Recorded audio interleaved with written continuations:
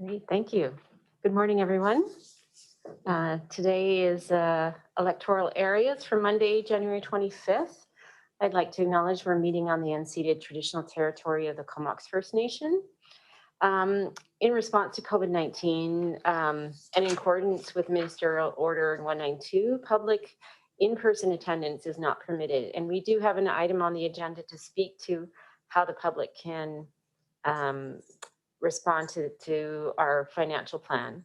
But first, we have the management report for receipt. Moved, and I will second. Are there any questions on the management report?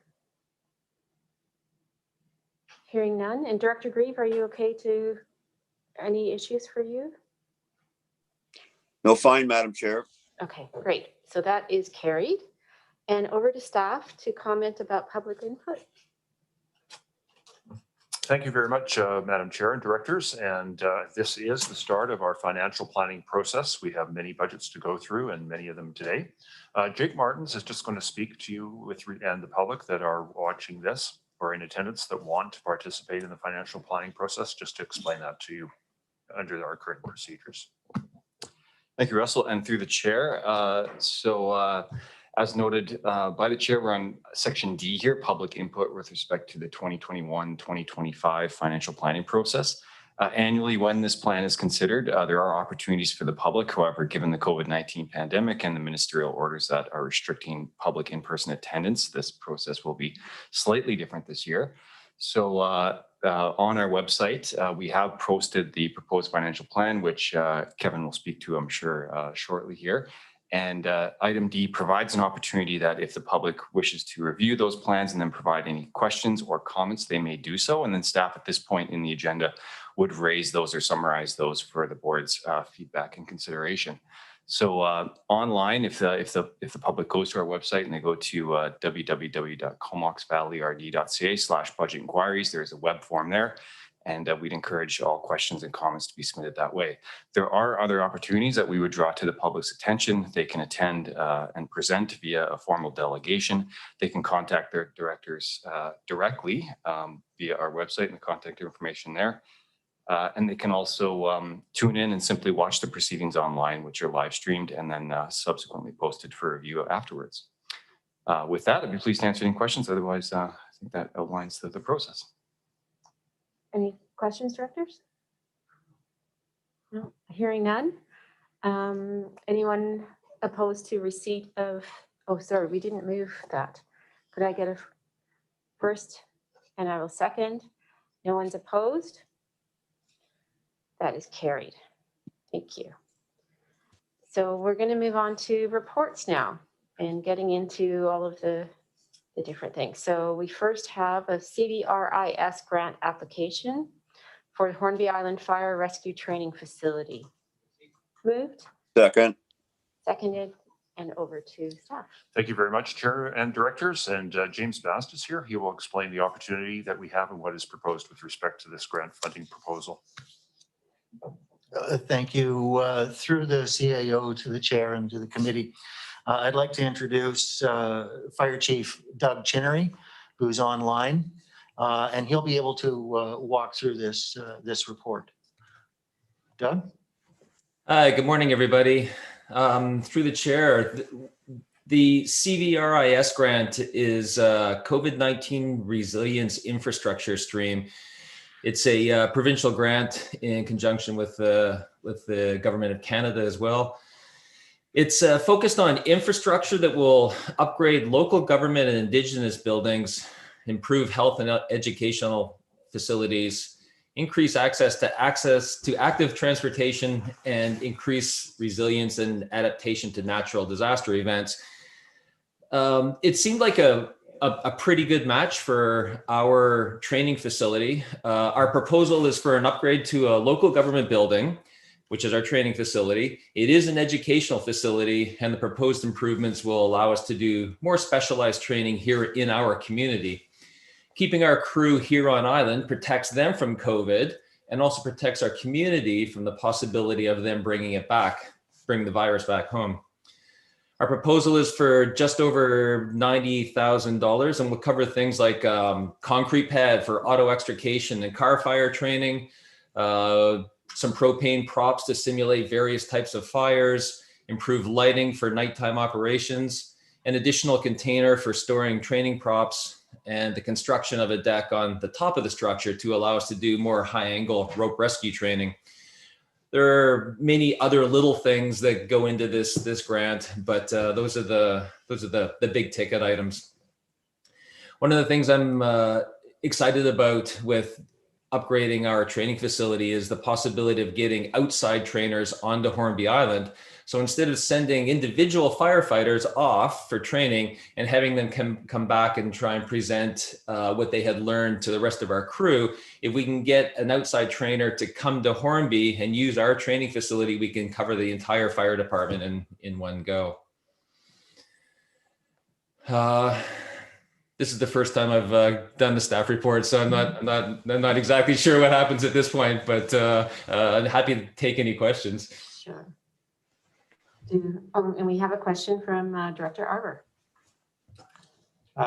Thanks, James and Doug. Happy to see this come forward. Maybe to staff and a couple of questions. One is, it appears to me this is the same grant stream as we will apply for the sports center and aquatic center. So I'm just wondering if Hornby is considered a different community or if we'll just throw in two applications. And the second is, in regards to this grant application, maybe to James and Doug, is there any thought to, I know part of the intent is to, not under COVID framework, not to send people off to town, but is this the kind of facility where we could receive a letter of support, or could there be access to the Denman Fire Department, or is there any collaborative framework in place that might both bolster the application and the use of the facility in the future? Thank you. Thank you very much, directors and chair. I'll just refer to Mariah Fort, our CFO, for the first question, and then following that, refer probably to Doug to respond to the coordination. Great, thank you. Through the chair. So this grant stream for regional district, we're allowed to have one regional or sub-regional application, which we're putting forward the sports center.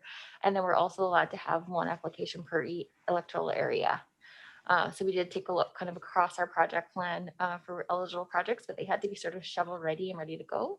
And so this one was identified to be the one for out of the projects that we targeted.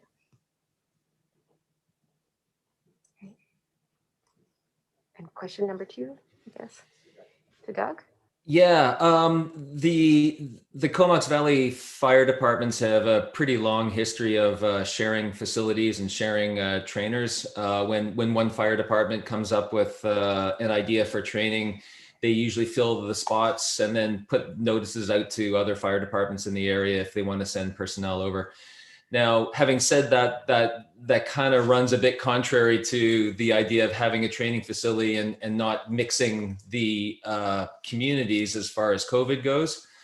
So I would think that in the first year or two, until we can get a vaccine out to everybody, we would probably use the facility just for ourselves. But at that, after the vaccine is available, then we would certainly open it up to other fire departments. Thank you. Any other questions? Okay, on receipt, I'll call the question. Anyone opposed to receiving the report? Okay, hearing none, that's carried. And we have a recommendation. I'll move the recommendation to pursue the grant. That's moved. I'll second it. Second. Okay, any discussion or comment? Anyone opposed? All right, and that is carried. Thank you very much, Doug. Moving on, we have the 2021-2025 proposed financial plan budget presentation. I think moved and Seconded. seconded. Thank you. Over to staff. Thank you very much, Chair and Directors. And Kevin Duval is here to present for you the budget process. It's the start today of a long process in which we will be going through 98 different budgets this year.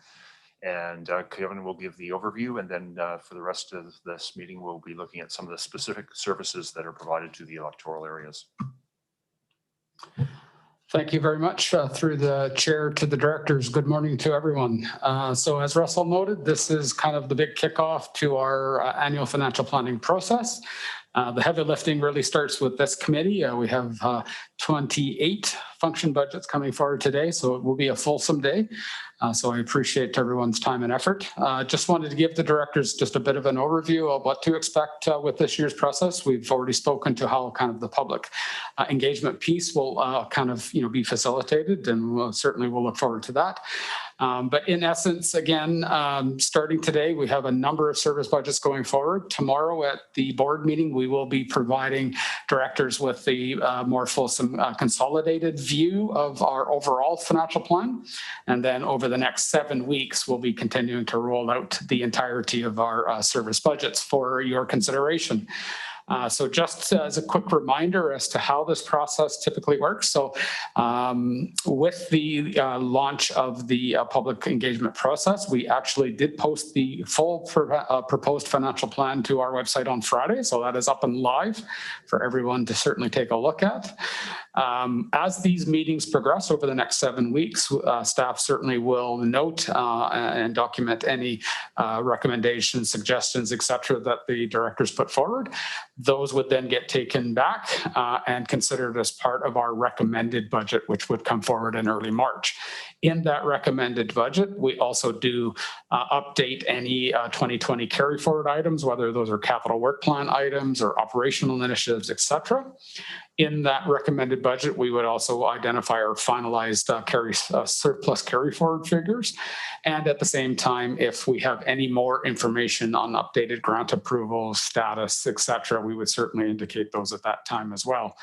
So I certainly encourage everyone to go to www.comoxvalleyrd.ca/current budget. That's where the proposed financial plan currently sits on our website. From there, as I have provided in past years, the budget dashboard is available. It will be posted in the room here.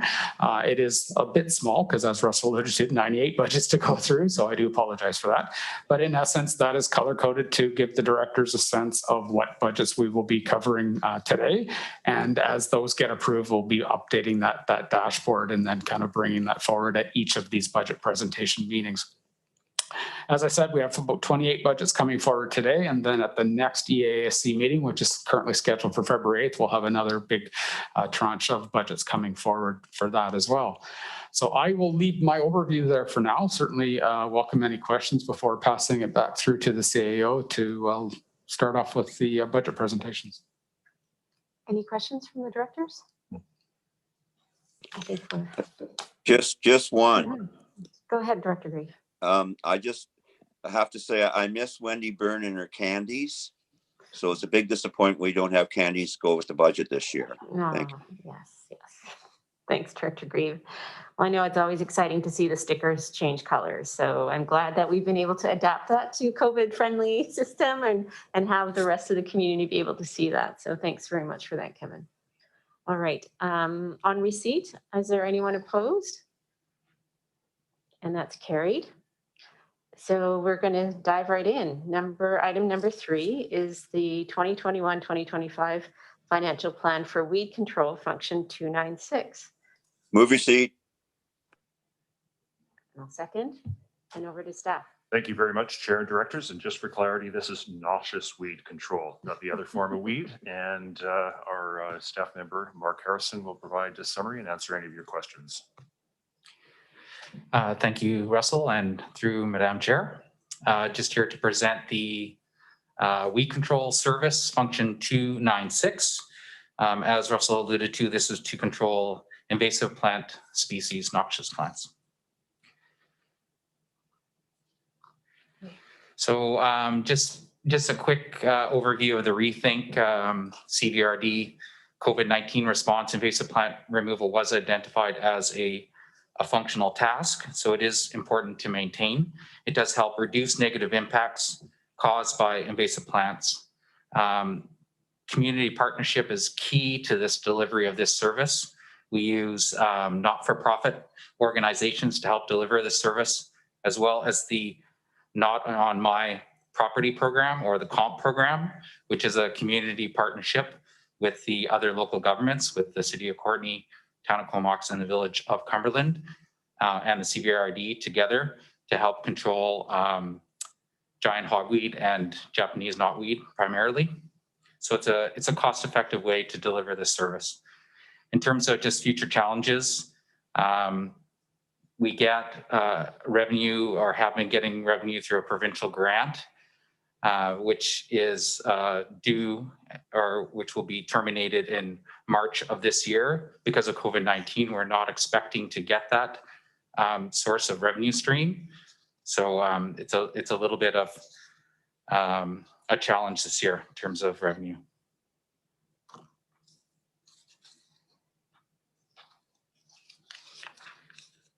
Have to do everything one-handed, so it's a little bit slower. Oh, Sorry about that. No problem.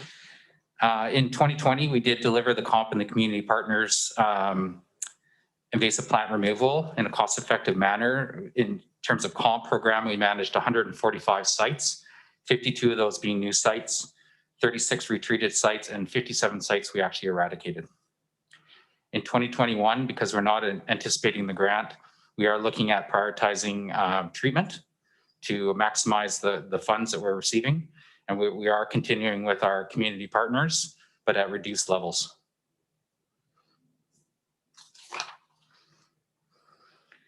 So in terms of the budget, the big highlight is what I was talking about, is the anticipated loss of the grant. I just want to be clear that we have applied for that grant, so we may get it. It's just our feeling that grant will probably not happen this year, but we have made that application. What I think that there is an opportunity here for the board to consider, and that is to potentially increase the requisition for 2021 and in 2022, each by $6,000. So if we were to increase the budget by $6,000, that would help moderate the service level, but it would also allow us to fund the not-for-profits at the level that we have been funding them in the past. And then if we add an extra $6,000 in 2022, we could basically moderate and move away from the reliance on the grant funding. So if we were to go down that stream and we did receive the grant, then we could take those additional monies and create a future expenditure reserve. So that right now this fund, or this function, doesn't have a reserve. So it's something that we could consider in the future. Happy to take any questions. Any questions, directors? All right. I don't see any comments, and thanks for the presentation. It was pretty clear. I'm assuming, Mark, that you're considering that grant will not come back up. I mean, we're obviously applied for 2021, but there's a possibility that it may no longer continue. Is that what you're suggesting? Yeah, it's a 3-year grant program, and so our 3 years ends in March of 2021. So we have applied again for another 3-year cycle, but just conversations with the province have indicated that may not be coming forward just because of restrictions on funding due to COVID this year. Question to staff, and I apologize, I didn't ask this when Kevin was presenting. Overall, our tax requisition for 2021, is it looking up or down, or are we staying stable?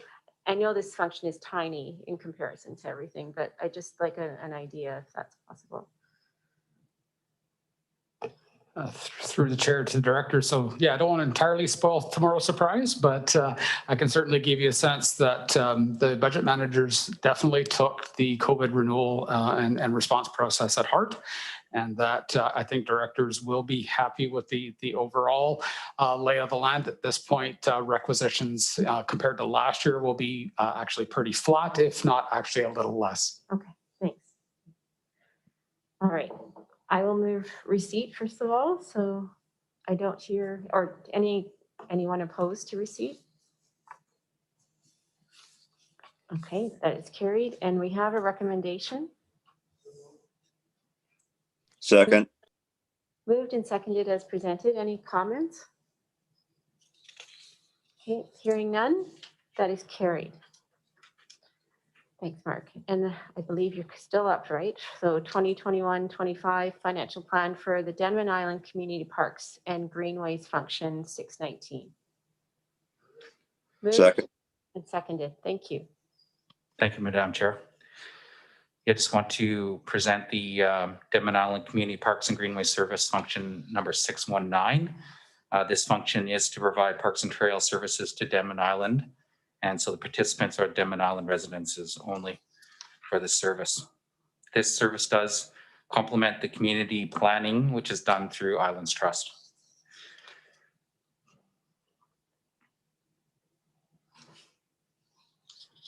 Some tech difficulties.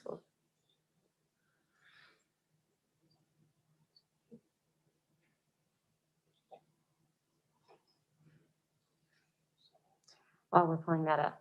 Yeah.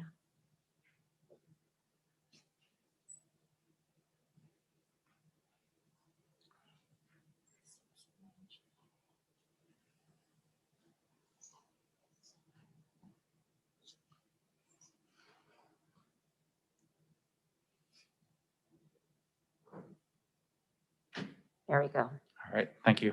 And Director Grieve, can you see that?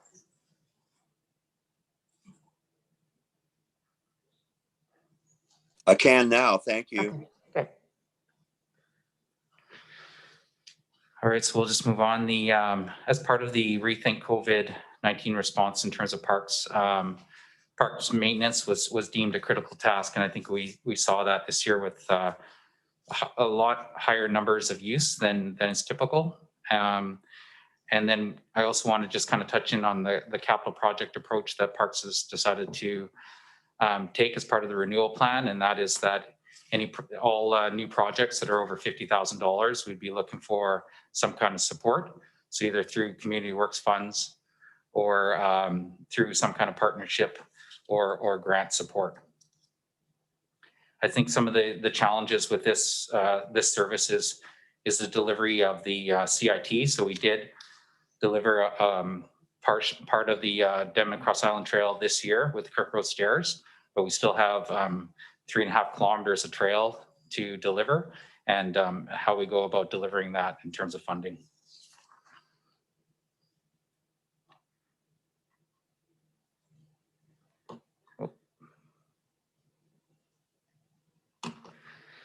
So in terms of the work plan in 2020, we worked on the Denman Cross Island Trail. We worked on design and planning from Owl Crescent to just north of McFarland Road at the Whalebone Point Beach Access. So that has been completed. And then we also completed the Kirk Road Stairs, which is what you'll see in the picture. I think it's going to be a really great community asset to have. And we'll get pedestrians off of the ferry hill. And so in terms of public safety, I think it was just a really great win for Denman Island this year. In terms of 2021, we're proposing to continue with planning and designing for the remainder of the Denman Cross Island Trail.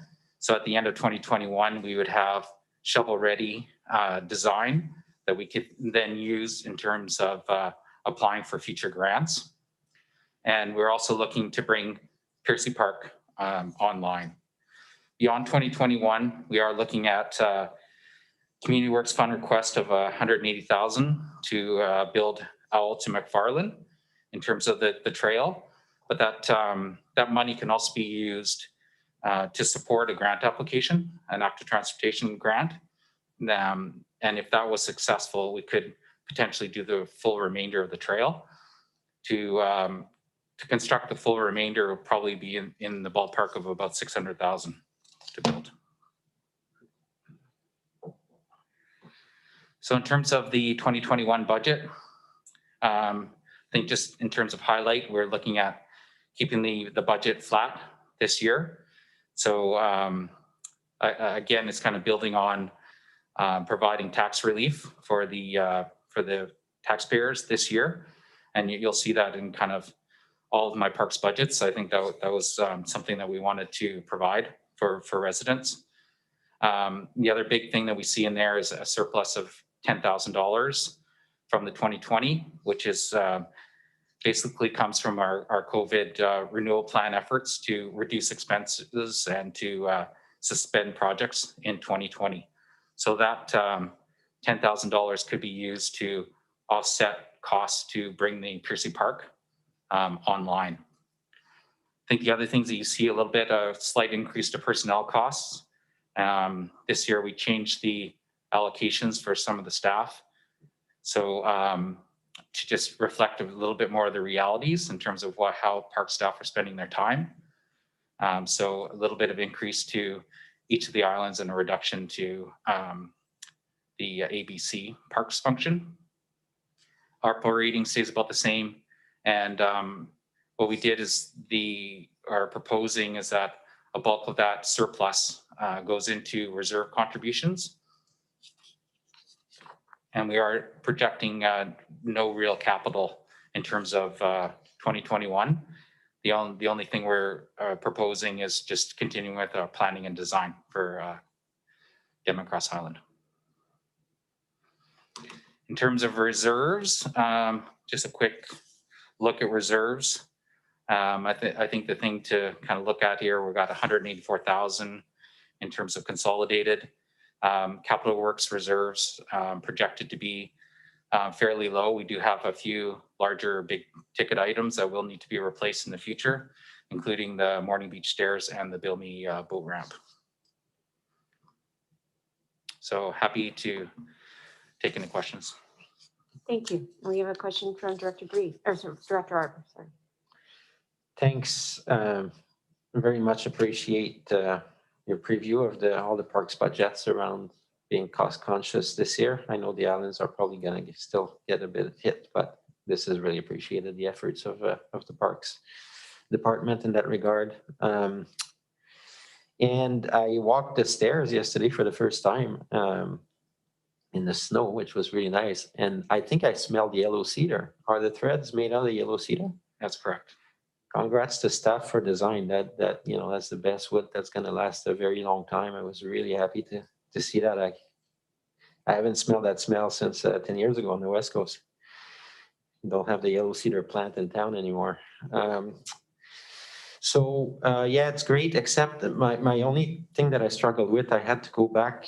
One of the struggles, I guess, not a huge struggle, but it would be nice to, before we start financial planning, that we get our Community Works funds updates. There's a bit of a lag in that. So I had to go back to the September one. Is the last time we saw the status of our Community Works funds commitments and available funds. And I have a couple of remarks. One is the reason why it's tough is there is some Community Works funds identified as committed in that plan, the last overview, for about 150,000. So I'm wondering if the money that you're requesting is that commitment that's already identified back then, or if that one was spent through the stairs and such. So I just don't know what the balance was. The reason why it's important to me is before considering a budget like that, I do keep an eye for the next couple of years, and if other projects that come forward, if we were successful in or advancing the partnership with the school district around the bus services. I've talked to the chair of the school district, and there is interest in looking after electrical bus, and definitely Community Works funds would be qualified for that, for the benefit of Denman and Hornby residents.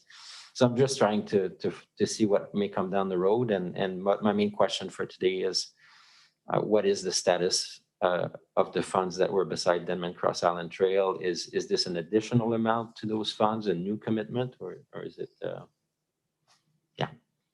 Yeah, through Madam Chair, in response to Director Arbor's question, that the 150,000 that you're speaking to, that was used primarily to build the Kirk Road stairs this year. We have a remainder of, I think, approximately 35,000. And what I'm proposing is we use that remainder for planning and design for the rest of the Denman Cross Island Trail in 2021, so that we can have some shovel-ready designs ready for a grant application. So the 180,000 that's indicated here in the staff report is new Community Works Fund request. Okay, thank you. That does clarify it. And I think that's what was written, but then I didn't know if it was even money from before or whatnot, because, okay, a couple of comments. I do like the idea of pursuing, obviously, the active transportation grant and maybe using that seed money as flagged and not starting on the work or committing to the work until we hear about such grant. And maybe in that period of time, we will learn if these other opportunities are real or not in terms of utilizing community works funds. So I would almost say, tentatively to flag it with those caveats, and maybe I can be in favor of moving forward on that basis. And the last one is what last time I meant, the Trails Committee on Denman. There was conversation around trying to stick to the road, to stick to the main road and not go off or our current trail into around the roundabout. Is there an update on whether that would be considered, or whether the current plan would still be to make a right and go into the woods and come back to the road? Madam Chair, in response to Dr. Arbor's question, I believe you're talking about where we are looking at continuing along East Road, but we abandoned that idea.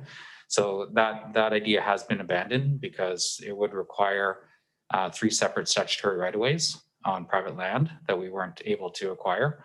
So the idea is that they would use the roundabout way using the road surfaces for this time, but it's something that we can look at in the future. I think what we're proposing to first do is concentrate on just going from Owl down to Gravelly Bay and concentrate on that next section. And once we've completed that section, then we can kind of relook at the section between Corrigal and Owl. Go ahead. Sorry, just one more, then I don't need to talk about the Denman Cross Island Trail for a while. And none of these will address the big hill, I guess. We've had conversation with Moti. I drove down really slowly the other day because I was the only car on the road, and I keep thinking whether there's a solution working with the homeowner to the bottom side and leave the road completely.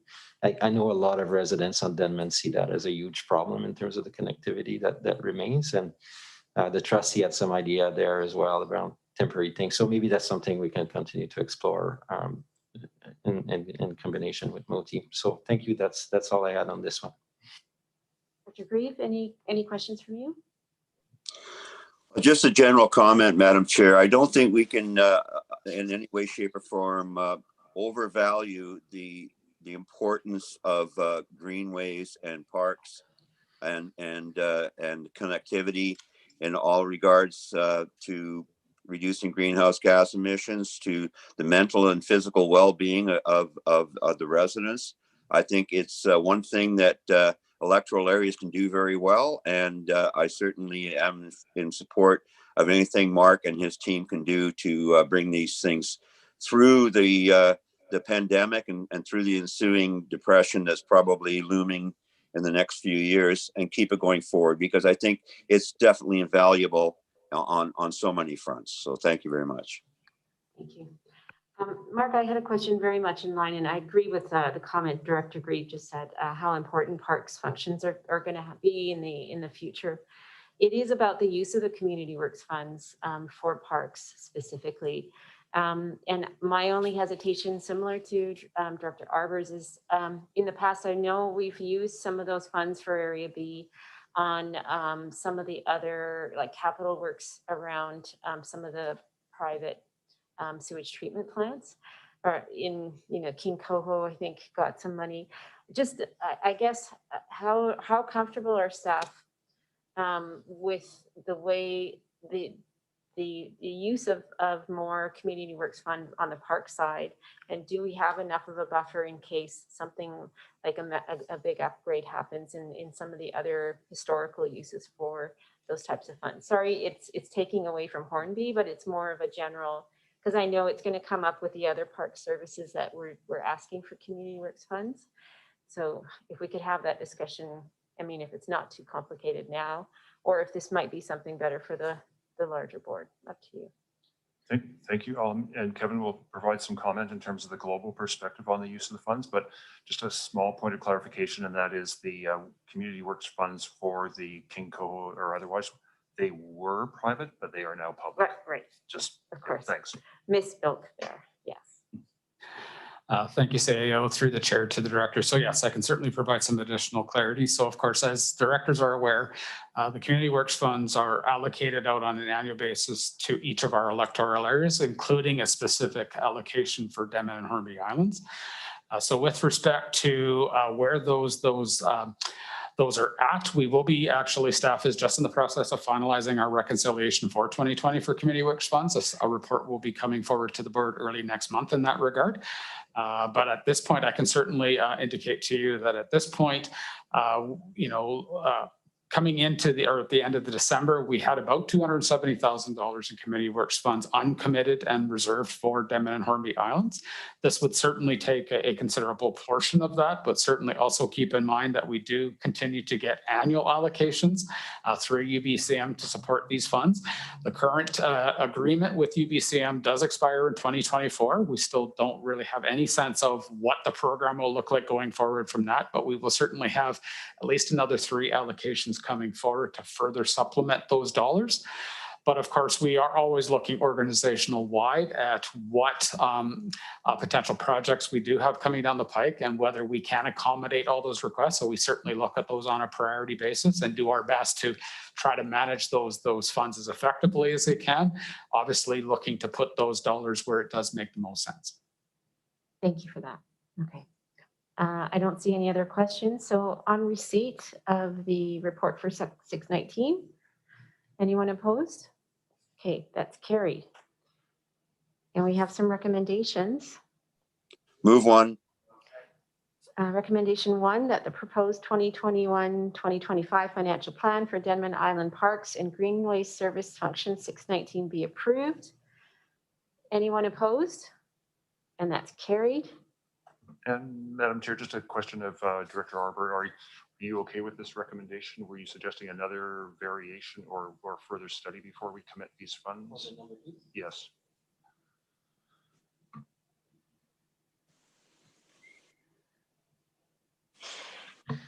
Yeah, thanks for the prod. I guess my comments was just to commit them in the context of a grant application would be my preference. Because the staff report did identify 600 grand to finish the trail. And so I'm not sure if actually maybe a good question is whether such grant call is currently in our view. I know there was a couple around active transportation last year, but do we expect anything from the or was this just a general, let's apply for a grant, or do we have any ideas of upcoming programs? I'll let Mark respond to that. The other option is just to pause on this recommendation and allow us to do a little bit more background, or otherwise you don't necessarily have to rush into this now, but whatever you can provide now, Mark. Through the chair, to answer your question, Director Arbor, let's see, sorry, I've forgotten. Sorry, I lost my train of thought. What was the question again? So we talked about leveraging those funds to apply for the full 600,000 to finish the entire trail. So I'm wondering if we have anything in our sights in terms of grant application or programs that may come up. Yeah, thank you through the chair. This really is a general grant process. We think that the active transportation grant is going to be around and continue in the years forthcoming. And usually those provide for up to 70% of the costs. So this is where this kind of 180,000 came from in terms of the 600,000 projected cost. There could be additional grants as well, like these additional COVID grants or something related to active transportation that may come up as well. But to be able to apply for those, you need to have shovel-ready designs. So that's why we kind of want to do that planning and have that design work for 2021. But yeah, just in terms of it was just a general and had that 70% active transportation kind of thought to it. Thank you. So mixing your comments and the CEO's comments and my own thoughts, I think I would be fine with doing the planning and design, which needs to be done regardless, and will allow us to plan for those grants. But maybe we don't need to commit those funds today. And then the next few months, you can come back with feedback once we start seeing the design and plans and see what programs are out there to apply. If that's fine, that way we don't put it on the books, just not quite yet. Do we need a recommendation to that? You could refer this recommendation to back to the EA within the next month for a Sure. report from staff. Is that a motion from? Will we have new information in the next month? If we don't, we'll just come back to it. Yeah, okay, more time, because I'm thinking we could just not make the recommendation for today and let it sit and make a mental note. Yeah, yeah. All right. So it sounds like we'll move on then, if that's all right. Yeah. Okay. So moving on then to item number 5, the Hornby Island Community Parks and Greenways Function 620.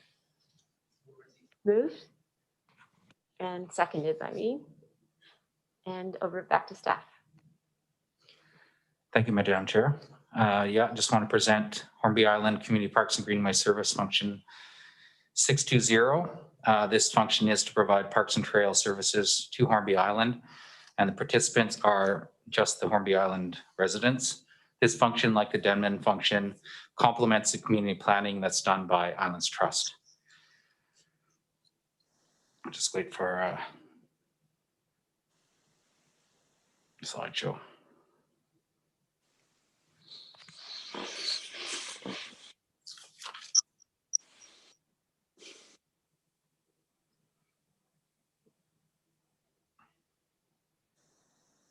Okay. So just in terms of the rethink, renewal, response, again, just to reiterate, park maintenance is considered a critical task, especially with the large numbers that we had this year on our parks. And then again, the capital project approach of anything over 50,000, we are looking for some kind of community support in terms of community works funds or grants or partnership, moving those forward. Operationally,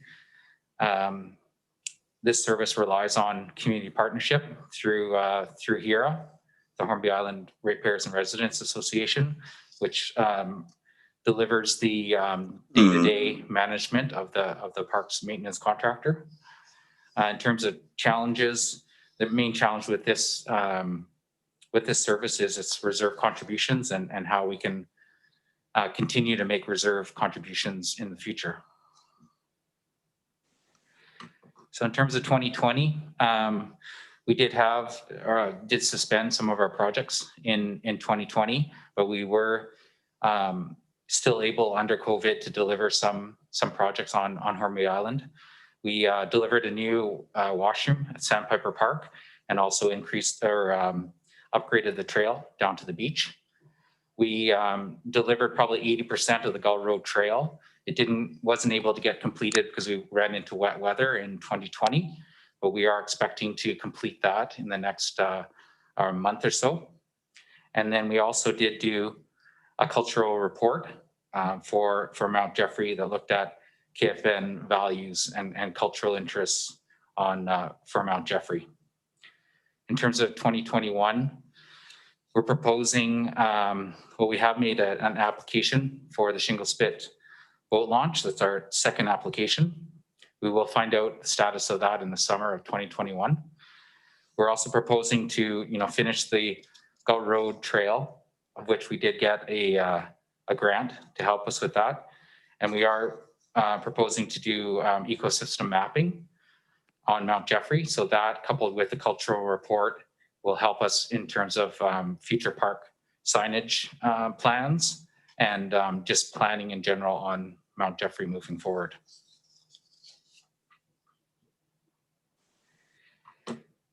Just quickly looking at the comparative budget. Again, we're trying to provide COVID tax relief. For the Hornby residents, we're proposing a $5,000 decrease from 2020. We did have a $25,000 surplus from 2020, largely because of COVID renewal plans to reduce expenses in 2020. We are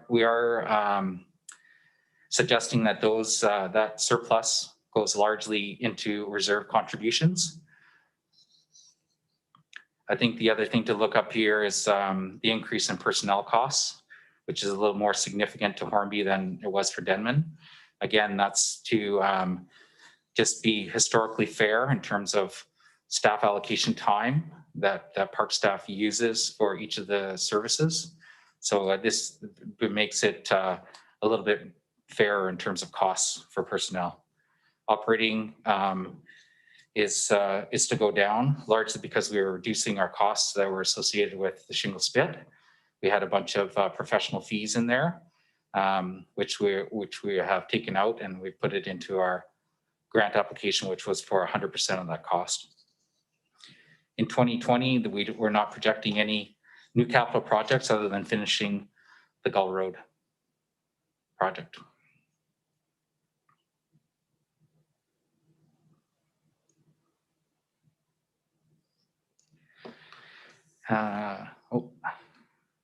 And then I just wanted to kind of highlight quickly the reserves. We do have a consolidated reserves of 101,000. The flag there is where we're projected to be in terms of community works funds, which are there to help us manage our assets. So it is getting low, and we'll need to figure out a way that we can replenish those reserves in the future. Happy to take your questions. Any comments from the directors?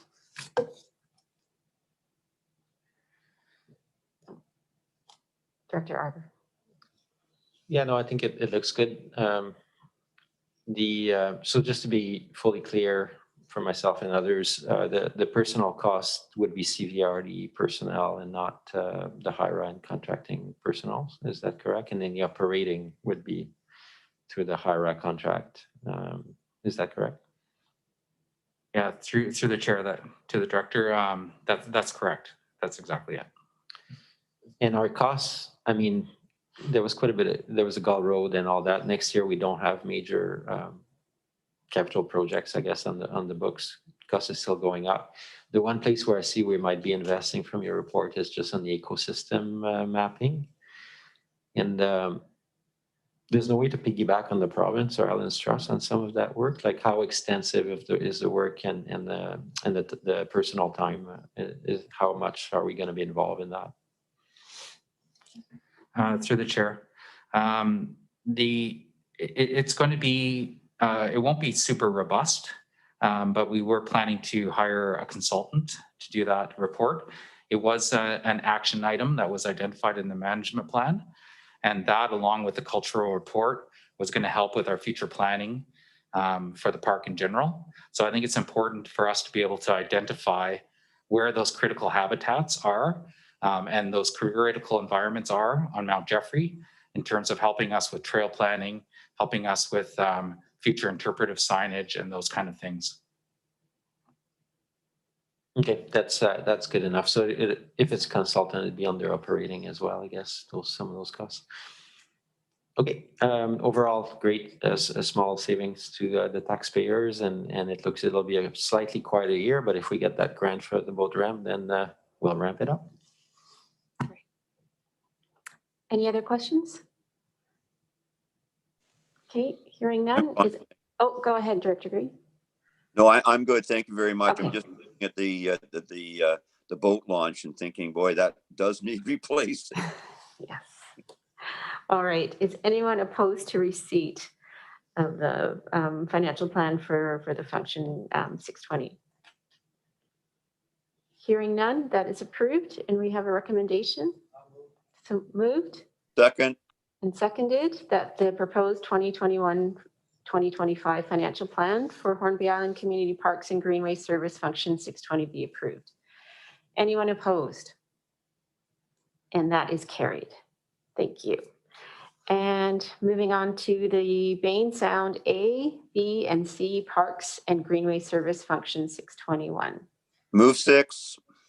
Moved and seconded. And back to staff. Thank you, Madam Chair.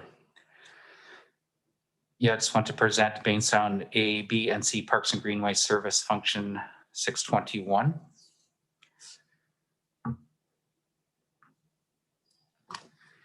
Again, in terms of just rethinking the COVID response, want to just reiterate the importance, the critical function that park maintenance has, especially as use has really risen dramatically, especially within the A, B, and C area parks. I also want to kind of reiterate that moving forward, what we're trying to do is concentrate operational spending on our larger flagship parks. In 2021, we were able to get some efficiencies through the Goose Pit Beach Fire Program, where we were able to save $37,000. And we are all also discussing the possibility of dissolving the comfort station service into the parks function to create some efficiencies. And then through 2021, we'll continue to look at operational efficiencies as they come up. And then again, in terms of capital, which we will see with our Community Works Funds requests, is that new projects over 50K, we're looking for Community Works Funds or a grant or some kind of partnership support to move those new projects forward. The strategic drivers, partnerships, community partnerships is critical to this parks function.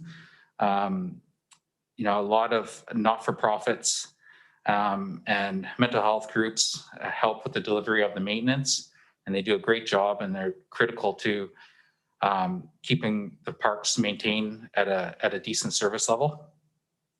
We also look for partners with our capital projects. With Lazo Greenway, we're looking to partner with the town of Comox. And then we also are exploring the regional park service, which would be a collaboration of all local governments. So that partnership is so important for our parks function. In terms of Indigenous relations, we're still continue to work with and support KFN where we can. In 2020, we delivered the seal-based signage, which helps promote the KFN language. And in the future, we're looking at collaboration with the Inner Bay Plan for Goose Pit Park and other signage and other park naming opportunities that will arise with our KFN partners. And then obviously it helps with climate crisis. I think parks, they help protect our critical habitat and they help provide ecosystem services. Preservation of these natural systems is one of the simplest and most effective ways to combat climate change and push us forward in terms of climate resiliency. In terms of challenges, the challenge this year that was quite obvious was just our carrying capacity and how we're able to maintain our service levels and be able to deliver enough park space for all our community residents. I think when I think about that, I do see an opportunity with the Regional Park Service in terms of allowing more funding and getting more park space out there for the community.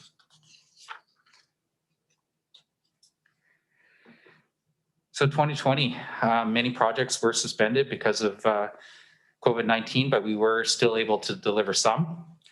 I think the best one or the highlight for me of 2020 was the seal-based signage and that partnership program that we had with KFN to help with the delivery of that. We also put in new staircases at Eagles Beach Park. So those are very similar kind of style stairs that you see at Kirk Road. We put in a new washroom at Solemn Spirit Park, and we also revamped the viewing platform on Dyke Road. In terms of 2021, we really are proposing that we focus on our renewal plan, which is really looking at our flagship parks, looking at partnerships, and continuing to focus on public safety. So in terms of flagship parks, we're looking at Seal Bay action items, continuing with those action items as identified in the management plan. Bates Road and Copeland Loop have been identified in the next few years as being needed to be upgraded. We also want to look at the One Spot Trail and potentially a pedestrian bridge across the Solom. And we want to look at Nymph Falls management process kind of moving forward. This year we saw quite a bit of use at Nymph Falls. And so I think getting that management planning process started and figuring out ways that we can address that carrying capacity issues is really important. And again, in terms of partnerships, we're looking at partnerships with the Laza Greenway, with Comox. We've got proposed delivery of the Fanny Bay Playground, which is a partnership with that Fanny Bay community and the Community Hall Association, which is providing the space. And again, potential regional park service. In terms of public safety, looking at upgrades to the Morrison Creek Bridge and to the Knob Hill Stairs on Goose Spit. Quickly looking at the comparative budget, just the highlights will be proposed reduction to tax requisition by 50,000, and then we would then be looking at increases in 2022, 2023 to get us back up to a sustainable service delivery level. We still have our parcel taxes, which remain at $19 a parcel. And then we have a slight increase to our other revenues, which is largely the transfer of monies from the Comfort Station Service, which we are looking to, are proposing to dissolve over a 5-year period.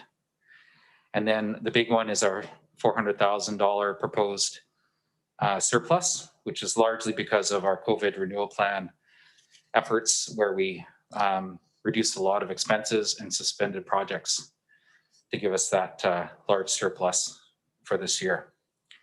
Personnel is down slightly, as we kind of had discussed, which is basically the transfers, staff allocation transfers.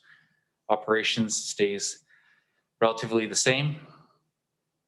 And then slightly larger contribution to reserves, coming largely from that surplus.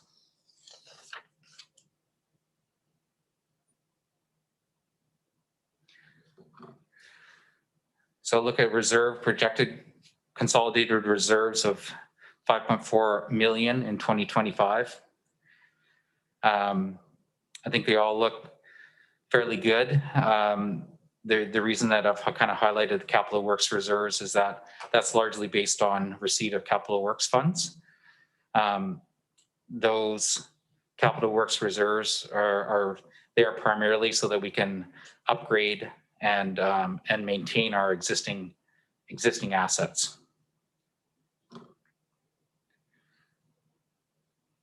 Happy to take any questions. I'll maybe ask Director Grieve if he's got a question. I have a couple. I'll start off. Thank you, Madam Chair. I think we're going to have to, and you're going to hear me say this a lot during this budget cycle, and I think we're going to have to rethink our rethink, because I do believe we were quite naive when we moved ahead with some of our cuts, thinking that everything is going to be hunky-dory in a year's time, when in actuality we're probably headed into at least as bad a cycle with this year with the pandemic, and probably worse. So when we're looking at the offshoot of economic activity reduction, senior government deficits going through the roof, you know, I do think that perhaps we were naive in moving some of this forward, especially regarding reducing tax requisitions. And I said this at the previous meeting that for some reason the public have no problem spending over $200 a month for their phones and their internet and their TV, but $200 a month for municipal local government taxes sends them through the ceiling. So it's kind of an issue where I think we're looking at reducing requisition by 50 grand. And then merrily, we're going to increase it again in 2022 or something like that. I think it's very, very difficult, especially as elected officials, to justify tax increases. Even when there is a decrease, that's quickly forgotten. So I do think we have to be careful of drawing down reserves, and I'm glad to see we're not, and also reducing requisitions, because what goes up comes down, and what goes down is very hard to push up. So that's my comment, and I'm going to be bringing that forward on just about every budget. I think we have to look on the long game here. Back to parks. One little item is the regarding the Nymph Falls. I noticed that it's listed as being an Area B, and unless the Putnam River has moved its banks immensely in the last year, it's actually Area C. So thank you for that. Does staff want to comment? Is the funds coming out of Area B funds, or is it Area C?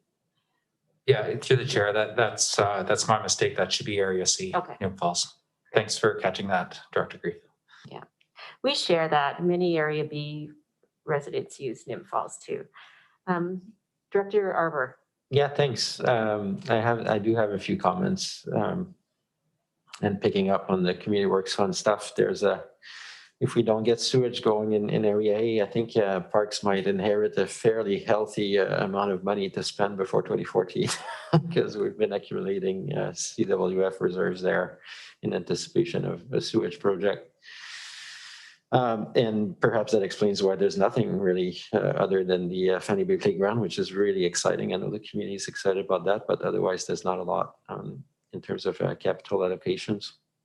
On the whole, in terms of the service in general, I think we should still have a day where we spend a little more time reviewing the strategic plan where we're at. I think we talked about it briefly last summer, but just so we understand, like, when we see the three types of reserve, there's actually a fairly healthy amount in the strategic reserve, and how is that distinguished from the capital works reserve or the land acquisition reserve, and why are these amounts allocated as such? I think it'd be good for directors to understand, and the public to understand how these all work, because it's actually quite a bit bulk of reserves. We have close to $4 or $5 million total, I guess, between those three, and just making sure that it's aligned with our 2030 strategic plan and where we're heading, how we're going to try to achieve our goals to 2030. So just a brief update and overview presentation would be really appreciated sometime in 2021. In terms of specific things for the Bain Sound, yeah, I guess there's not a whole lot of planning going on, I guess, around parks and new parks. I'm still have in priority B or C an interest around the Trent River corridor long term. A few members of Royston community have mentioned that to me. They would love to see some kind of conservation area there long term. Tomorrow I'm going on a little hike with people in Union Bay looking at trails, and a lot of questions. I think that could also be a good update between planning and parks to start feeding the public some information as we're nailing down the parks plan for Union Bay Estates and things like that, so people can start to understand what the future may look like and whether there's gaps, just to engage the community a little bit around future trail planning and or parks planning or just information sharing from on our part. So that's Royston, that's Union Bay, Fanny Bay, the playground. Yeah, that's it. So overall, that's great. I'm really happy to see the work and the sort of usage we're seeing at Nymph Falls and at CLB. That's awesome.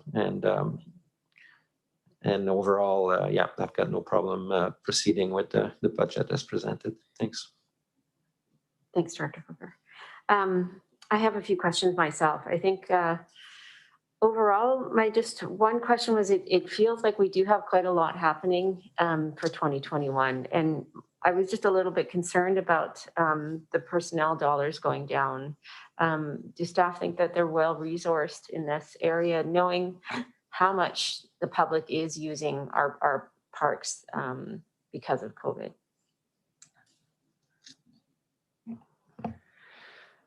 Through the director. Yeah, I think that our personnel costs they've gone down just to, it's more to relate to the historical realities of how parks staff have allocated their time between this function and the Denman and Hornby Islands function.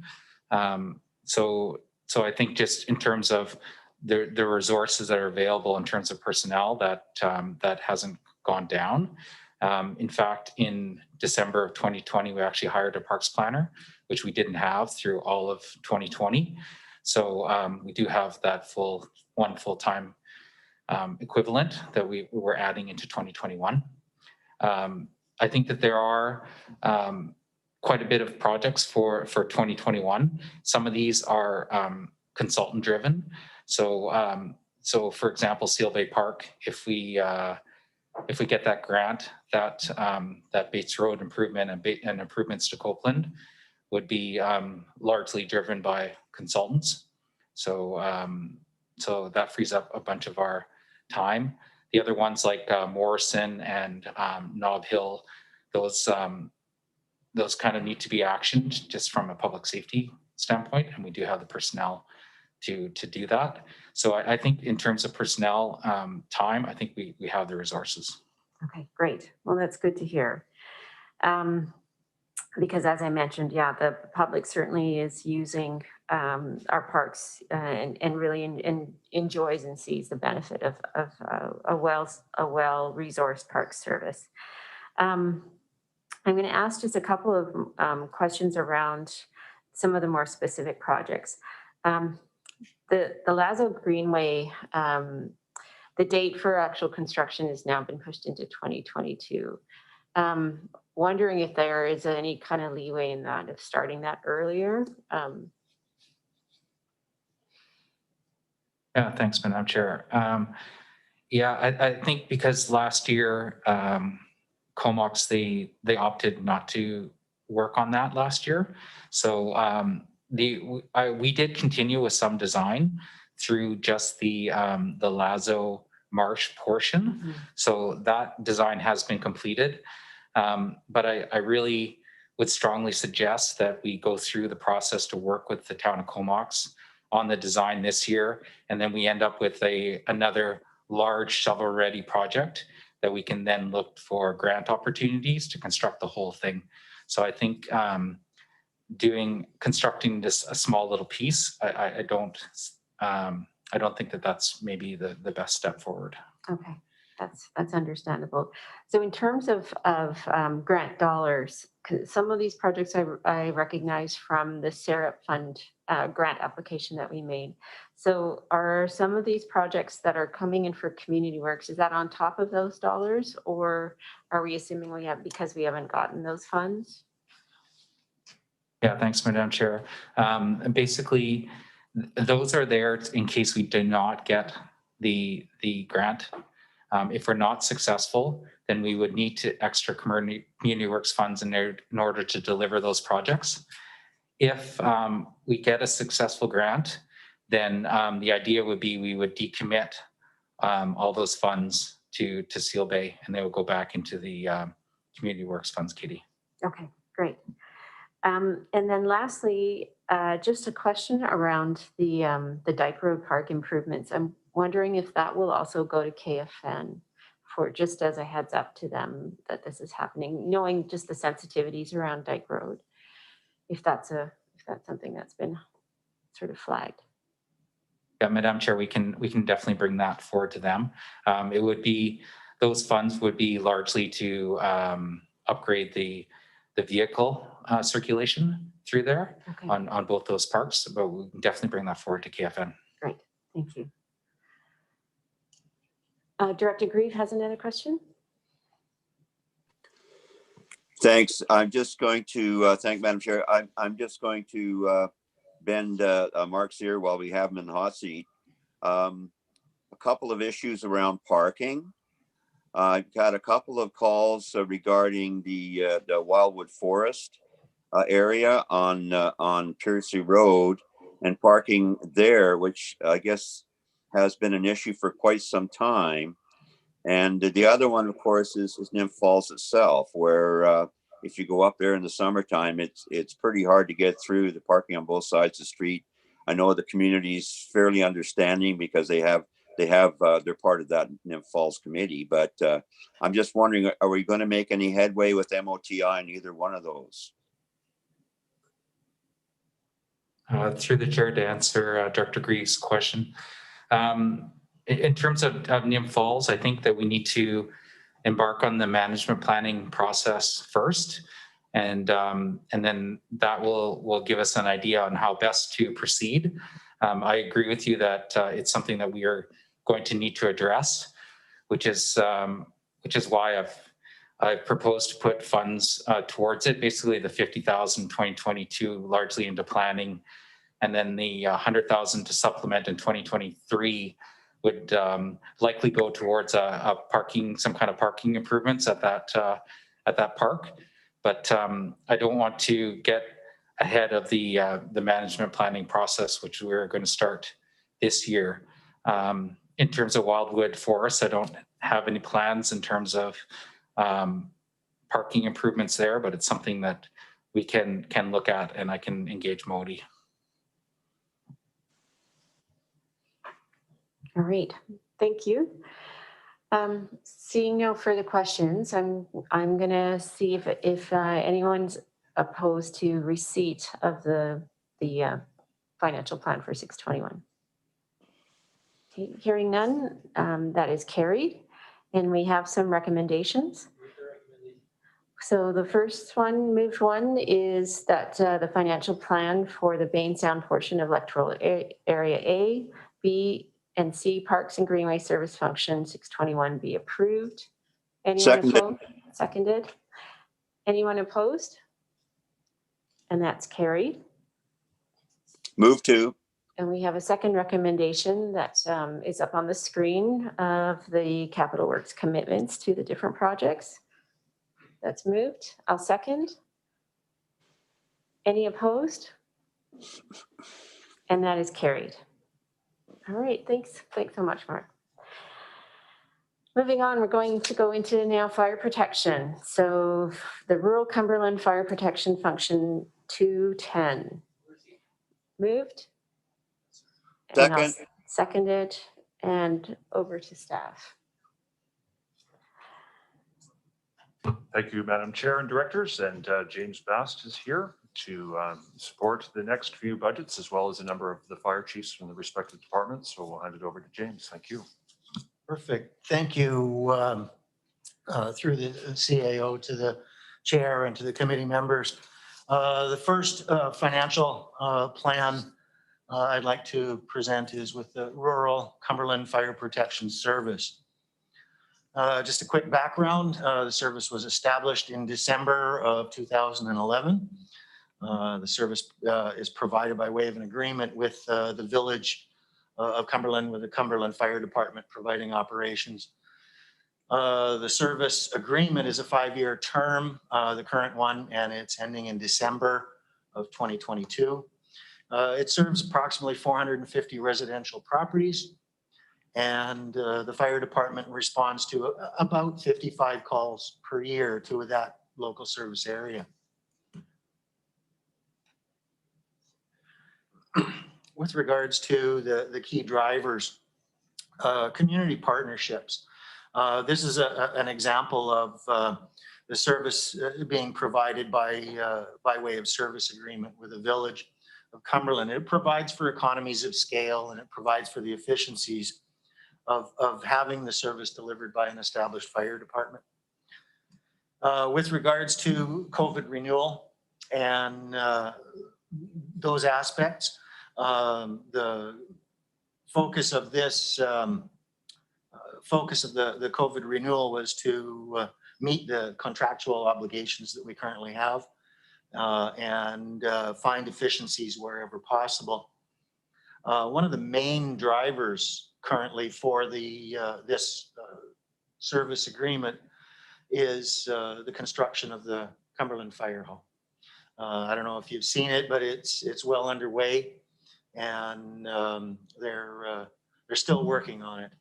The budget submission from the village indicates that the CVRD will be able to meet the contractual obligations within the current maximum levy.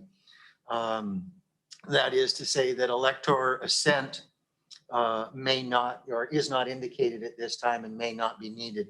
Future budget submissions from the village may indicate otherwise, but at this point, staff is pretty confident that we'll be able to meet the obligations. Just a comparative budget summary. Residential tax rate is virtually unchanged at 79 cents per thousand of assessed value. Total revenues of 221,000 is a decrease of $19,000. Personnel costs have a slight increase of from 7,047 to a slight increase, which is about $1,900. Operational expenses is sitting at $204,700, which is an increase of $52,000. And most of that is attributed to the service agreement, which is connected to the capital construction of the fire hall. This year we have reserve contributions of $9,500, which is a bit of a decrease of $65,000. With that, I'm open for any questions the directors may have. I see Director Arbor. Thank you for the presentation. And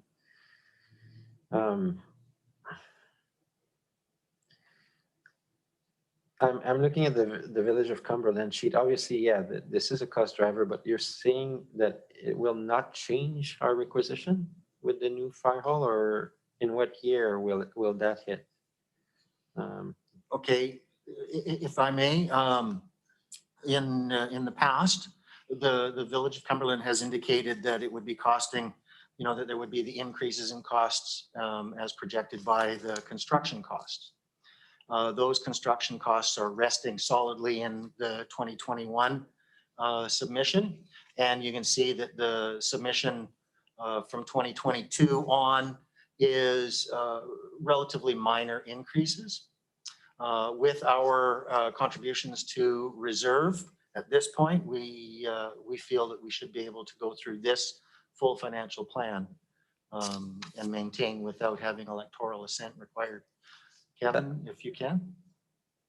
Yes, through the chair to the directors, maybe I can provide some additional information. What James Bast is alluding to is the maximum requisition or levy for the service. So currently for 2021, that max levy sits at just over $300,000.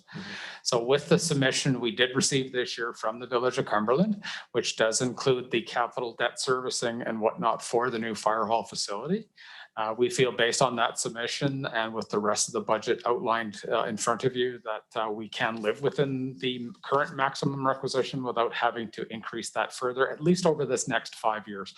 Obviously, we do look at that on an annual basis. If we feel that something changes and that some activity precipitates us coming back and revisiting that, we will certainly do that.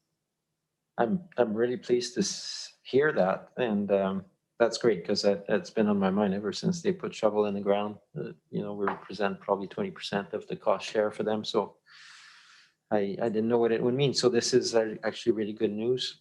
While we are on this topic, I do have to clarify that. I know I tried last year, but I don't think it stuck or that I fully understood. One budget that is not being presented today, obviously, is the Union Bay Fire Department, which will join us halfway through the year. And another that is not presented is the village of Royston, because I understand the rural Cumberland goes up to Royston, but does not include the actual downtown Royston. Is that correct? And that's serviced by Courtney. So I've always been curious how it is that a community in Area A, we don't see the requisition at all for the downtown Royston, what they pay to Courtney, how is that raised? And second, what is our planning in relation if we're starting to do, actually I should voice that properly. what is the thought in 2021 towards planning the new Union Bay Fire Hall and understanding the scope of service in the area it might serve? I can comment on the last question and then I'll let you do with the details. Absolutely, it's on the mind of staff, the synergies and opportunities, but it's not something we put pen to paper with as of yet. A little premature, just dealing with the integration and once the staff members of Union Bay are with us, it enables their input and feedback onto those opportunities. But it is on our mind. Thank you for suggesting that. And the details about Courtney Royston. Perfect. Yes, thank you through the CAO. The community, the neighborhood of Royston is protected by way of an operational service agreement between the Courtney Fire Protection Improvement District and the city of Courtney. So it's currently the authority having jurisdiction is an improvement district in that area, right? And it's similar to what Union Bay is and was. Yes, there's several hundred improvement districts out there. We just haven't told you about them yet. Yeah. That actually clarifies, because last year I remember raising or tiptoeing around those issues, and then I'm like, how come I never get a Village of Royston requisition?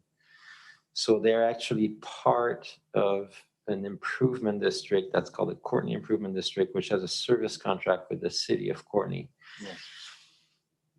So one request I would have is maybe to sometime in 2021 to actually have some comparables as we start looking at all this stuff around future fire services planning in Area A, to understand whether there could be changes there or not, or if residents are happy or not. I'm just curious because they are, I guess you're right, it is like Union Bay. They are residents of Area A, and I felt like I don't get to represent their interests.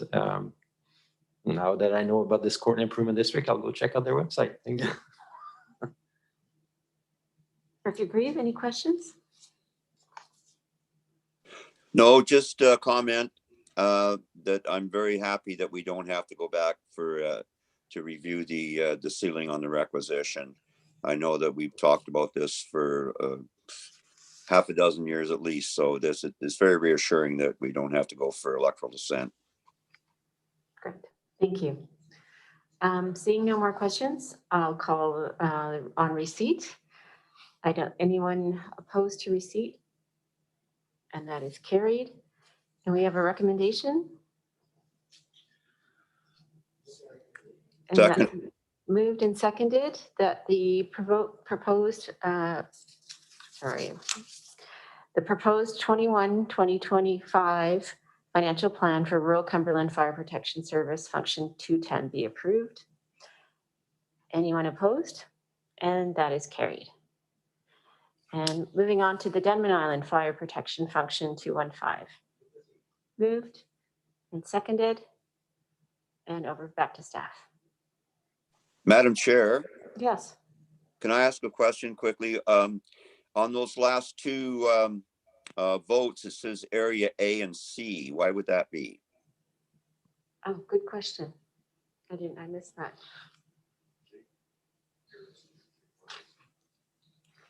For the rural Cumberland Fire Protection areas A and C, Yes, Oh, there is both. there is Okay. both, yeah. okay. Yeah, because there is a little bit of area C up there. Okay, Yeah, thanks. up by the lake. Thank you. All right, so I believe we've already moved receipt of 215, and I'll go back to staff. Thank you. Through the CAO and the chair to the committee, I'd like to present the financial plan for the Denman Island Fire Protection. So a quick background is we're providing this service. We have an agreement with the Denman Island Firefighters Association where they provide bookkeeping and accounting services for the operational grant funds. Denman Island Fire Rescue, the department has 33 volunteers. They provide fire protection, rescue, as well as medical first responder. They average between 65 and 85 calls per year, and they serve about 1,100 residents. Community partnerships as a driver. With the service agreement with the association, we're pulling in the expertise, the local expertise on the island. So that's our community partnership. We also have the budget submissions are reviewed annually by the larger group, which is the Denman Island Ratepayers Association, and they review the submission annually. With regards to the COVID renewal, we continue to focus, as always, with emergency services. We continue to focus on the health and safety and the training of the volunteers and staff. This is vital. We have to keep that as paramount. We've, through the COVID renewal, we've also deferred some capital and operational purchases where appropriate. Accomplishments through this last year. Again, we've had the Community Emergency Preparedness Fund grant, which allowed the regional district and the fire department to purchase some additional water supply tanks, some of which have already been installed and some will be installed in this year in 2021. Those tanks are to support a Superior Shuttle accreditation, which may provide some folks with a lower insurance rate. Community Resiliency Investment Grant funding was available as well in 2020. And through that, we've provided fire smart education to the residents on Denman Island. And we've also been able to provide yard waste debris and chipping, which was a very successful and well-received program. Other aspects of the work plan from 2020 that's been accomplished is we did purchase an additional tanker truck. That has been completed, and it will facilitate the Superior Shuttle service again as well.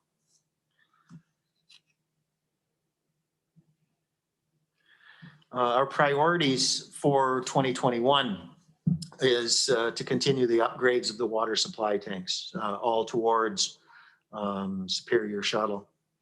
We'll be upgrading and installing water tanks.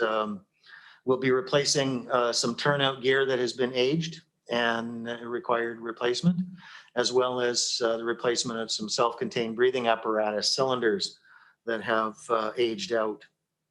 Overall, the financial plan focus from 2021 to 25 includes planning for the eventual replacement of the fire hall. The fire hall was built in 75, had some upgrades in 95, and it's still a very viable building. We're managing that asset well, but we recognize that at some point in the future, it'll need to be replaced. The big focus for the fire department, and particularly for the fire chief, is achieving superior tanker shuttle service. And we'll be working towards that through this time.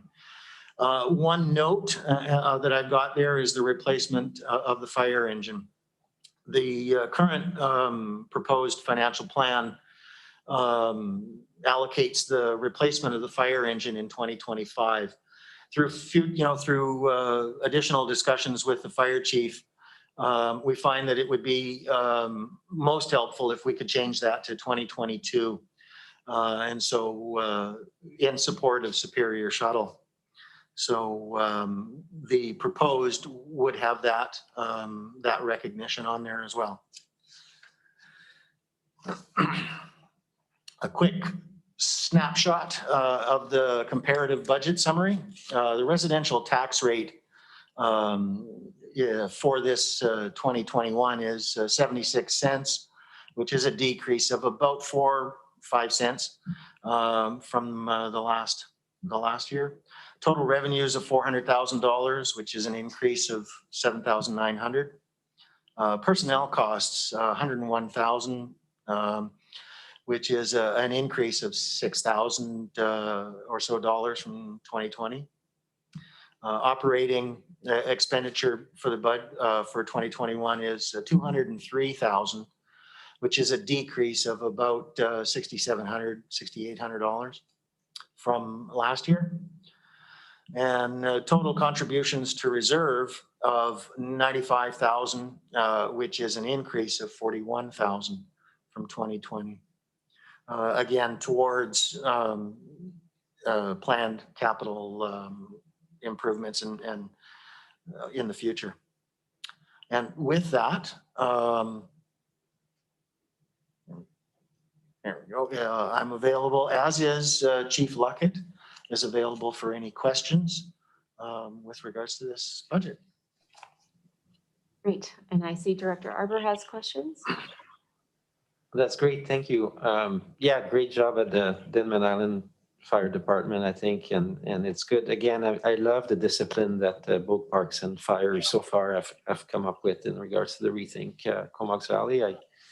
You know, that 5 or 6 cents may not seem like a lot, but it's actually on the 75. That's a good 7% decrease or something like that, and 6-7% or something like that. So that's laudable. I know Dr. Grieve has a slightly different take on the matter, but I think it is important for us to be disciplined and learn to really show the taxpayers that we are being as conscious as we can around our requisitions. At the same time, we need to highlight the incredible value of the services we provide. So happy to see with the continued contribution to the reserve. I guess the new fire hall is slated somewhere around 2025 or something like that. Yeah. We now have a race to see if Union Bay or Denman will get their fire hall first. In terms of something to pay attention to, I think that for senior staff and even myself and Dr. Grieve and Chair Amir is I think it was noted to see for the first time ever that in some of those COVID grants, provincial grants, that all of a sudden fire departments and fire hall and things like that were all of a sudden eligible. I don't know if it's because we have our new Minister of Municipal Affairs who has actually argued for a number of years that these types of projects should be eligible. So that could be something to really pay attention to as we're looking at some of those big capital items on the road in terms of starting to engage with the province and others around some of the things that we have in our sites. And if those grants come up, that there's already some awareness that we have projects that could be funded, even if it's not in 2021, sometime down the road, to create that awareness. And overall, again, big thanks to the crew on Denman, and I'm really happy with what you presented today. Thank you. Thank you. Any other questions? Yeah, I'll concur with Director Arbor's comments. It was really nice to see this budget and the thoughtfulness. So I don't see questions on receipt. Anyone opposed? Okay, and that's carried. And we have a recommendation. Moved. Second. And seconded that the proposed 2021-2025 financial plan for the Denman Island Fire Protection Service Function 215 be approved. Is anyone opposed? Thank you so much. And we didn't need Don's comment, but thank you for being there on Zoom. All right, moving on. The 2021-2025 financial plan for Hornby Island Fire Protection Function 220. Move it. Moved and seconded. And back to James. Thank you through the CAO and to the committees, to the committee members. The financial plan for 2025 for Hornby Island. Just a quick overview. We have an agreement with Hornby Island Residents and Ratepayers Association. They provide the bookkeeping and accounting services for that operational grant. Hornby Island Fire Rescue has approximately 28 volunteers. They can do up to, they have done up to 180 calls or more per year. They provide fire protection, rescue, as well as medical first responder and patient transport. They serve approximately 1,000 residents, which can balloon up to 5,000 or more in the summertime. The further service overview with regards to the community partnerships. Similar to the other island, we have that service agreement where the residents through the HIRA, through the Residents and Ratepayers Association, have not only provide the service of bookkeeping and accounting, but HIRA also hosts a public meeting annually to discuss the budget submission. So the greater community has the opportunity to review. The COVID-19 renewal, as with all of our emergency services, we continue to focus on the health and safety of our training of our volunteers and staff so that they can continue to provide the very best service possible. Through COVID-19 renewal, we have deferred some capital and operational purchases where we felt was appropriate. 2020 work plan accomplishments. And again, with this one, we had the Community Emergency Preparedness Fund. The Hornby Island Fire Department, Hornby Island Fire Rescue, purchased some wildfire fighting equipment and tools so that they're better prepared in case of a wildfire on Hornby Island. Those tools and that purchase is complete. The Community Resiliency Investment Grant, again, for fire smart education and yard waste chipping. That was also very well received on Hornby Island.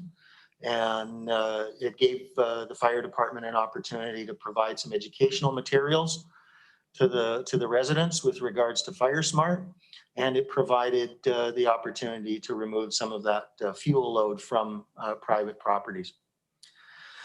We've also, in 2020, replaced an aged water supply tank that needed to be replaced, and that project is completed. And the continued construction of the fire department training facility is continuing. And that's, you can see there's a photo of that training facility included right there. That'll give the fire department an opportunity to provide some very in-depth live training on Hornby Island. Work plan priorities. Our 2021 priorities are going to be to continue working to complete that training facility.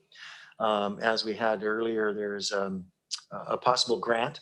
The application has been put or will be put in, and if captured or if allowed or acceptable, those grant funds will be captured within the budget process. Other priorities are we have replacement of turnout gear and replacement of self-contained breathing apparatus cylinders. Our 2021 through 25 focus is going to be the replacement of 2 more tanks, one in 22 and one in 2023. Again, those tanks have been on the island for quite a long time and are leaking and need to be replaced. We need a replacement, and it says fire engine, but we will be actually replacing a tanker truck in 2023, and the replacement of a duty officer truck. That is planned for 2025. Quick snapshot of the comparative. Residential tax rate of about 79 cents per thousand is a decrease of about 6 cents, almost 7 cents. Requisition total of $550,000 is an increase of $10,000 over 2020. Incremental increases are planned annually up to about $610,000 in 2025 to fund ongoing capital purchases. Personnel costs, $143,000, which is an increase of about $4,800 from 2020. Operating expenses, $296,000, 6,000 and change, is a decrease of about $60,000. A lot of that decrease is attributed to funds that weren't, I'm sorry, capital expense, 52,250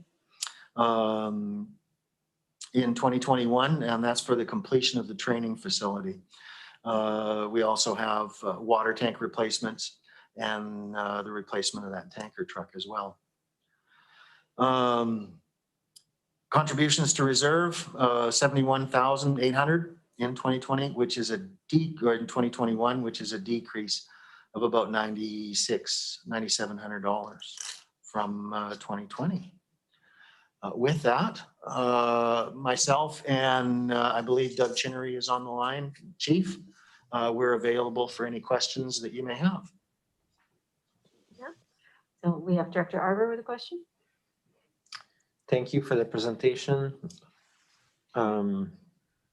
Yeah, lots happening at the fire department. I like the layout of the next 5 years too, and some of the heads up. Something I would have appreciated is on our payment for the fire hall. It'd be nice to just see that debt come down from year to year and know where we're at in relation to it. That just out of interest, that could be good. I know we still have a few years to go, but it might be good for residents to know where we sit on it. In terms of if I'm reelected in 2022, I am looking at the 2023-2025, and I think it'd be good to install the charging station now, because I would love to see the duty officer's truck as well as potentially the tanker truck operate electrically. If the cost is coming down slowly. I remember looking at Mike Zbarsky a few years ago with some of the buses and all that, and that market is evolving rapidly. So I love that it's 3 years away that we're looking at some of those replacements. If it was today, I think it'd be probably a non-starter, but maybe in 3 years. The training facility was, sorry, that's just a thought that crossed my mind, but it's a good thing Don is not here today, because they would probably want to turn it into a triplex for affordable housing and seeing those storage containers. So it's great to see that project move forward. The water tank replacements coming down the pipe as well. And overall, same comment as before. I really appreciate, I mean, I know the fire service department, especially on Hornby, is very busy, and that they're able to create a little bit of tax saving is really appreciated. I actually had a service call at my own house in the past year, and I was just floored by the level of response and professionalism and everything. And a couple of things to note. And I'm sure that everyone communicates well with the regional district, but just in case not everyone's aware, the Waste Management Board, so that's Comox Valley and Strathcona Regional District, at our last meeting passed a resolution to ask the province to leave the chips behind as part of the Fire Smart. So we'll be sending a letter and doing some advocacy. That program was awesome, and I think on Hornby the uptake was really good. It was great to see our fire department be involved. But just so you know, that from that big board, we're asking the province to have, or for ourselves. Is it a staff report, CEO? Maybe I need some help on this. Yeah, no, and I've already reached out to James, and the other James will help present that report. But there's a different perspective. Maybe you could just speak to how that program unveiled and the availability of the chips on the island or not. Right. Yeah, the aspect of the CRI grant funding that encompasses the use of chippers and the removal of on-site debris. The focus is Fire Smart, and that is to remove that biofuel from the property and have it disposed of in a proper way. And so the grant application was contingent on removing it. In Hornby's case, we were lucky in that there was an acceptable facility. And so the citizens are able to actually retrieve their compost or an equivalent based on the chips, that's made with those chips.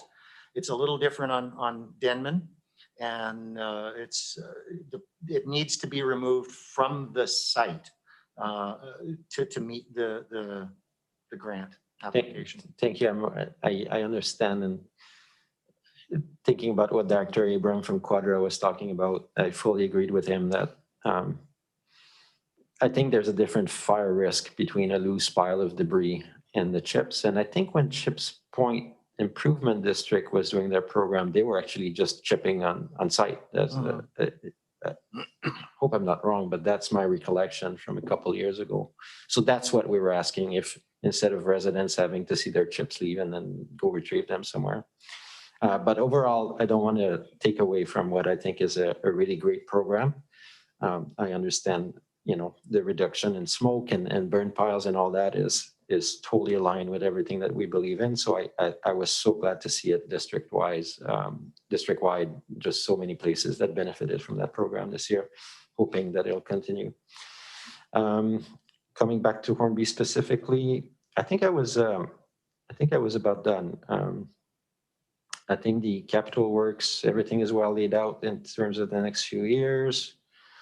And again, I was on a health call last week. I don't know if Dr. Chinnery was there, but just the two islands got together. There was a conference, if you will, looking at all aspects of health. And there was just a lot of kudos for what the fire department, especially on Hornby, is doing around patient transport, all these different things that sometimes stretches the purview of what a fire department is. And I think we need to continue to advocate for to Island Health and other. I'd definitely pass the word to the people from Island Health that were there, that whatever's extra support and acknowledgement they can support a fire department in those extra things that we do would be very appreciated.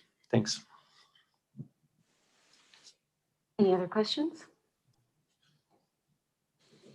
Okay. Yeah. Oh, go ahead, Director Green. Oh, just a comment, basically. I watched with great interest the item about replacement of the tanks, the water tanks around Hornby, because for those that don't know, they're actually great works of art. A lot of the tanks are, one tank in particular looks like it was done by Andy Warhol as part of his Campbell's Soup collection.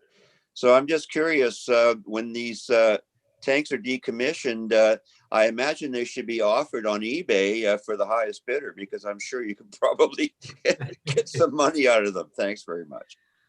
Great comment. I'll second that. And I don't have any other questions because I had a similar concern about the yard waste chipping but you've answered. So thanks for that. So on receipt, is anyone opposed? Okay, and that's carried. And we have a recommendation. Moved. Second. And seconded that the financial plan for Hornby Island Fire Protection Service Function 220 be approved. Anyone opposed? And that's carried. So directors, normally we would have taken a break, but we have lunch happening at 12. So is it okay for us to carry on? Well, we'll try and get as far as we can. So we'll power through. So the next item up is Fanny Bay Fire Protection Service Function 225. For receipt, moved. Second. Seconded, and back to James. Perfect. Thank you. Through the CAO and the chair to the committee, financial plan presentation for Fanny Bay. Now, just some quick background. The service was established in 1980, serves approximately 750 residential properties. Fanny Bay Fire Department has 13 volunteers. They'll respond to between 30 and 40 calls per year. They provide fire protection service and emergency assistance. And as of 2020, they now also provide medical first responders. The community partnerships, the Fanny Bay volunteers, they continue their involvement with the community on a regular basis with such things as Halloween, Fire Prevention Week, and emergency preparedness. The volunteers in that fire department are in partnership and integral to the Fanny Bay community. We also have a mutual aid agreement between Fanny Bay and the neighboring Deep Bay Fire Department as well. With regards to the COVID renewal, As with the other fire services and all emergency services, we continue to focus on the health, safety, and training of our volunteers to ensure that they're able to provide that service. As with captured in the COVID renewal, we did defer some capital and operational purchases where appropriate. Some work plan 2020 work plan accomplishments. Again, we were provided an opportunity with the Community Emergency Preparedness Fund to outfit fire departments. That grant we utilized in Fanny Bay for the purchase of some wildfire equipment and tools, as well as to outfit a new duty officer truck for rapid response.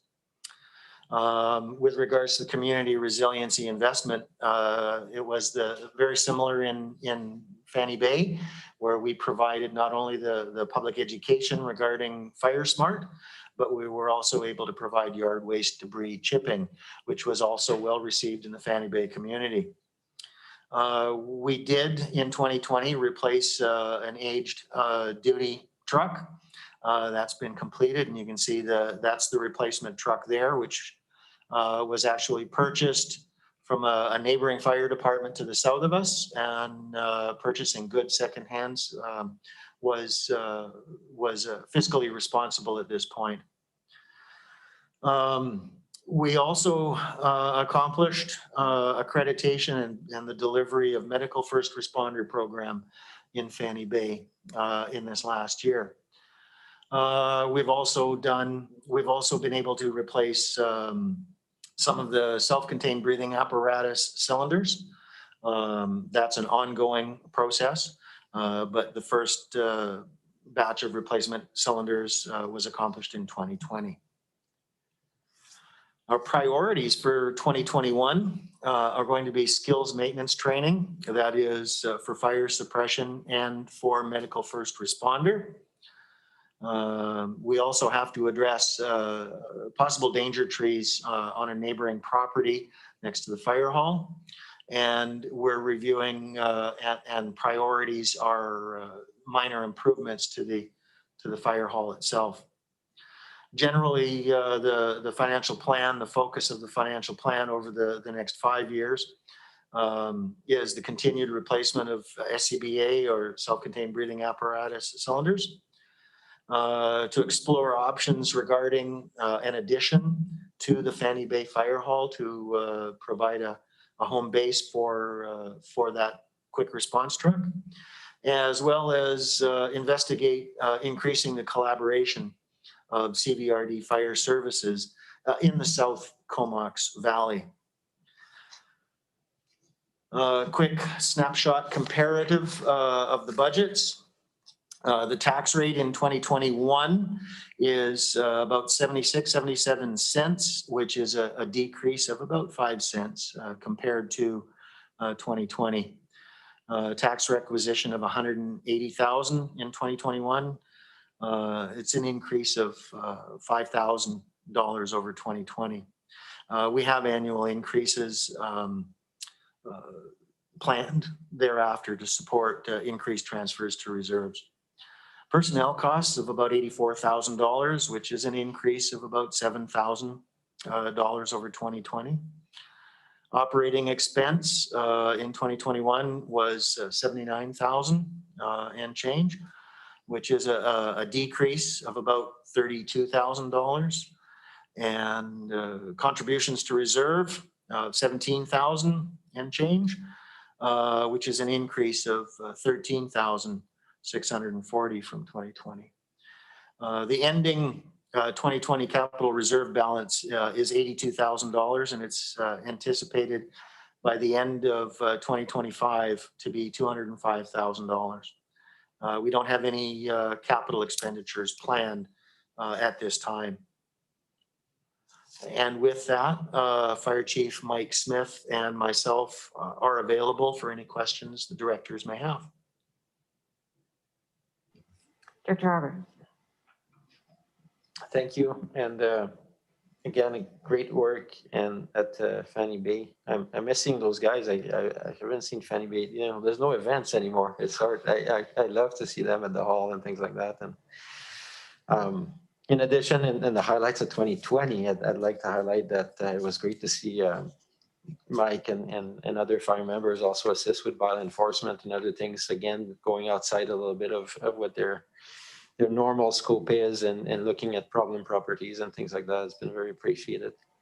The most stunning thing for me is to see something that I used to do at High Seek when I was there, which nobody really notices except yourself and a few people. But the budget to 2025 remains constant, you know, or unless I'm reading it wrong, you can correct me now, but it calls for 68,525 for the next in the 5-year plan. Is that correct?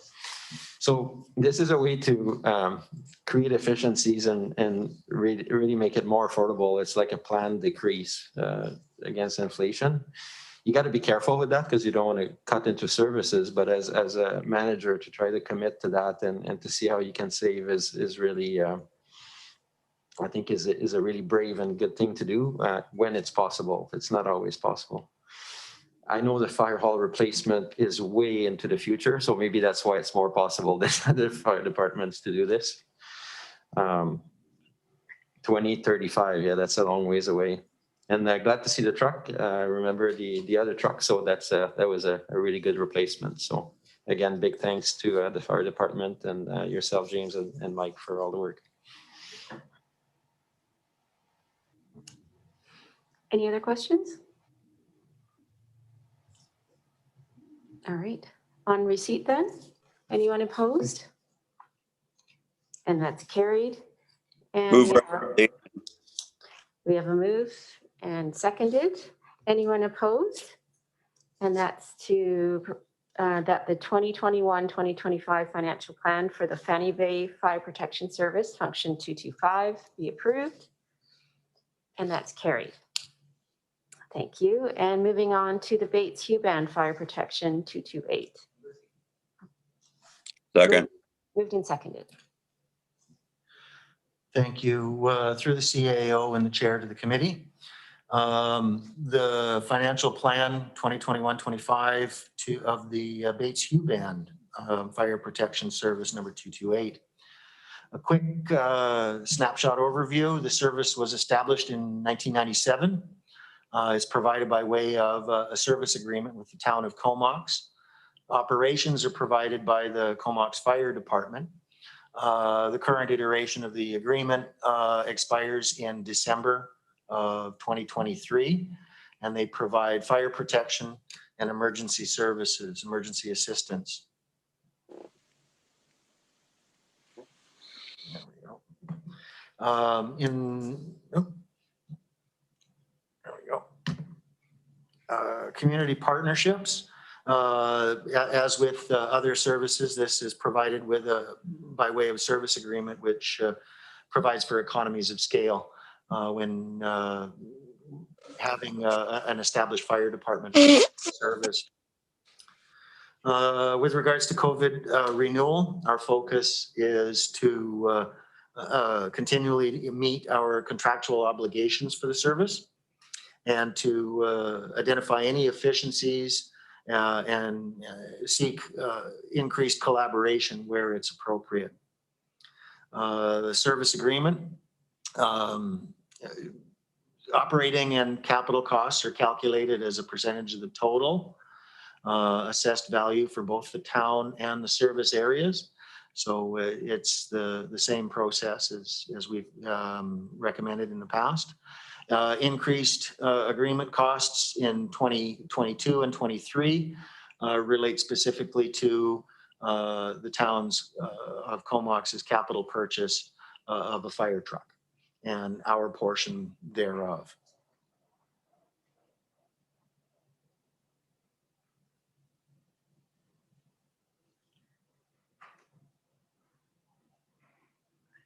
Oh. There we go. Thank you. Okay, the 2021-22 2020-21 comparative budget, residential tax rate is 44 cents per thousand of assessed value, and that's a decrease of about 2 cents. The requisition for this is $45,000, which is an increase of about $1,000. Personnel costs, $7,800, which is an increase of about 1,000 and change. Operational expenses of 30,000 in 2021 is a decrease of about $1,700. Contribution to reserve of 9,390 is an increase of about $6,800, $6,900. The reserve balance is projected to be 62,000 at the end of 2021. And with that, I'm available for any questions the directors may have. Anyone have questions? I have one, but I'll ask the directors first if they're. James, I'm assuming that this has been thought of. When the new Merville Hall is built, is there a possibility of providing fire protection services to Bates Huban from that hall?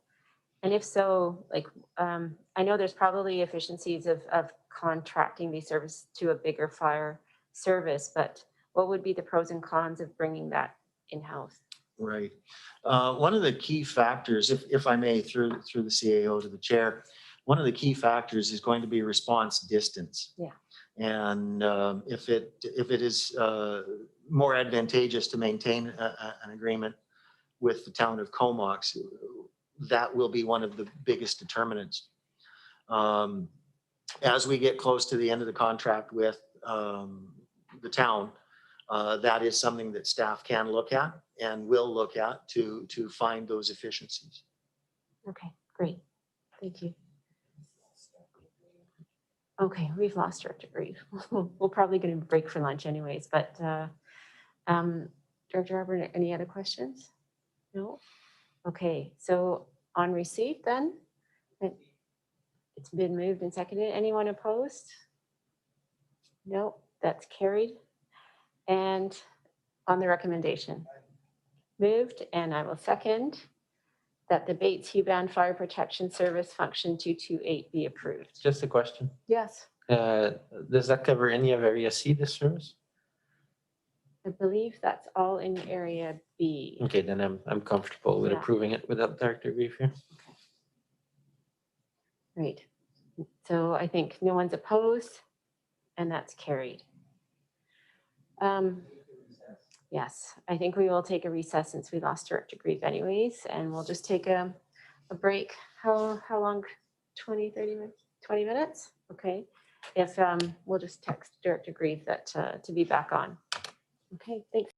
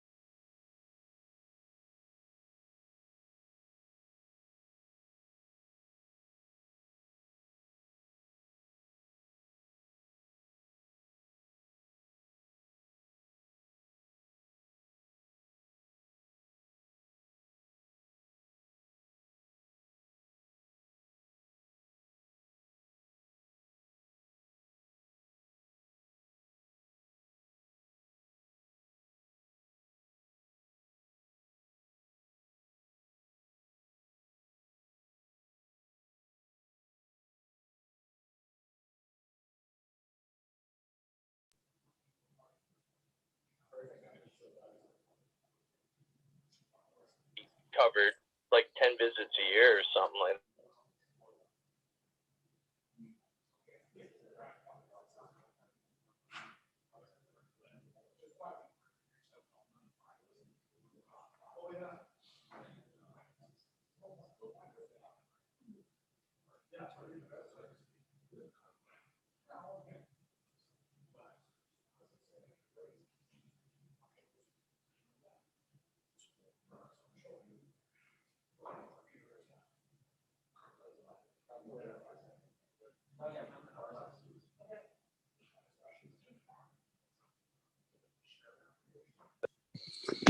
So I'm having soup. What are you guys having? Great minds think alike. We had soup as well. Soup and wraps and sandwiches. It was a nice spicy, it was like, I think a curried squash. How about you? I have my wife's famous empty the fridge soup. I have a recipe for that too. That and the fridge cleaner stir fry. Yeah.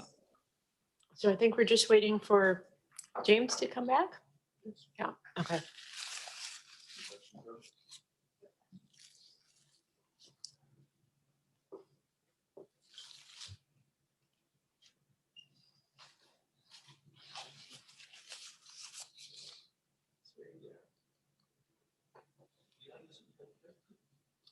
Spicy.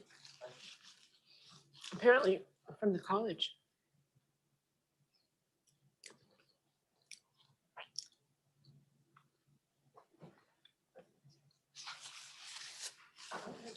I like it.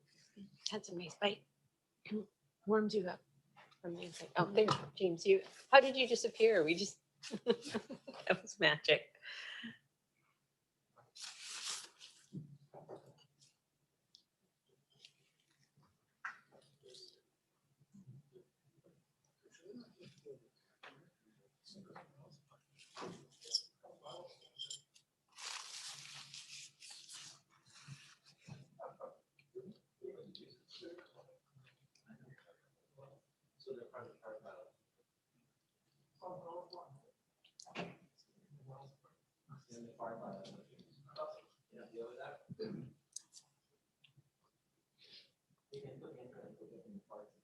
Do you want some time to have some lunch? Yeah. Okay. Lisa, do we have to start up the? Nope, we're still going. We're still going? Make sure you're unmuted. Yeah, good to go. Okay, everybody good to go? Okay, well, we'll have to pause lunch for a bit. Okay, we'll come back. And we're gonna move on to Greater Merville Fire Protection Function 237. Move it. Move for receipt and seconded by me. And back to James. Thank you. Through the CAO to the chair and to the committee, I'd like to present the 2021 to 2025 financial plan for Greater Merville Fire Protection.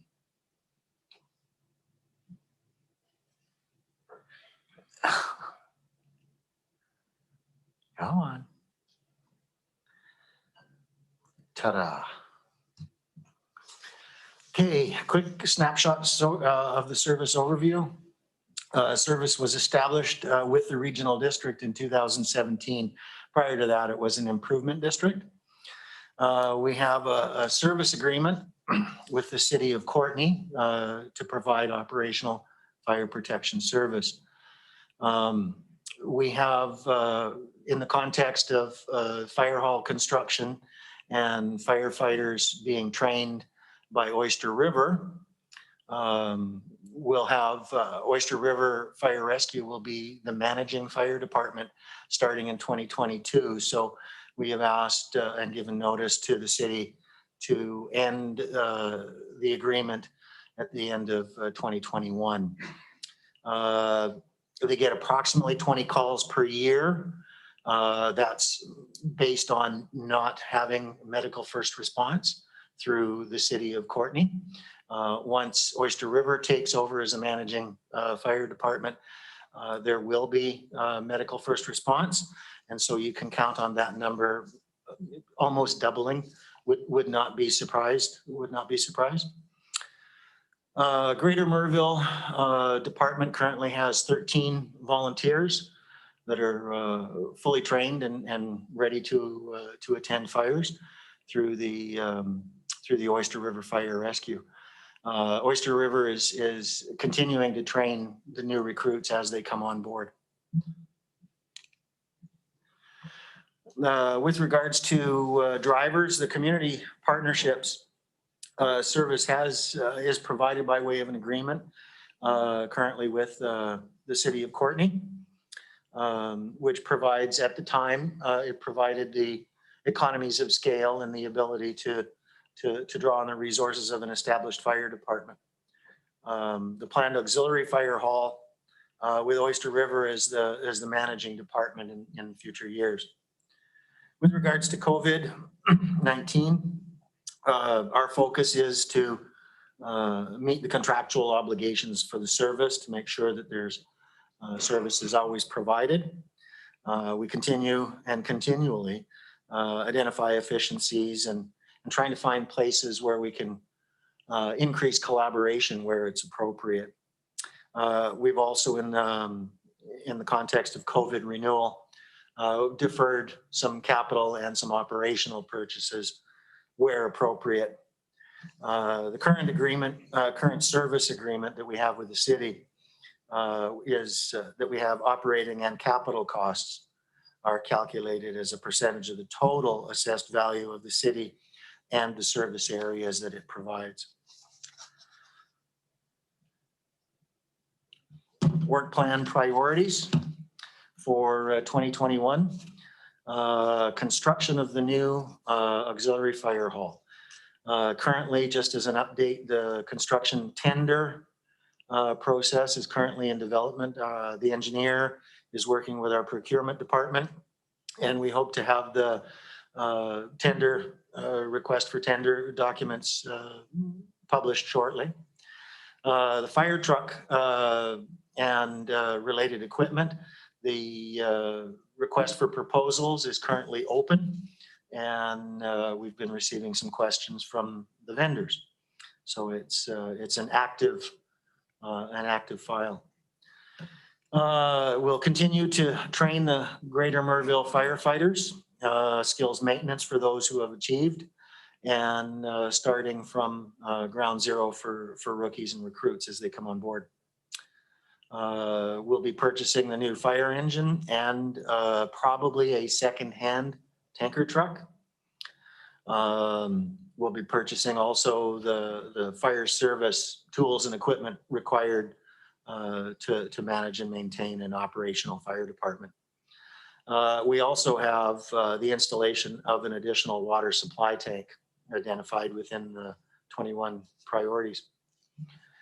The financial plan focuses on the operational management in 2022 and beyond.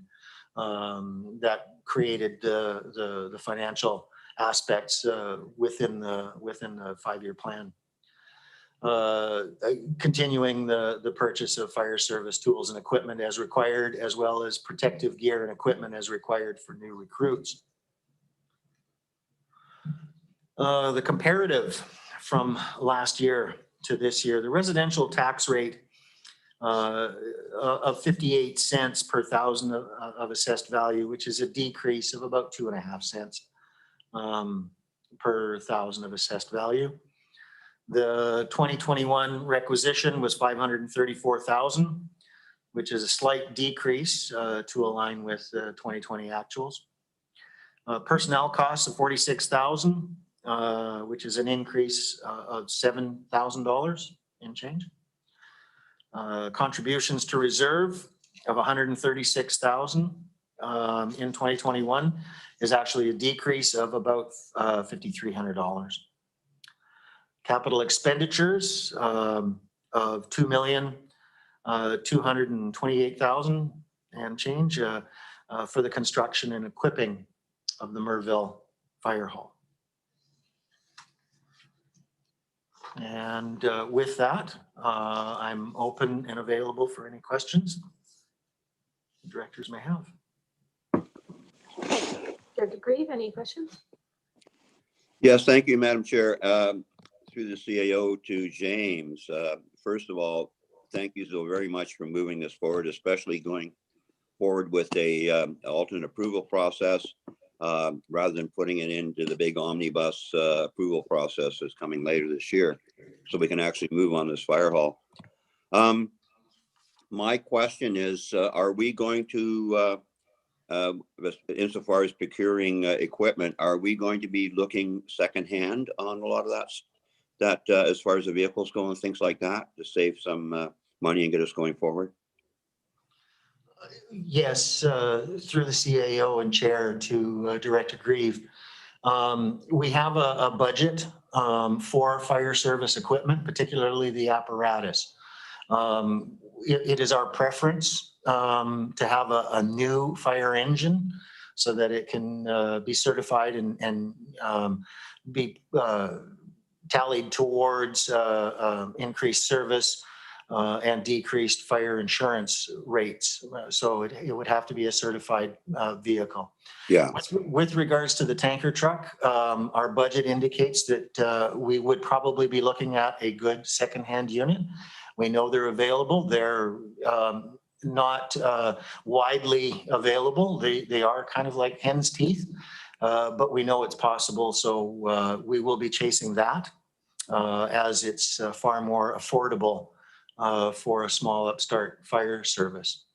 With regards to the equipment, we will be purchasing new, for example, hoses and ladders and so on.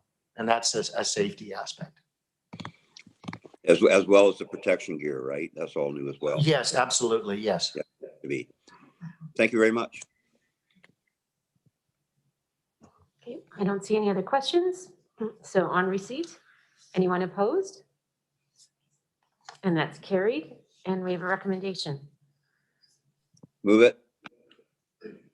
And seconded that the 2021-2025 financial plan for the Greater Merville Fire Protection Service Function 237 be approved.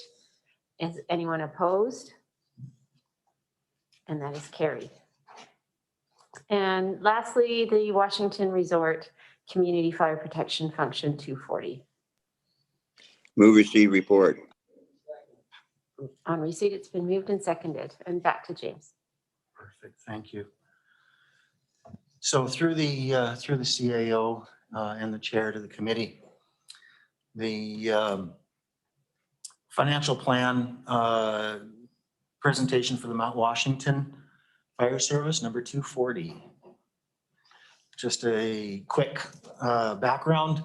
The service was established in 2016. Operations are provided by Oyster River Fire Rescue. There are currently 5 volunteer firefighters on the mountain, and they've been able to action incidents very quickly as being on the mountain. We also have a steering group that is advisory in the development of the service. And the next phase of this project is the construction of a fire hall and all of the aspects of that project. With regards to community partnerships, the advisory group is a strong connection to the community in that property owners from Mount Washington assist the CVRD by providing local perspective, and they provide a forum to discuss policy recommendations to the board. As an example, the steering group met and deliberated on this financial plan as well. The COVID-19 renewal, as always, we continue to focus on the health, safety, and training of our volunteers. And where it was appropriate, we did defer some capital and some operational expenses. The apportionment of the costs, the proposed policy amendment in the Black Creek Oyster Bay financial planning policy would provide a fair and shared apportionment of the operational costs. That is, a combined operational grant is apportioned based on assessed values. The Mount Washington service provides funds to cover the incremental costs. Capital, personnel costs, and reserve management is still will be maintained by the regional district. Community, excuse me. Work plan priorities and 2021 or 2020 accomplishments. We continue to work on that fire services building, the fire hall. The preliminary design has been completed. The geotechnical analysis has been completed. Survey and topographical analysis has been completed. The engineers are currently digesting all of that information, and from that will flow estimated costs for construction. So, and that's currently underway. The 2021 work plan priorities are to receive those refined fire hall cost estimates. Those cost estimates will inform the elector assent process that we'll be going through. Refined fire hall design and coordination set drawings need to be completed. Again, they're currently being built as we speak. The referendum to increase maximum requisition and borrowing limit. Of note, we have budgeted in 2021 the beginning of construction of the fire hall. I just wanted to provide a note of caution or expectation management, if you will. There are a number of variables, balls in the air, if you will, that we're watching. The referendum process, timing, how that all unfolds, for example. The construction tendering process and all of those essentials as well as the fact that we have in Mount Washington a very short construction window. And so with all of those factors in mind, we will be, we have it as a priority. It is budgeted, but malleable. And that's the best that I can say at this point. If we do the comparative from 2020 to 2021, residential tax rate of about $1 per thousand of assessed value, which is a decrease of about 6 cents per thousand of assessed value. Total revenues, 261,000, which is an increase of about 60,000 over 2020. The requisition remains stable at 200,000 and change, which is actually 60,000 from prior year surplus with delays in capital purchases. Of note in this particular line, at its last meeting, the steering group offered the option to increase the requisition to the maximum allowable, and that's something to deliberate on. It would provide $12,000, an additional $12,000 in revenue, and in the grand scheme of things, it's not a very large amount.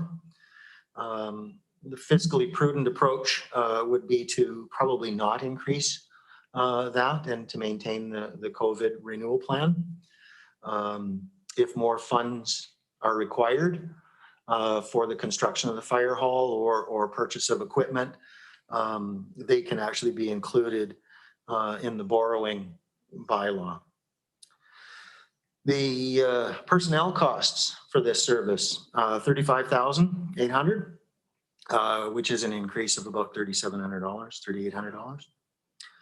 Total operating expense in 2021 of $100,000 is an increase of $37,000. Capital expenditures, $1,640,000, which is an increase of $1,458,000. And that's based on some assumptions. It's based on successful elector assent in 2021. It assumes construction of the fire services building in 2021, and it assumes the purchase of the equipment in 2021. Future expenditure reserves of $48,800 are planned in 2021, which is a decrease of $7,600. And with that, I'm available for any questions, and I believe Bruce is, if there's some operational questions, I believe he's on as well. There's no questions here. Director Grieve? Thank you. Through the CAO to James. So you are envisioning of going for electoral assent this year in 2021. Yes. Okay. Is it going to be part of the omnibus electoral assent process? No, it's probably going to be with with support from the board in the form of a referendum. The steering group through its meetings has strongly suggested the use of a referendum instead of utilizing the omnibus AAP.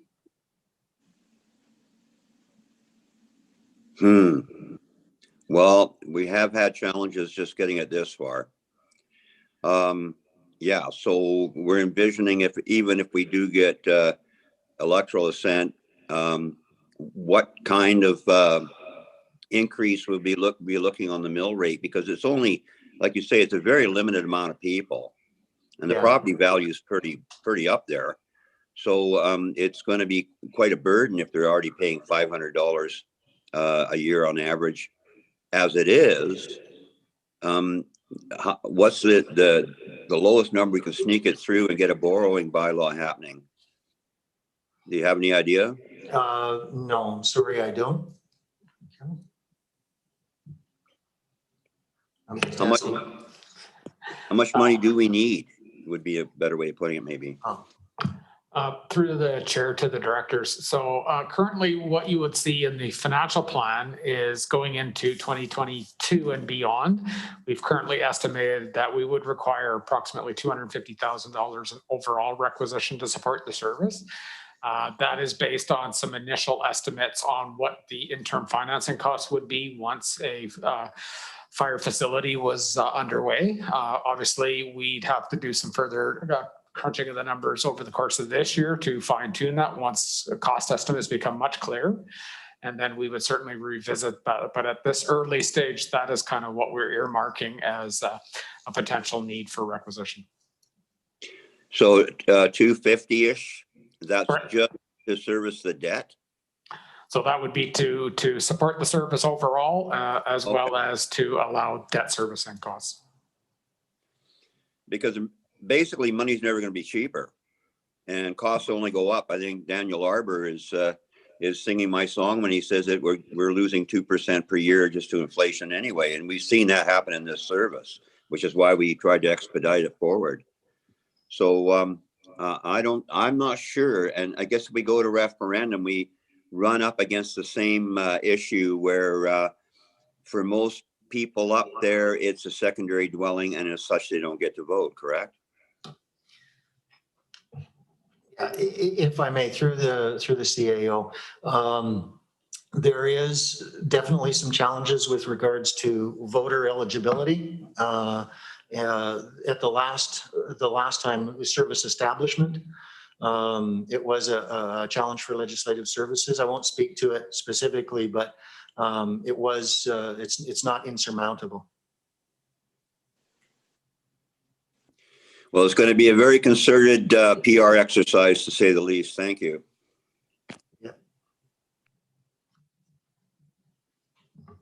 I don't see any other questions or comments. So on receipt, anyone opposed? And that's carried. Now we do have the recommendation. I'll move it.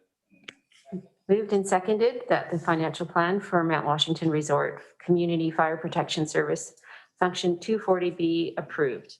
Is anyone opposed? And that is carried. Okay, thanks, James. All right, now we're moving on to a new function, the Building Inspection Service Function 285 for receipt. Moved. And I will second. And over to staff. Thank you. Thank you very much, Chair and Directors, and thank you to James for those fire service budgets. We now move on, as you say, to building inspection. Dennis Mirabelli is here to present the report and a brief presentation and answer any of your questions with respect to this budget.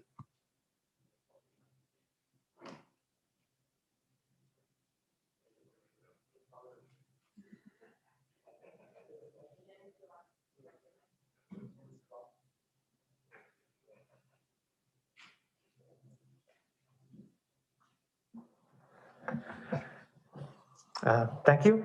Through the chair and to the committee, good afternoon. I'm here to provide you an overview of the and proposed financial budget for the Building Services Function 285. Just a brief history on it. The function is provided for in the electoral areas A, B, and C, with the exception of Denman and Hornby Islands. The staffing involves property service representatives that provide front-end customer service and building officials that do plan reviews, site inspections to monitor code compliance.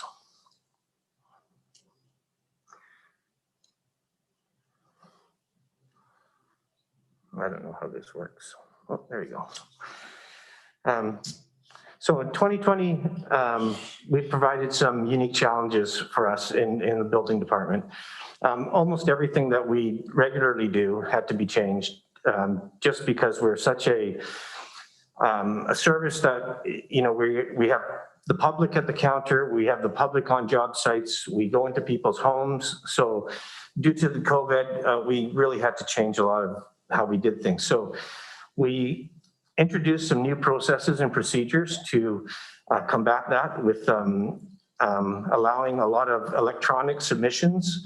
And so basically now everything, you can apply for a building permit electronically, and you don't have to come into the office at all. Everything can be done remotely, and then it can be issued remotely.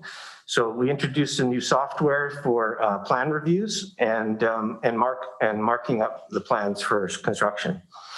What also became a challenge was some of the renovations. So we started using apps such as WhatsApp and FaceTime to do video inspections, because, you know, for the staff safety as well as the public not wanting us into their homes, but we had to maintain the service. As far as the strategic drivers, we continued with our partnership with the Village of Cumberland through the service agreement that we provide for them for building inspections. We also did a partnership earlier this year in January. In this room here, we had about 70 contractors, engineers, architects in partnership with the Canadian Home Builders and the RDH Engineering Services. We provided a seminar for construction of wall assemblies, so for more energy efficient homes. The plan was to continue that on and do another one this year with roofing, but unfortunately we're not able to do that as of now. Also, we reviewed our future need for new replacement vehicles. So we're specifying that the new vehicles be at minimum a hybrid. To find full electric vehicles right now for what we need with all-wheel drive and stuff, you can get them, but they're a little bit expensive. So to keep in the budget, so that's to maintain those drivers. Some of the challenges that we've run into is just the streamlining of those new processes. The simplest task, like getting a signature or making payments. And I know I've had the conversations with finance about online payments and those options, and hopefully we'll be seeing those relatively soon. So 2020 was a very busy year, actually. It was our second busiest year since 2008. We issued 278 building permits, and we did over 1,700 inspections. That was in the regional district, the CVRD alone. With an additional, with the service with Cumberland, we did an additional 91 permits there with another 570. All this while we've changed all our systems and to try to keep it functioning, and it happens to be our second busiest year. So it actually, the staff did a great job of moving for this. As far as 2021, some of our priorities that we put in place is one of the main ones is ensuring that the building officials achieve their training for certification. The BC Building Act fully takes effect in February 28th, at the end of, in a month. A building official is unable to inspect or review a building if they are not certified to do so. So currently we have 4 building officials, a level 1, 2 level 2s, and a level 3 RBO. So we have the ability to review any building, but we want everyone to be able to review any building. So that's one of our main priorities, to get everyone, and currently all the building officials are enrolled in education to get to that next level. One of our other priorities is we want to update our building bylaw. It hasn't been done since 2011. We've also going to create a small homes video to inform the public, because we have a lot of people ask about tiny homes and small homes, and there's a confusion on what we can and can't approve. So we're going to partner with the planning staff and develop some informational material. That sort of goes along with the next one, which is provide education opportunities. We're hoping maybe by the end of the year we can introduce some more educational things in this room with the partners as before, but we'll have to see. As far as our renewal with the village, it's the year that we would renew it. It's the 3 years are up, so we would, it's a continuous renewal, but we would, I guess, continue or renew the project or the contract again for another 3 years. So in thinking of our budget, we obviously look at the previous years to see, and I'll try to explain this. It's pretty obvious if you look at the 2018, 19, and 20. There's only about a difference of 5 or 10 building permits per year. So we've generally issued about the same building permits for the last 3 years. 2017 happened to be our busiest year. That was the #1 year. But as you look at the construction values, they're progressively increased every year, even though the numbers are similar. Now, that being said, 2019 has 1 permit in there that skews that number. And if we remove that 1 permit, it would, the construction value would fall right in the middle between 2018 and 2020, as well with the permit revenue. So progressively every year we've maintained the same level of building permits, but we've substantially increased the construction value. So that's why for 2021, we've come up with the number 329,000 as a revenue, which falls into this, our final slide here that shows for the comparative between 2020 and 2021. So with the 329,000 as our projected revenue, we've also decreased the tax requisition request by $55,000 through our surplus, which we will continue to do for the 5-year financial plan. Our personnel costs are slightly increased for building inspector certification upgrades, as well as some file management that we keep in our records. Operating budget, we reduced it. That's because we don't anticipate travel expenses or conferences that normally the inspectors would go to. For the contribution capital, that's what we put away annually for a replacement of vehicles.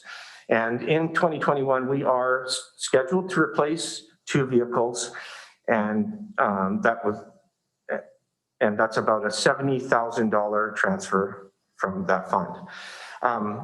All this said, an average house estimated at or assessed at $500,000 would be a rate.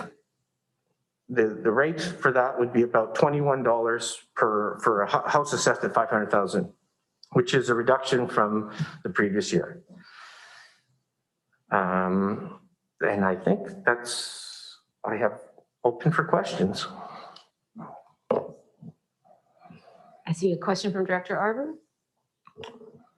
Thank you, Dennis. That's a really good report on 2020. We don't see you very often. We get it all at once, usually at budget time. So this is, your presentation made me think of doctors, of how they started seeing everybody online and everything else. Like, kudos for the quick shift and people talk about things that could have been advanced for years, but it took something like COVID to force us all into some of those alternate technologies. And at first they're clunky, but then you figure your way around them, I'm sure. Budget looks good. I'm impressed that you're able to find some savings, even with the increased activity. I guess you're getting a little more revenue from those development permit charges or whatnot. In terms of actually, while you're here, I think it's great. So I don't have much question. I'm curious about which cars you're going to buy, but that's totally beside the point. I'm curious about rumors in some of the communities over the last year that I'm hearing people have a harder time getting insurance. Is that just a rumor, or is this some kind of trend that's happening? Through the chair to the director. For home insurance. Home insurance? Yeah, as things tightened up, and I've had people forced into renos with Poly B, otherwise they didn't get insured and things like that. I haven't heard of any, okay. Anything like It might that. be the islands, which is outside the district anyways. Right. I mean, when we do have anything involving a property that might make it more difficult is if we do place notices on title, and then some insurance companies may be a little reluctant to insure a property, but we try not to put notices on title, and we try to do everything we can to correct the situation. So yeah, I'll put it in just rumor. Sometimes it's just a couple of people that struggle, and then it becomes a big community thing. Yeah, everybody thinks it's harder. So thank you. I have no further questions. Thanks, Director Arbor. Director Grieve, do you have any questions? No, just a comment on Dennis and the crew, and I think you guys are doing an awesome job. As you can see, the Comox Valley is growing. Despite putting up those signs and drawing up the drawbridge south of town, we still seem to have people moving here and building. And I know I've seen quite a lot of activity in my little area around Rennie Road in the last little while as well. But no, not too much, except I have to echo what Daniel said about, that moving into modern technology. I think it's been proven over the last year. There's so many avenues that normally we're very reluctant to take on a lot of this new technology, i.e. the doctors and what have you, and building inspection here, that I think there's no going back from this, and it's definitely going to have some cost savings, I think, for our personnel, and certainly, like I say, once we go there, we're not going to go back. So thanks very much. Thanks, Director Grieve. And I have just a couple of comments too. Also, kudos to you and your staff for being able to shift as you have with all of the video inspections and use of technology, and in a really challenging time. So, send our thanks to everybody there in buildings inspections. A question around that training that you were mentioning for the construction industry, that if you can't have it here in the room, would it be an option for you to provide it over Zoom? Because that kind of information I think is really great to have for our construction industry, so that I think it kind of preempts some of the issues that sometimes come to your table later on. So if that is possible, or have you thought about the ability to host it via Zoom? Yes.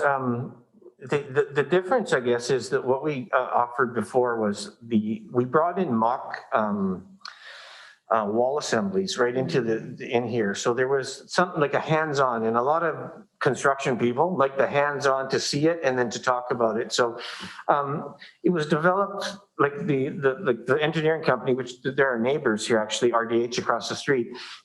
They provide tons of opportunities like that, and if there are any video ones, we would definitely, it goes out to not just ourselves, it goes out to the whole community to be involved. So we always try to do as many of those as we can, but the ones that we can bring the stuff in and look at, those are the ones that more people want to, yeah. That's understandable. So thank you. I can see how the benefit of being in person for something like that. And I also really like seeing that video around small homes. I think that will probably reduce the number of calls you get as well. And I know I get lots of calls on that too. So yeah, I didn't have any other questions myself. So on receipt, is there anyone opposed to receipt? Okay, and that's carried. And on the recommendation, moved. Second. Seconded that the financial plan for the building inspection service function 2285 be approved. Is anyone opposed? Great, and that is carried. Thanks, Dennis. Moving on, we're going to go into the Comox Valley Animal Control Function 291. Move report. Moved and seconded for receipt, and over to staff. Thank you very much, Chair and Directors. And Amanda Yasinski is here to present this and a number of the next up and coming budgets with respect to our regulatory services.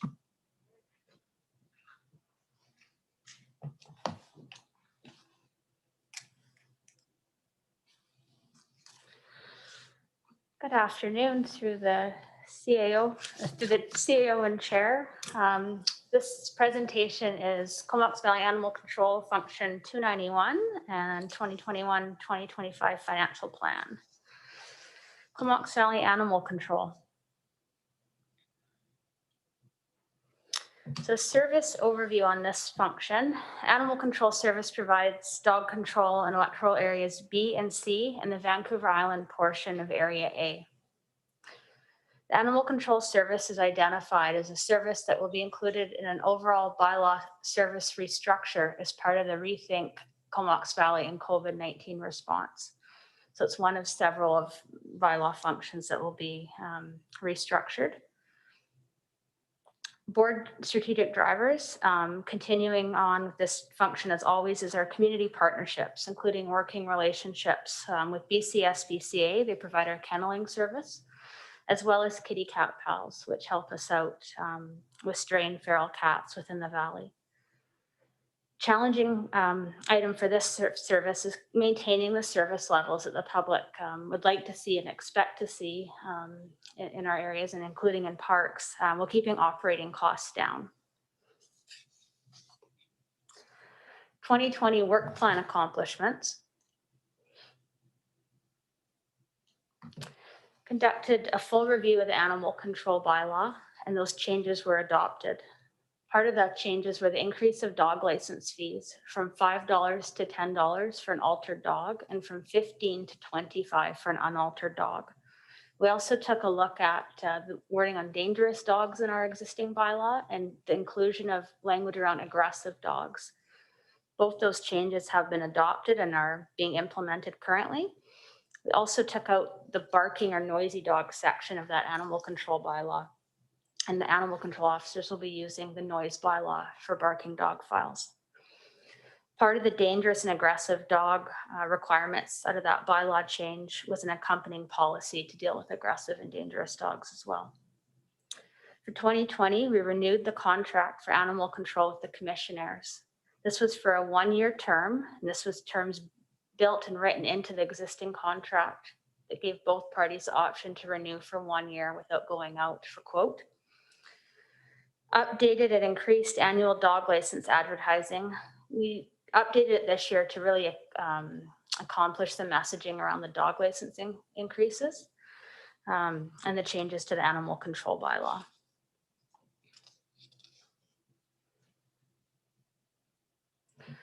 '21 work plan priorities.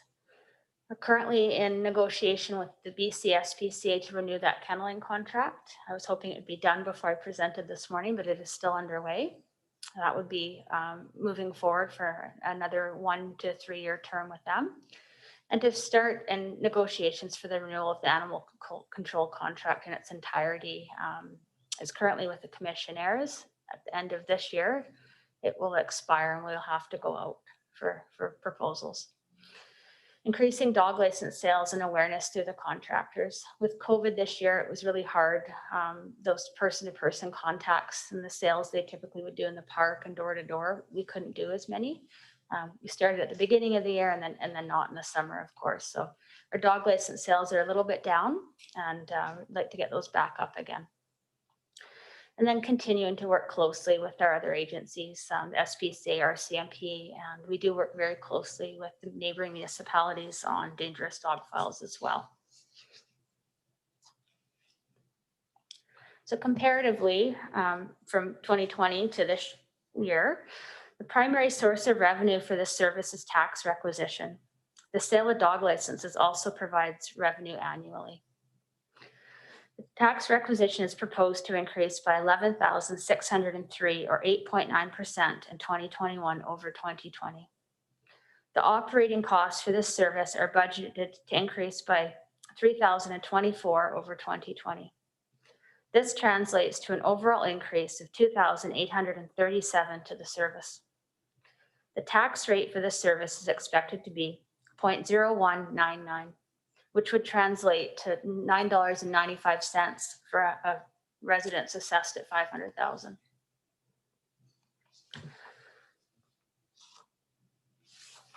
Our budget table for this year, overall, there's an increase of 2,800 and change.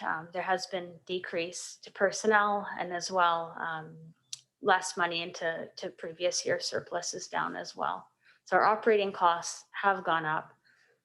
However, overall costs are up 2,837 for the service for the year.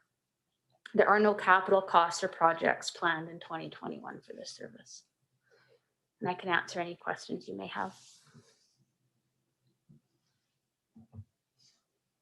Director Grieve, do you have any questions? Not really, just, again, our staff is doing an excellent job under the circumstances. I think that this is something that money is well spent on because I know that in my area, it's one of the major concerns is dogs at large and dogs at large on beaches, dogs at large on trails, and especially near agricultural active farming and stuff like that. So it's a real challenge. Hopefully we can renegotiate both those contracts with SPCA and the commissioners and keep some continuity going forward. But when you look at the overall budget, I don't know what our capital budget is this year, but it's probably up around 140 million or something. This is just peanuts. So, it's good to save money here and there, but on this particular function, I think it's important to keep the quality moving forward. So thanks. Thanks, Director Grieve. Director Arbor. Yeah, thanks. I generally agree, Director Grieve. I almost have the same thought, though. We had an interesting presentation at Waste Management, where they were comparing how different regional districts distribute between users and tax requisition. And this one really skews to tax requisition. I'd be curious if you have the time in the next 2 years to come back and show whether there's variance between regional district. If some regional district have more towards the user than us, I'd be curious to find out about that. I don't expect so, but just in case, because it does feel like we're still pretty cheap for people to get their licenses and things like that. I think you've explained to us before that if you increase the cost and all that, then people start disappearing and et cetera, but I'd still be curious because it's definitely tax supported and not everybody's got animals that need to be tagged. Thanks.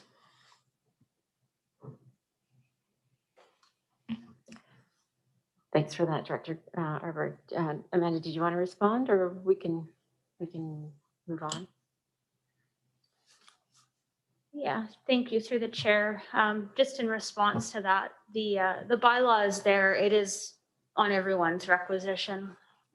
We like to think of it as, you could need the service and not necessarily have a dog as well if you have maybe livestock or a need for animal control to attend. So it is skewed a little bit towards those owning dogs or having problem dogs, but it is there for anyone within the service that may need animal controls assistance, whether they own a dog or not. Great, thank you. I don't see any other questions. So on receipt, anyone opposed? Okay, and that's carried. And we have a recommendation. Move recommendation. Moved and seconded that the financial plan for the Comox Valley Animal Control Service Function 291 be approved. Anyone opposed? And that is carried. Next, we have Noise Control Function 295. Back to Amanda. Moved. And seconded for receipt.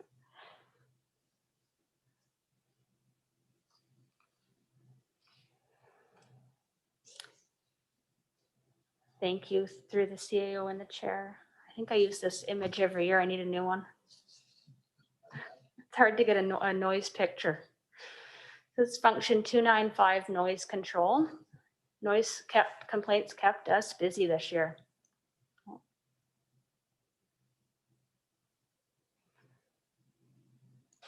Clicker's not participating now.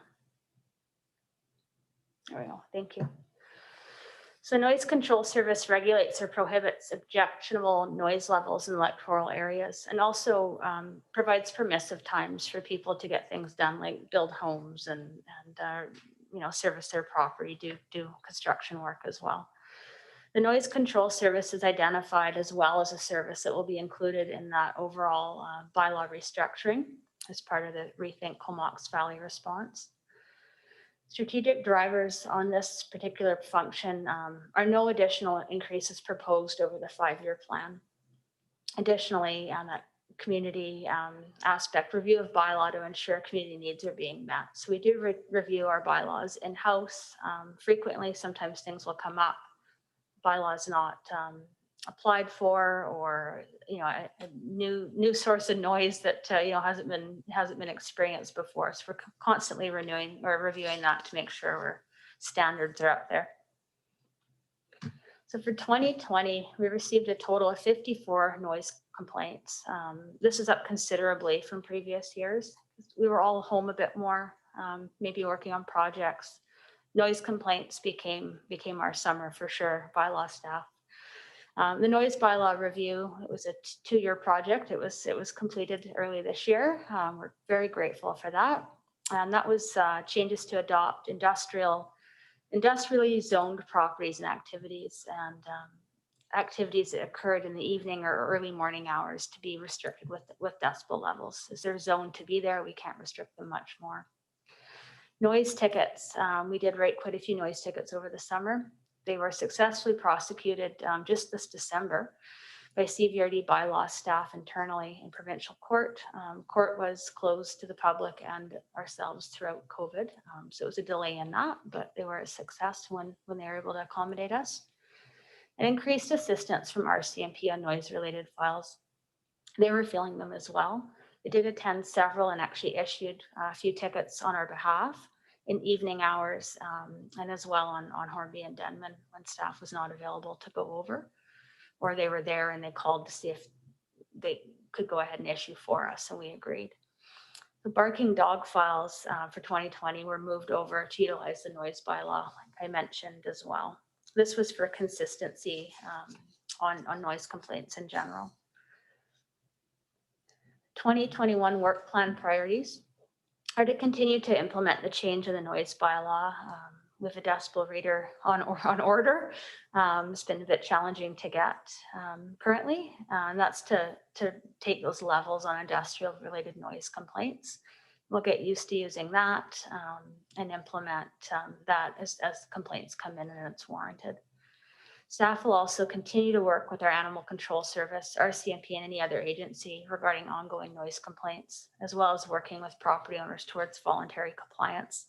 Our goal on noise complaints, on all of our complaints, is always compliance, as well as continued training on current bylaw issues, including case law and any changes to the court system. We do have a few problems that are properties that are problem properties in the noise aspect, and they do get cumbersome to just ticket for compliance. So we're always looking for different avenues on those as well to get to compliance. Comparative for 2020 to 2021, the requisition rate for 2021 is 0.0051 per 1,000 of assessed value. The total tax impact would be $2.55 for a residence assessed at 500,000. Operating costs for the 2021 budget do show a decrease of 2,996. This is primarily due to not needing those legal fees for that bylaw review. That's been done, concluded. And reserve contribution of 1,592 budgeted for 2021. There are no capital costs or projects associated with this service. The requisition rate, you can see here on the budget table, does remain the same at 42,000 from 2020. There's an overall decrease to the service of $5,531. And I can answer any questions. Any questions from the directors? I don't see any. So seeing none, I'm going to call the question on receipt. Anyone opposed? And that's carried. And we have a recommendation moved, and I can second that the financial plan for noise control service function 295 be approved. Is anyone opposed? And that is carried. Great. Next item is the unsightly premises service function 298. Moved and Second. seconded. Thank you. Back to Amanda. Okay, so unsightly premises and nuisance bylaw, function 298.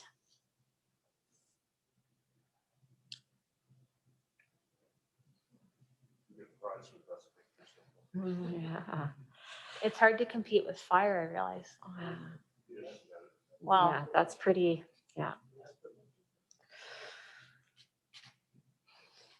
Is that my neighbor?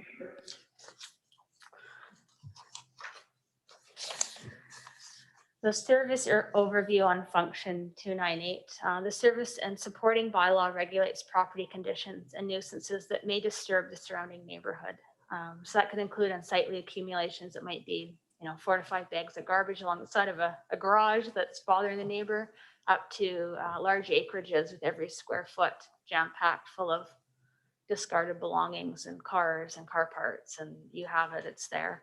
So we take all types of unsightly complaints, as well as the odor complaints. The odor complaints have really been concentrated to just cannabis-related odor complaints. I don't know that we've had any other type of odor complaint come in.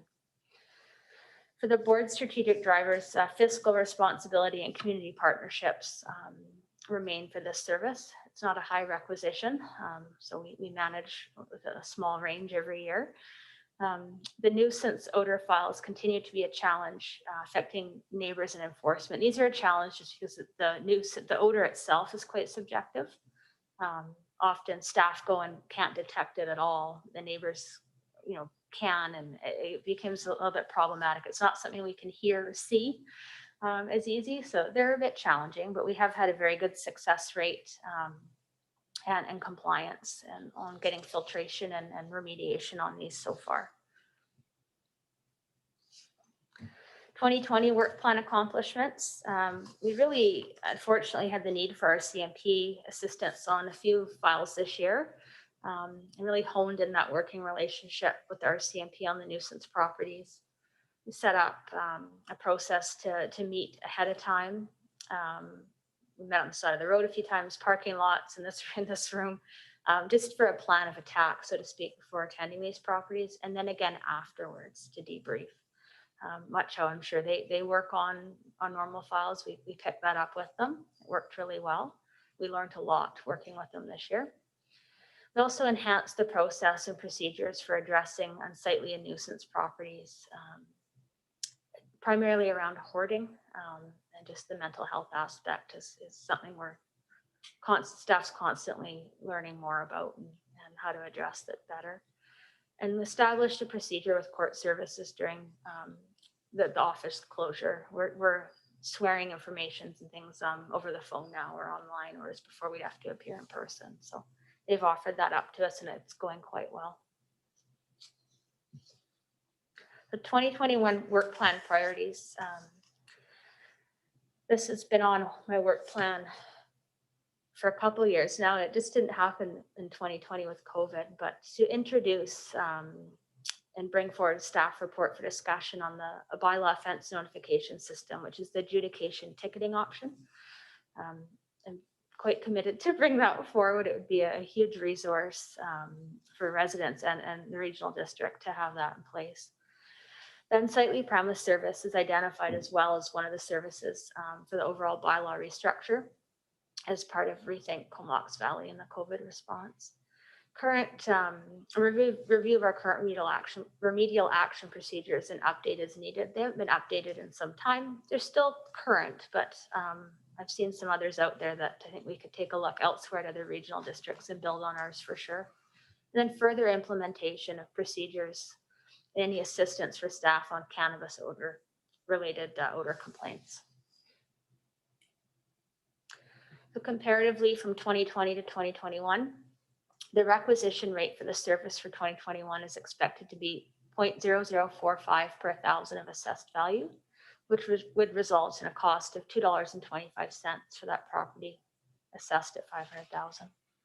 An increase to operating costs of $1,414 over 2020. There is a reserve contribution of $3,930 budgeted for 2021. No personnel changes or capital costs or projects are associated with this service.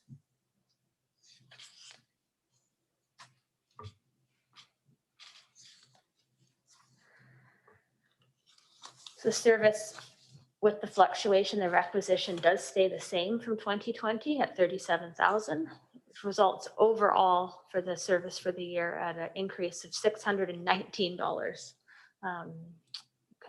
completely. And I can answer any questions you may have.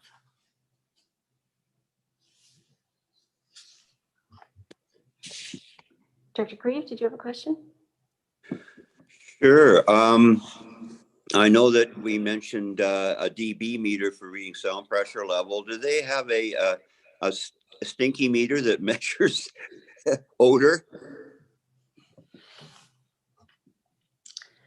Through the chair, engineering tells me there's such a thing. We have looked at a few that are out of the UK and they're quite out of our budget. Yeah, I would think. If I can find something else, yeah. Yeah, well, we just have to get a super sniffer. You can probably train a dog to do anything. I don't see any other questions or comments. So on receipt, is anyone opposed? Okay, and that's carried. And on the recommendation? Moved. Second. And seconded that the financial plan and work plan highlights for the unsightly premises service function 298 be approved. Anyone opposed? And that is carried. And lastly, looks like we've got fireworks function 299 for receipt. Second. That's been moved and seconded. And I meant lastly for Amanda, I think. We're still going on. So over back to you. Excellent. So this is function 299 fireworks and an overview of the financial plan 2021 to 2025. So service or overview on function 299, the service regulates the sale and discharge of fireworks in all 3 electoral areas. Estimated residential tax rate for 2021 is proposed to be 0.0010 per thousand of assessed value, which is a cost of 50 cents on a residence assessed at 500,000. Operating costs have been reduced by $4,100, $6 over 2021 or 2020, sorry. There are no capital costs or reserve funds associated with this service. The fireworks service is identified as a service that will be included in the bylaw service restructure as part of the Rethink Comox Valley response as well. 2020 fireworks permit sales increased by 31 permits over previous year. A total of 8 written complaints were received and 9 phone call complaints were received. The reason I've mentioned the 9 phone call complaints, they didn't translate into a written. They were calls from other municipalities just calling to put in a complaint about the fireworks being discharged in whether it be Comox or Courtenay, as well as the sale of fireworks in areas outside of the regional district. But we did track those as well this year. Increased staff time was spent on complaints this year. We did physically go out and follow up with a letter anytime we received a complaint if the address was known, and increased vendor visits in that week leading up to Halloween when they start selling fireworks as well. We did scheduled visits. We also did surprise visits. Continued efforts on increased public education, awareness of permits, and advertising were implemented in 2020 as well.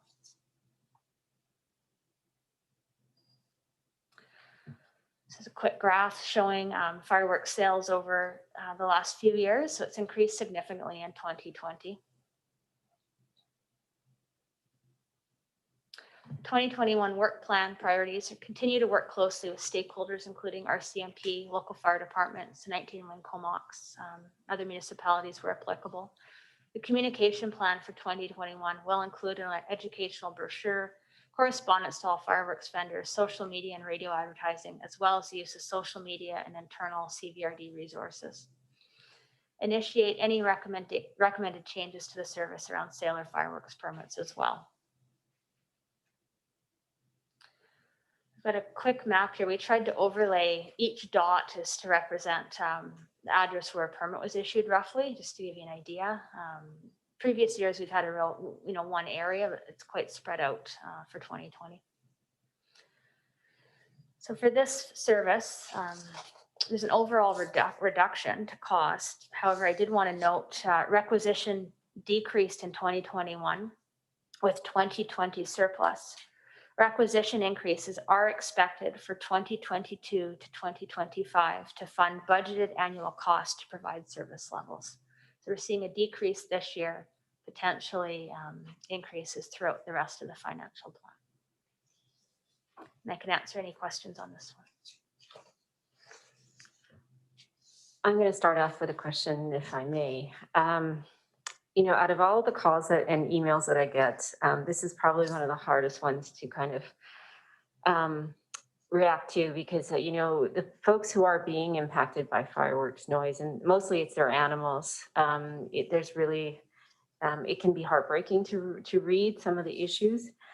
Amanda, can you remind me we did a legal review, if I recall, of what the CVRD can do in this for this specific function. Can you remind me what the result of that legal review was? I can. So the review was around, the last one we did, that you recall, was around further regulating the permitting process. And we looked at if the regional district had the ability to basically require that a vendor check that the individual buying would have the permit prior. We don't have that ability. So we're a little bit restricted with fireworks. We can allow through the Fireworks Act to implement a bylaw, and we can regulate the discharge of fireworks. So currently we regulate and allow them all year. we don't have a reduced time frame where they're to be discharged. The only time would be if there's fire ban or any other state of emergency where we want to. And then immediately I work quite closely with James Bass. We talk back and forth on that. We make a decision, and then I'll put a ban on no permit sales, typically from about May long into September. If it's that kind of a season, it's a fire risk. We're not getting a lot of requests for fireworks permits in the summer. So it's not really slowing down any of those nuisance type complaints, because we might only get a few for grad then or wedding anniversary in the summer. So by putting that ban in, we're maybe only cutting off a few. The winter months, this valley, the islands seem to like fireworks around Halloween, New Year's. They're going off Christmas Day in some instances. So we're getting into territory where further restriction may be time of year.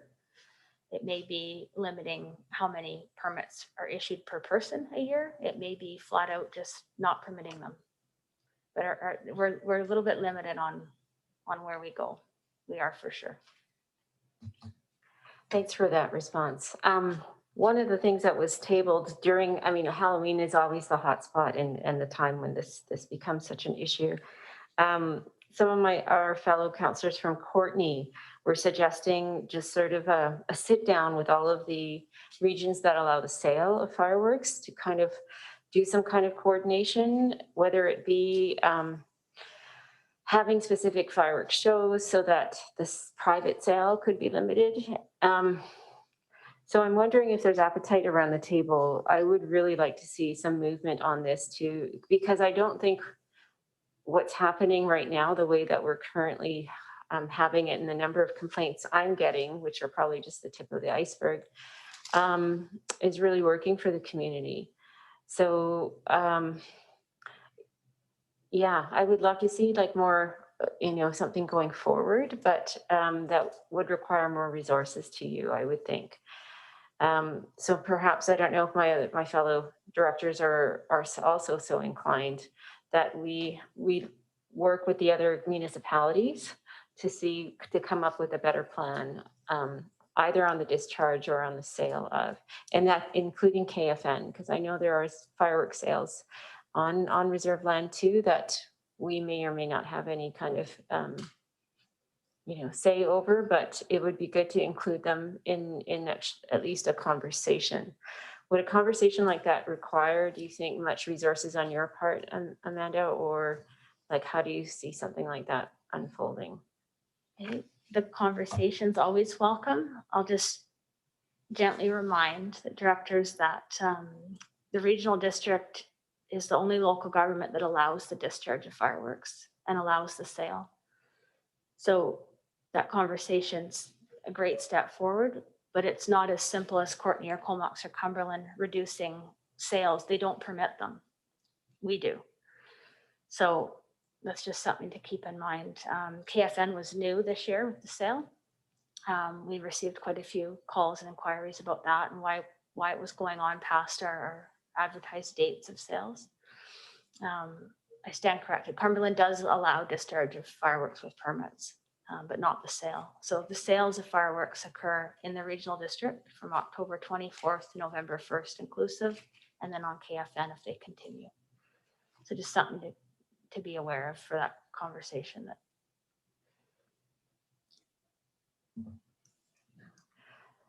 Is that something that you would prefer to, or that we could ask something to come back on?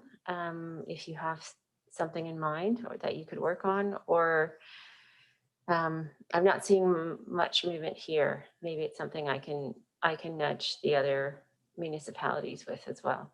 Okay. Or could I just ask again for clarification, Amanda, as to what the regional district could do? Our options moving forward, now this is off the top of my head, we could look at restricting when we issue fireworks permits. We could look at restricting right out so we don't issue fireworks permits or allow the sale whatsoever. We could still issue fireworks permits and stop sales. So they'd have to purchase them elsewhere, source them elsewhere. We could also just have it set up where, there's some other regional districts up north that allow community displays only. So that would be your fire departments, your community halls, things that used to happen many, many years ago, you know, one group. So not outright banning, but just allowing community displays. There's a couple options. There might be more. That's what's come into me right now. Okay, thanks. I think that clarifies, at least for me too, of how to move forward. So I don't think it has a bearing on the budget for this year's, but that's, at least I know where we can do some pushing. Okay, thanks.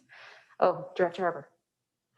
Yeah, I think that's what you suggested, you listed up options, but just to, so I have it clear in my mind, a quota. So the regional district issues 50 permits a year, buy it, or you lose out. Was that one of the options you were suggesting? Because that could be an option, to just have a quota on the total numbers of fireworks allowed in the district. Just a thought. Okay, thanks for that. Any other comments or questions? Okay, hearing none. On receipt, is anyone opposed to the financial plan receipt? Okay, that's carried. And on the recommendation, Move the recommendation. okay, that the financial plan for fireworks service function 299 be approved. Anyone opposed? Hearing none, that's carried. Thanks, Amanda. Thank you. Okay, so we have, coming up next is financial services functions 500 to 503. And that's on receipt, so moved, and I can second. Yes, it is. Thank you very much. This is the planning services, also includes GIS. Alana Mullally is here with Ton True and Brian Pearson to help support the presentation of this. There's also a function of regulatory service too, so for which Amanda will stay. So. So you're not off the hook yet. Thank you. Over to staff. Great, thank you very much, Russell. Through to the chair, to the directors. Today, together with Ton True, Brian Pearson, and Amanda Yasinski, I'm presenting the proposed financial plan for the planning service, which includes electoral area planning, geographic information systems, bylaw compliance, and electoral area planning being broken into current and long range. Participants in the service are defined Area A, Area B, and Area C. I have no idea where I'm pointing this. Is it wireless maybe? No. There we go. Thank you. Budget details are shown in this table, and we will be referring to its details throughout.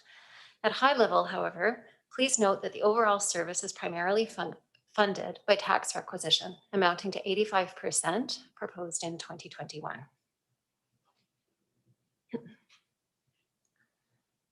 Thank you. Each of the four functions is proposing a reduced operating budget and an overall reduction in the services personnel costs. We are proposing a decrease in the requisition amounting to $50,000. So it's 1.9 million in 2020, reduced to 1.85 million in 2021. Based on the estimated tax rate for 2021, for a dwelling assessed at $500,000, this amounts to an overall cost of service of $129.85.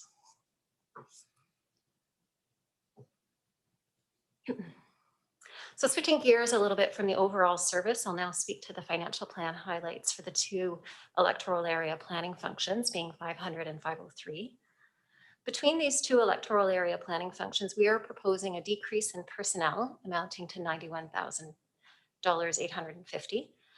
Note that there is no change to the actual planning staff. Rather, this reduction is attributed to a shift to the allocation of support service positions and related funding of those positions, so to other services. So for example, function 500 being current planning, we had a staffing allocation of 8.4 full-time equivalents in 2020, and in 2021, we are proposing to reduce that to 6.45. And similarly, in long-range planning, in 2020, we had an allocation of 1.6 full-time equivalent, and in that was in 2020. And for 2021, we're proposing a reduction to 1.05 of an FTE. And yeah, so still the same people involved in these services. We're also proposing a significant decrease in operating costs between 2021 and 2020, amounting to $565,678. This is primarily attributable to the full expenditure of our $500,000 grant that we received from the National Disaster Mitigation Program and Emergency Management BC. That grant was awarded in 2019 to complete coastal flood mapping. And similar to other project-specific grants, this was a cash flow in, cash out scenario and did not impact the requisition in either 2020 or going forward in 2021. The other reduction to operating costs is related to our Rethink Comox Valley initiative, namely a reduction in proposed professional development and related travel costs proposed for 2021. The work of both of the electoral area planning functions is closely aligned with the board's strategic drivers, and Ton and I are going to talk a little bit about that right now. Ton, if you wouldn't mind talking about the 2020 accomplishments in 500. Thanks, Lana. Through the chair to Madam Chair and the directors, I'm here to speak of this slide. The plan development website was updated to make it more user-friendly. Due to COVID-19, we noticed that there was a lack of communication at the front office, so we were able to consolidate web pages into one location. We updated our online application and provided the public to submit submissions through online instead of coming into the office. We completed 3 video tutorials on development areas. We worked closely with bylaw compliance to create an aquatic riparian habitat DP video, steep slopes video, and an Eagles and Heron rookery development permit. These 3 videos are accessible online. On November 24th, 2020, the board adopted the policies addressing cultivation, processing, and sales of cannabis in the official community plan.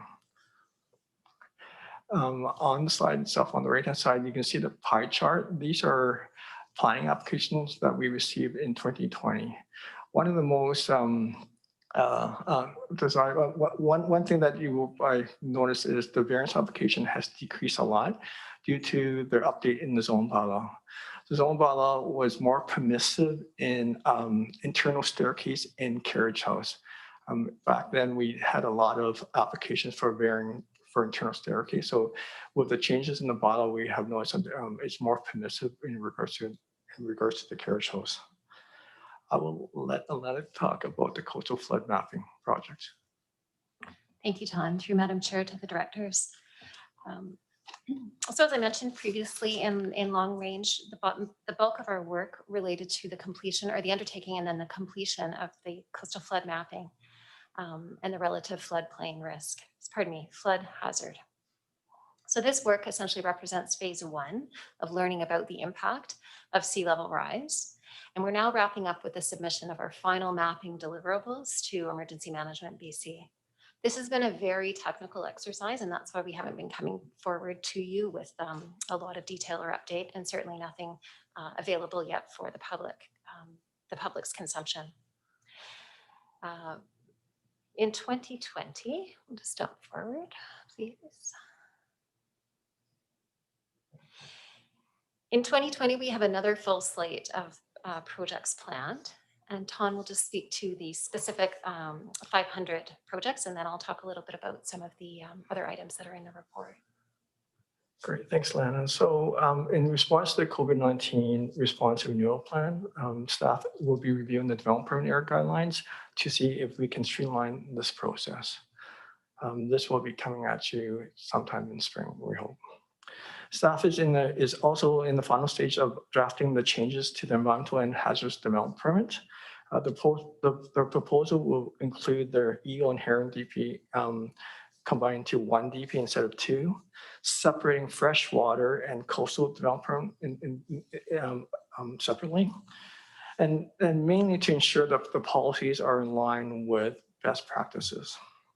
As mentioned in the last slide, the fish plan was adopted to address the cultivation, processing, and sales of cannabis. The 21 priorities will be updating the zone bylaw to reflect the new cultivation and of cannabis uses in the zone bylaw.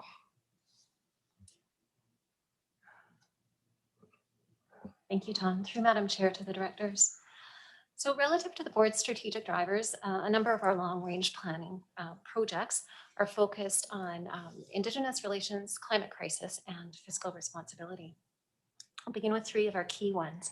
You'll note that I've included in Appendix A 2 project plans, one for the phase 2 of our coastal flood work, and a second for an agricultural planning project. The third one that is referenced in the staff report, but you don't have a project plan for, is our Gartley Beach Green Shores pilot project. So this includes a public education workshop, and it is planned in partnership with the BC Stewardship Centre. We'll be reporting to you with a more fulsome report in this quarter. However, please note that the budget implications for this project are primarily grant funded. We are proposing $10,000 in other professional fees to be drawn from requisition in order to support primarily public education and outreach. The two projects that are highlighted in Appendix A for you, I'll speak to those at high level and certainly can answer any questions that you might have. So on the coastal flood adaptation strategy, this project essentially asks the so what now questions following completion of our mapping work. And it is in this project that we'll delve into determining with our consultant and proposing some options to you, how best to present the mapping findings to our public, because we certainly wouldn't want to be dumping that very technical mapping into the community without context or an understanding of what now and overall context. The work will also include a risk assessment, again, a very technical exercise to be undertaken by our consulting engineer. And that risk assessment will be relative to the hazards identified in the mapping and will involve significant public input eventually, knowing that risk assessment is very much a value-based assessment as much as it can be a technical exercise. This work will also be identifying options for responding to the risks, including costing for any publicly led interventions. We'll end up with an adaptation strategy that should guide future policy, assist us with asset management, and potentially result in a need for regulatory changes to the floodplain bylaw and building bylaw. And note that we do expect to have a number of different strategies for different sections of our coast, given the variation within our coast and the differing risk levels that citizens will ascribe to those sections of coastline. We're working on a more fulsome staff report for you for March. And we'll also be able to give the final update on the mapping deliverables. On the agricultural planning project, you'll note in the appendix, I've broken this over 3 budget years.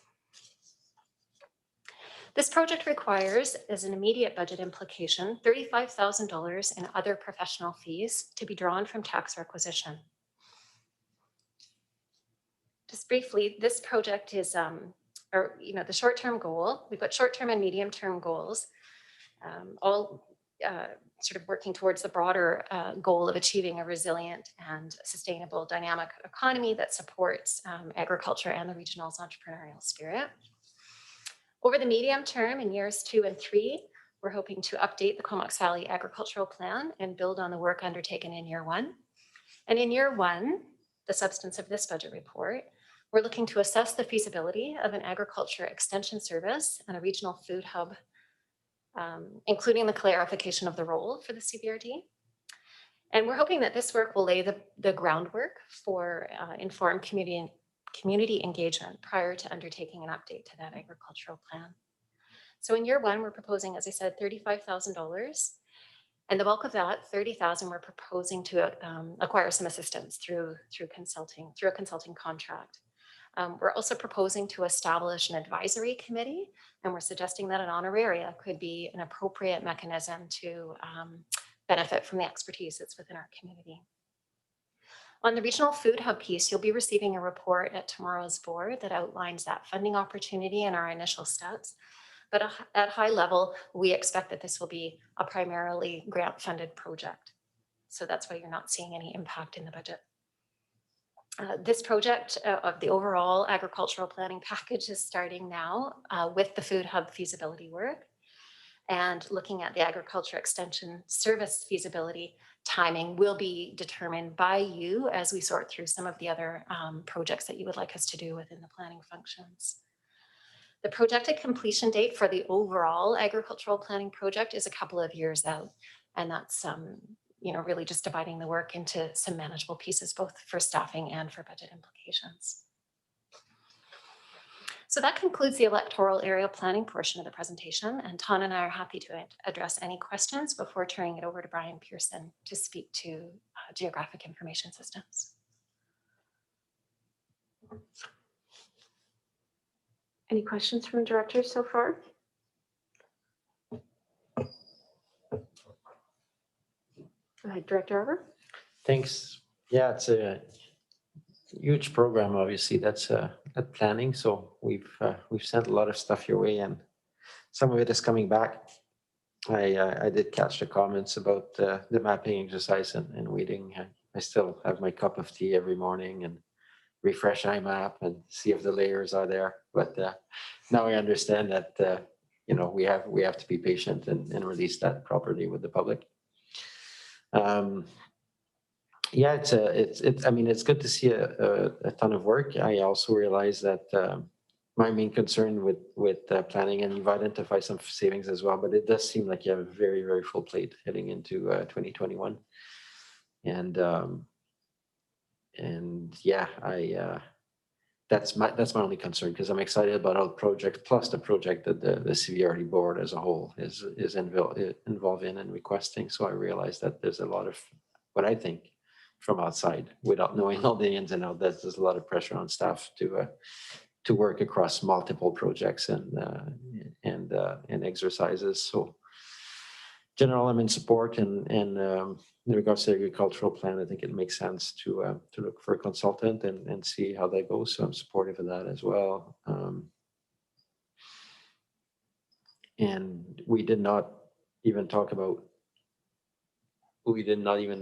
Union Bay Estates in the scope of work and all these different things. So, I mean, there's just a ton, right? That it's not even in the presentation. It's probably something that's consuming quite a bit of time.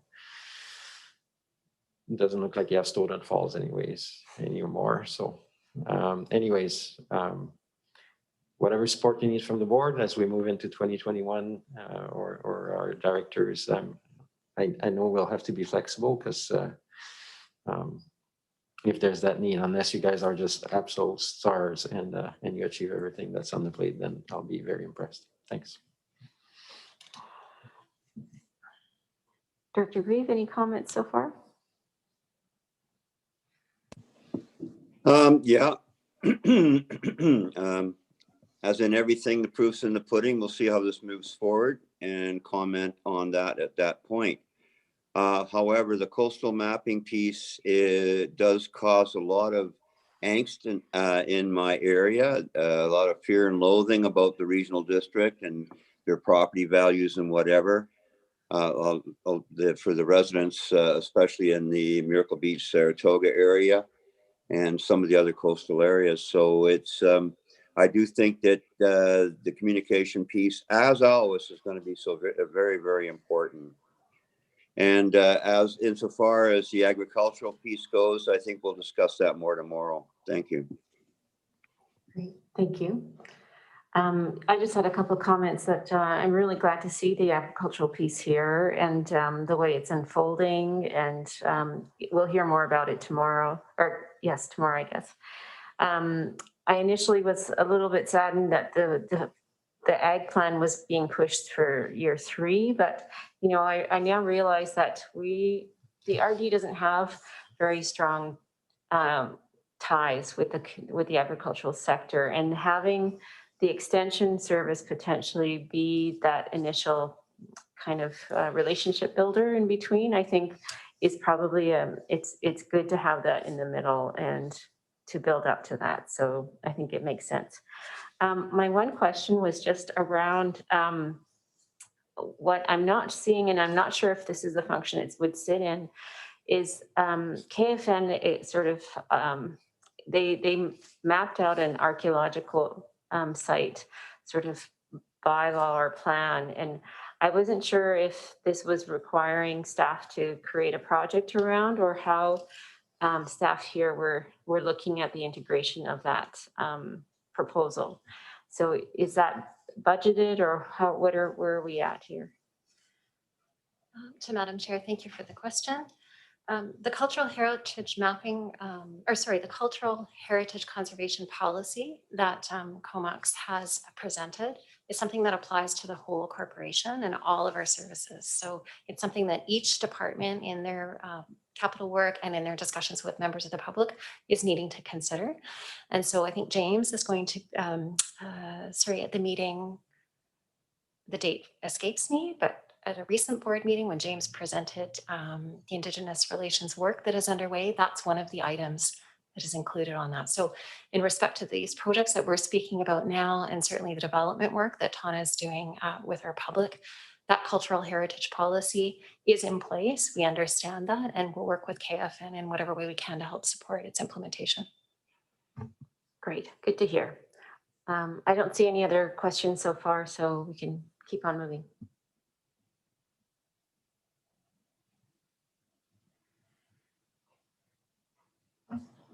Very interesting how it slowly comes up. Through Madam Chair, I'm here to talk about the Geographical Information Systems function. I guess the function's been in the budget for 22 years. I'm trying to remember that. Anyways, GIS looks after the mapping for not only the planning department, but other functions as well through a support mechanism where they're charged for it. It also looks after map production, something new now coming along, which is asset GIS, or looking after the mapping of our horizontal assets, pipes in the ground and parks and features in parks, signs and things like that. As well as GIS looks after house numbering, and including another piece that's being weaved into the picture is Next Gen 911, where our house numbering has to meet certain requirements at a provincial and national standard. So there's consistent mapping across the country.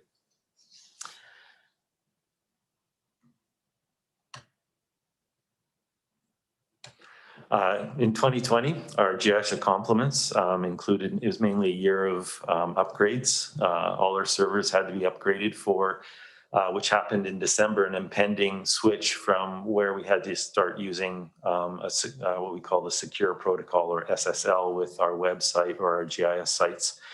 So that meant all of our servers had to be upgraded. All our servers are virtual servers, so it was just it was not a physical upgrade. It was a upgrading of the actual virtual servers themselves. The one capital project was the purchase of a new host server that runs most of our GIS servers. And in doing so, in December, middle of December, we had to switch our public site to SSL, which is HTTPS, to secure it, because essentially everything on the internet, as you'll see, is going to HTTPS protocol for just that secure piece, with the other viruses that aren't COVID-19. Last year also included the capture of 2020 air photos for the whole regional district. This was now our second year of digitally captured, or a second time of digitally capturing the air photos, where we don't take pictures anymore. We actually just are the aircraft are flying with digital cameras, so it's a faster process. And we actually got them back in 2020, just in December. So they will show up as part of the work plan for 2021. The other piece we do is we look after, as I said, GIS for most of our other functions, as well as the Village of Cumberland, our Northern Regional District, Mount Waddington Regional District, as well as Powell River Regional, or Cape Cathett Regional District, which was Powell River Regional District previous.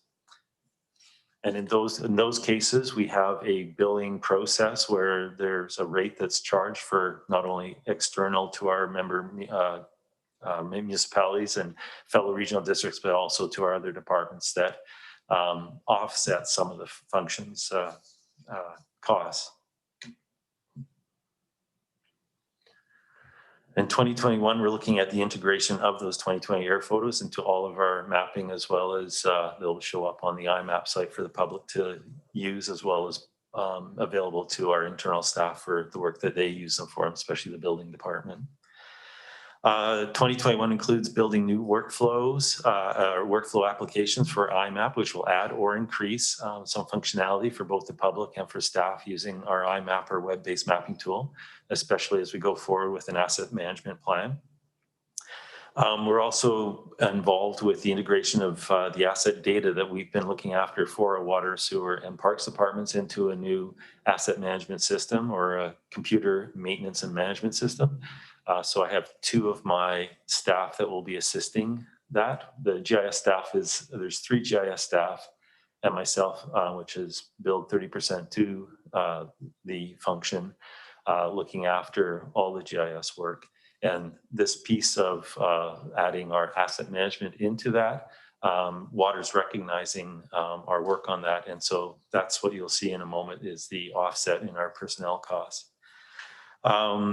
The other piece of the puzzle is we're assisting with the name of the software that we're using is CityWorks. So there's not only involving installation, bring that software up to speed for the staff to start using it in our water department, but the GIS department has been maintaining that asset data for a number of years. So they have not only the history, but they have the knowledge behind how it's been looked after and how we're going to integrate it into the new system. And we'll be working starting next week with the software company over the next 4 months to integrate and make available to our regional water department the asset management system, as well as we go forward looking after those maintenance contracts with our member municipality and other fellow regional districts. So this year, personnel costs have gone down 13,500. Just because the slide has already gone by, you can refer back to page 4 of your staff report on the top. And in the middle of it is the GIS numbers, and GIS, the personnel costs have gone down 13.5, and that's again, not only relating to or that's mainly relating to the water taking and back, I would say assisting with funding for 2 of my staff members as we go forward with the asset management system this year.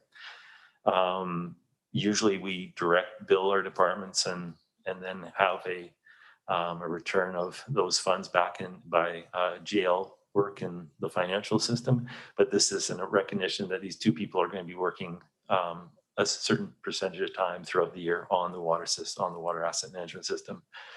And our operating costs have gone down 23,600, and that's related to less travel for education. It's also we had a number of contractor work that finished up, mainly the air photos, as well as some programming work that we had done that was done last year that won't show up in this year. So every second year, there's a wave of increase as we our portion of capturing those air photos and the contract fees related to that. The bottom of the slide shows our intended revenue, which has been pretty consistent over the last 5 or 6 years with our member municipalities, our internal departments, as well as a little bit of sales to the public. That used to be quite high a long time ago, the general public sales, but now they have the IMAP tool available to them. So that's pretty much just people who want wall maps or something for us to produce. They're available for sale, for counter sale as well. We still do that a little bit. Any other question or any questions? I'll finish up and open to questions.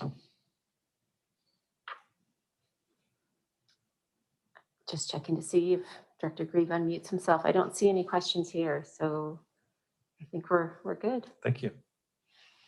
And at some point in time, that coastal floodplain mapping will work its way into IMAP as well as we go through the next parts of it. Excellent. Are we going to go on to the compliance as well? We'll do that.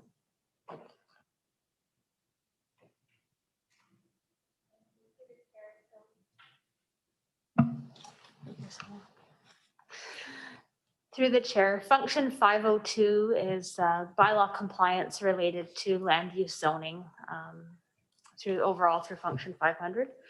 So 502 is responsible for enforcement of land use and zoning violations. Development permits, that might be work done without the benefit of a permit in an environmental area or maybe a steep slope, needle tree. Also enforcing activities in contravention of the zoning bylaw. So just simply land use violations. Could be additional dwellings built that would also, require a building permit, but it's a violation of the particular zoning. Could be a business operating in a particular zone that doesn't allow it or support it. So for the strategic drivers, community partnerships, we work with a lot of agencies on the zoning files, lots of municipal and provincial agencies as well on files to get compliance and just a better understanding of any other regulations that might apply, especially on the environmental files. So challenges for 502, enforcement on development permit related files. Enforcement options are limited. It's not a file or a bylaw. We can't ticket on them. So we try really hard to gain compliance, educate the individual to come in and get that permit, even if it's retroactive, as well as challenges we're also seeing are on housing. I've been before and spoke about RVs, but a growing challenge is the tiny or small homes that are kind of built off the radar and aren't going to pass any building inspection, likely are in contravention of zoning for a variety of reasons. We're seeing more and more of those as well. This is just a snapshot of all files for bylaw in 2020, but for function 502, it's a total of 32% of zoning related files. So that's a combination of zoning use, which are those land use, maybe that business operating contrary to zoning. Zoning other is what we classify are those DP, development permit related files, where we get a file that work's been done without a permit. And then we also have identified as zoning within the ALR when we receive a file, just so we can break it down a bit more. So it was 32% of our total file load for the year, which was 252 files. The 2020 accomplishments, like I said before, increased working relationships with RCMP and joint approaches to problem properties. Really fostered that relationship even further this year. And bylaw staff managed COVID-19 responses, tracking of complaints and calls and public inquiries, as well as site visits on top of the regular file load. That has slowed down considerably. Weeks will go by now before I get an inquiry on COVID, but throughout the summer months, it was a great part of our day.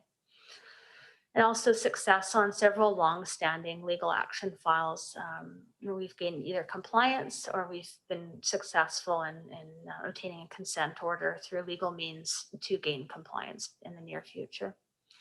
As well as established local interest and support for implementing the bylaw offense notification system or the adjudication system. And this support was conversations with staff and management for bylaw across the valley to see if there's any interest in joining up on that adjudication system jointly, and there seems that there still is. The 2021 work plan priorities. So the COVID renewal and response plan we'll be pursuing the restructuring of existing bylaw services into two separate services.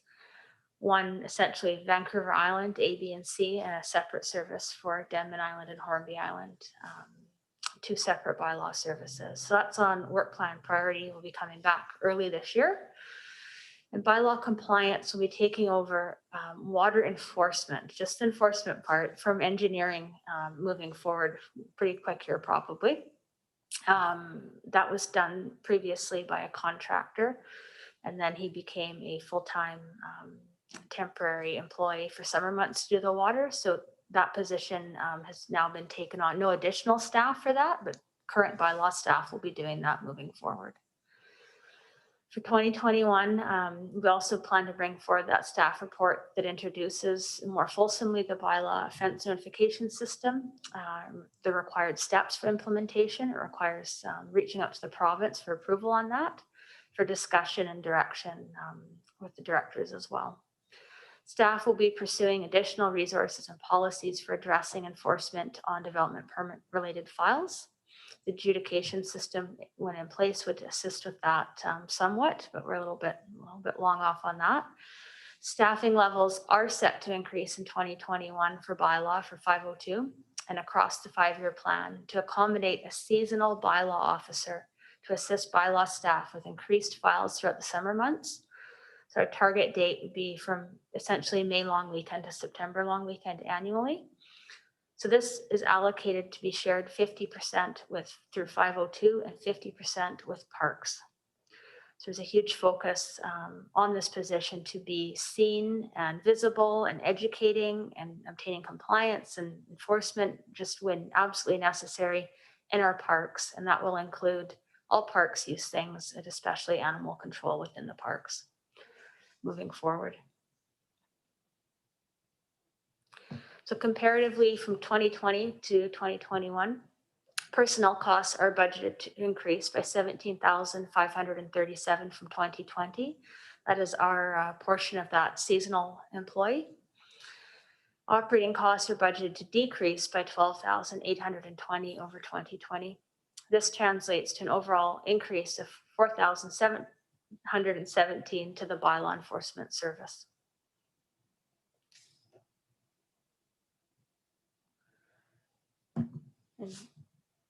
Any questions?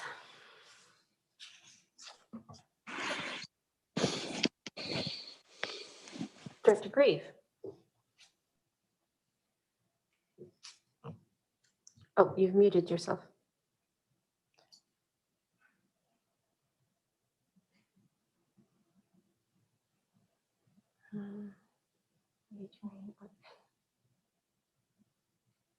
I think you have a question. I see a hand up.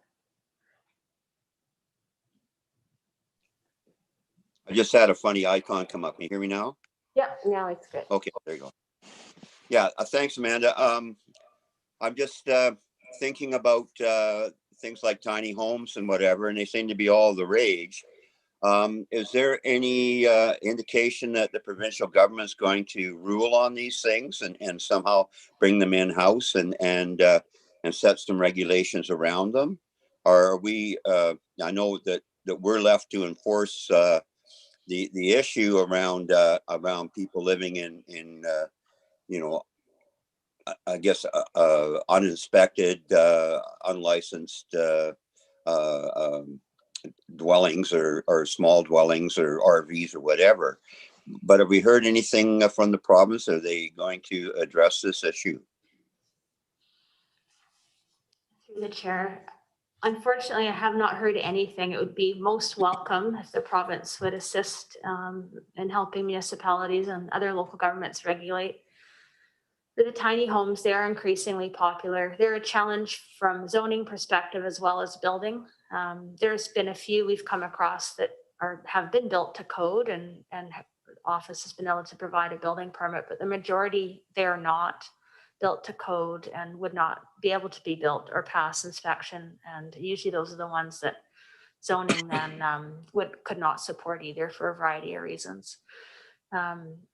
We're not alone in this. There's, every regional district across the province, municipality has seen an increase in these. So I think we'll be doing conferences via Zoom all summer instead of in person, but I believe it'll be a topic and some workshops and some more education for us as staff to regulate and enforce and even be more permissive if we choose on them moving forward.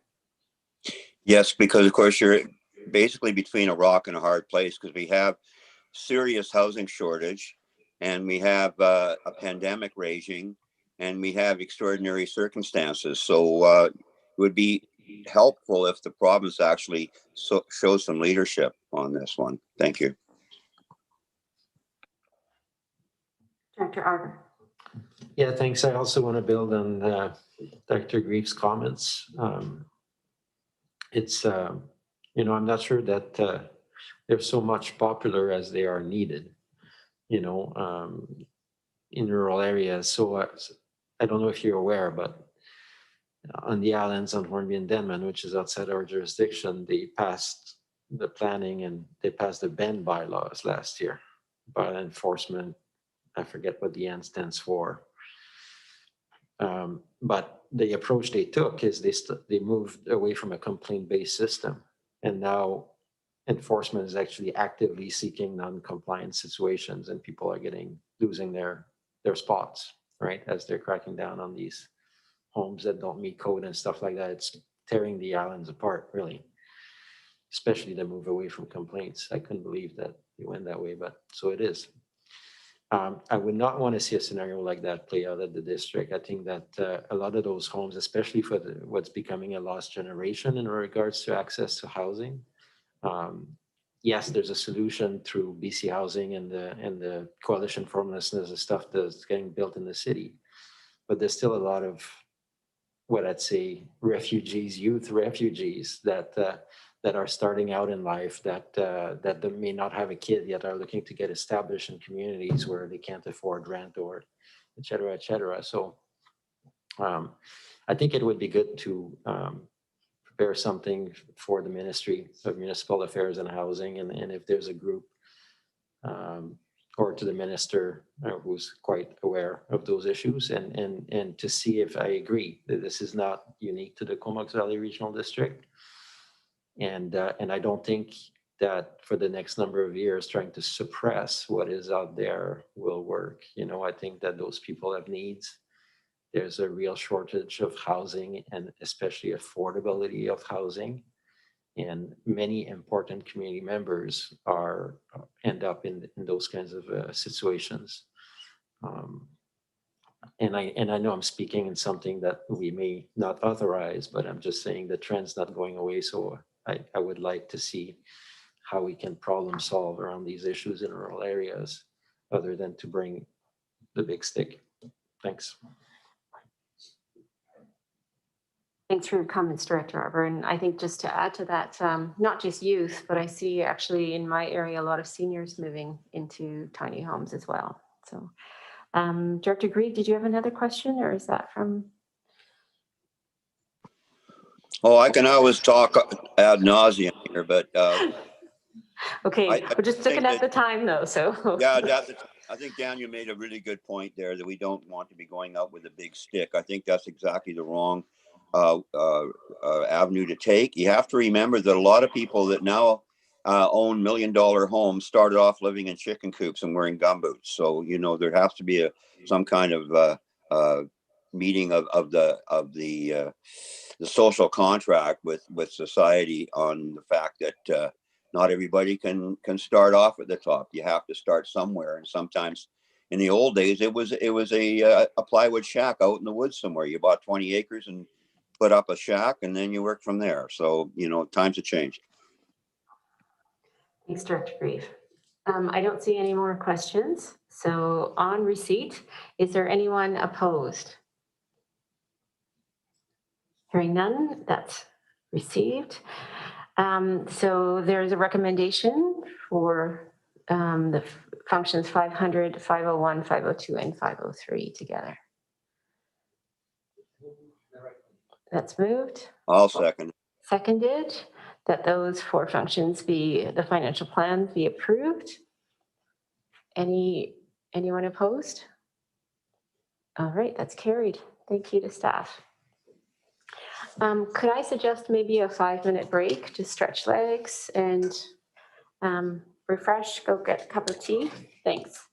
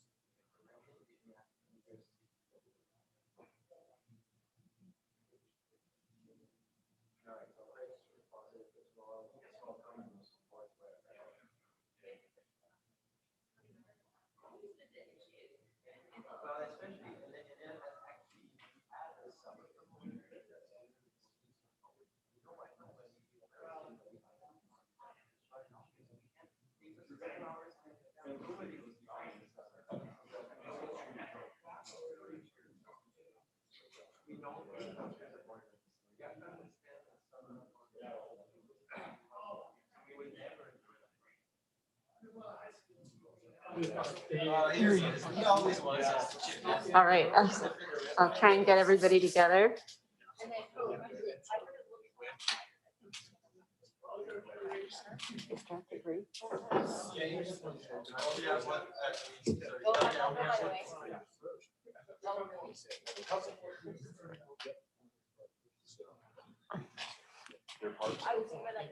All right, we still have a few more items on the agenda. We'd love to get out of here before. Let's see, who's gonna put a bet on 3:15, maybe? Okay, and Director Bree, you're on, so let's call the meeting back to order. Moving on, we are at the Denman Island Recreation, Hornby Island Recreation, and Part A Hornby Denman Recreation Complexes Contribution Services Functions 605, 606, and 607 for receipt. Moved. Second. Good. And over to staff. Thank you very much, Chair and Directors. And this one, Kevin Duval will be presenting and answering any of your questions. Thank you very much to the chair, to the directors. Good afternoon. So yes, I'll be presenting this and the next staff report as well with respect to the library district contribution service as well. These three little services, as directors may recall, have typically in the past been reviewed with the directors individually. They're very small contribution services, not a lot of big things to them, but we felt just from an increased transparency and accountability perspective, we wanted to make sure we brought this into an open meeting and just had them presented for your information. So these three services pertain to recreational contributions, particularly for Denman and Hornby Islands. 605 and 606 are contributions to Denman and Hornby Island for the recreation activities and programs that they put on over the course of the year. Those contributions are made through our community partners on the islands. For Denman, that would be DIRA, the Denman Island Residents Association, and on Hornby, of course, through HIRA. With respect to 607, that is actually the contribution service for Denman and Hornby Islands to our recreational complex services, 645, because of course the islands are not participants within our broader recreation complexes service. So through bylaw, they make a defined contribution annually to provide some supports for the programs that they may at times take advantage of within those services. So as you can see, the tax requisitions for 2021 essentially are going to remain unchanged from 2020. Very, very small changes. And as I mentioned, for 605, which is Denman Island, that supports the activities on Denman Island that are funded through DIRA. So DIRA, what they do is they actually send out a kind of a request to the community for recreational projects. They do a kind of a community grant process, and then they would fund those accordingly. On Hornby Island, that is done through the Hornby Island Residents and Ratepayers Associations. These are for initiatives that they coordinate and put on in-house.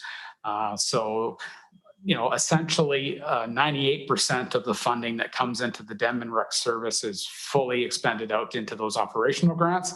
With respect to Hornby, it's about 67%, but we also do have a reserve, we're actually recommending that a reserve be established for that service to help support future recreational activities and to also, make an effort to try to keep the requisition a bit more kind of stable and or projected.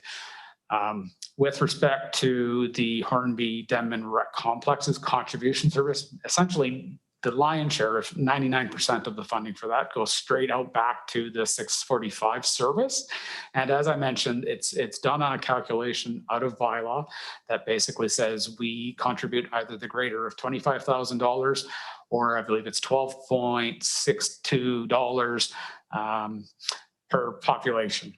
That bylaw was actually done back in 2005, I believe, so it has been in place a number of years. At some point, we may want to kind of just revisit that to make sure that is, still a reasonable contribution, and perhaps we may want to do that in line with the next census that comes up. But staff will certainly take a look at that and bring back any recommendations at a later date. So as you can see on the screen ahead of you, I mean, this is essentially kind of a snapshot of what's going on in these three little services. The two for Denman and Hornby 605 and 606 are supplemented also by a $4,000 each contribution from our rec grant service function 600. So between these two, that's what helps them then put on various types of recreational opportunities on the islands over the course of a year. So perhaps I'll leave it at that and certainly answer any questions. Director Arbor with a question. Thank you. This is one of the very few services where I come close to a conflict of interest because I coach soccer and that's under the umbrella of Hornby Recreation. Now I am a volunteer coach, so I don't believe there's any conflict. However, I have lobbied pretty hard for soccer balls and obtained them. So you never know. Just for full disclosure. In terms of the services, yeah, great explanation, Kevin, and I am very glad you bring them before the board this year instead of just through the director. And I think for the Hornby one, recreation, as we know, is one of the parks and recreation through the COVID era. Same thing, right? It's been such a need and so difficult for those organizations to deliver their programs this year. In terms of Hornby, I think one of the things that I'm watching is they're really close to the max requisition, and I think that can hamper the kind of broader thinking around the future recreation on the island. So I think at some point we might have a discussion with HIRA around looking at an AEP and maximum requisition and what may lie ahead. Most of the recreation supports programs rather than infrastructure, and we're well served with programs, but I think I'm starting to hear more and more from constituents who want infrastructure to be kept up to date as well. We don't actually, this program does not have any infrastructure, so it'd be through partnerships and such. For the other one, great history around the 2005, and that's basically a contribution to the Sports Commission, essentially, for the Sports Center and the Aquatic Center that was set up at the time with the recognition that island residents did not access those facilities as much. I don't mind revisiting it. I think it's a good model. The percentage can be discussed of what is getting paid. But especially, I think I've talked to our CEO about that, especially with the exhibition ground coming under the Sports Commission. I think I would love to see if the islands could actually get out of the exhibition service and maybe pack it into this one, into a general agreement like that, where they pay a certain percentage, realizing that access can be difficult and realizing that those islands have their own infrastructure and facilities around some of these things. Otherwise, looks good. So yeah, I don't know. Maybe my question to staff is: Denman in a similar situation as Hornby? Are they close to the maximum requisition for the Denman rec budget? I think Hornby is within $2,000 or something. Like they're really close to it. Yeah, through the chair to the director. So yes, with respect to Hornby, you're correct. They're about 5,000 to 6,000 away. Right now, our requisition for 2021 is 28,000, and I believe the max levy is about 34. So it's definitely been on my radar as well, that at some point we were going to start kind of really creeping up to that max levy, and that we'd have to revisit that. With respect to Dem and Rec, currently we're requisitioning for 21 just a little over 15,000, and their max levy in 2021 is about just a hair over 23,000. So we've got a little bit more room to go on that one, but yeah. Thanks for the info. It's good to go otherwise. Any other questions or comments on those functions? Okay, hearing none on receipt. Is there anyone opposed? Okay, so that is carried, and we have a number of recommendations. One is that the financial plan for Denman Island Recreation Service Function 605 be approved. Second it. Second, is there anyone opposed? And that is carried. Move to. Moved and seconded that the Hornby Island Recreation Service Function 606 be approved. Anyone opposed? And that's carried. And we have a recommendation 3 as attached to 3. Nope. I can't hear what he's proposing. Okay, so it's been moved and I will second just because I want to hear what's going on. And I think Director Arbor would like to speak to recommendation 3. Thank you. I'll be in favor of the recommendation. I'm just wondering, based on the comments by our financial manager around a potential review of that service, and also of my comments around the exhibition ground, whether staff would like a requested action attached to that, or whether another motion or whatnot. Certainly the review of this will take place, and we will communicate that to the EA. Your concerns with respect to the exhibition grounds, perhaps if we meet and we can go through some of the options that might be available for you on that. So, okay, so we don't need to paper that. Correct.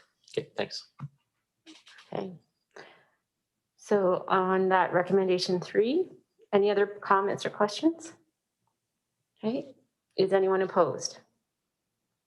That is carried. Thank you. And moving on to the Vancouver Island Regional Library, function 630. Moved Second. and seconded on receipt, and over back to Kevin. Thank you very much through the chair to the director. So I do have a short presentation for this one. So that's just being loaded up.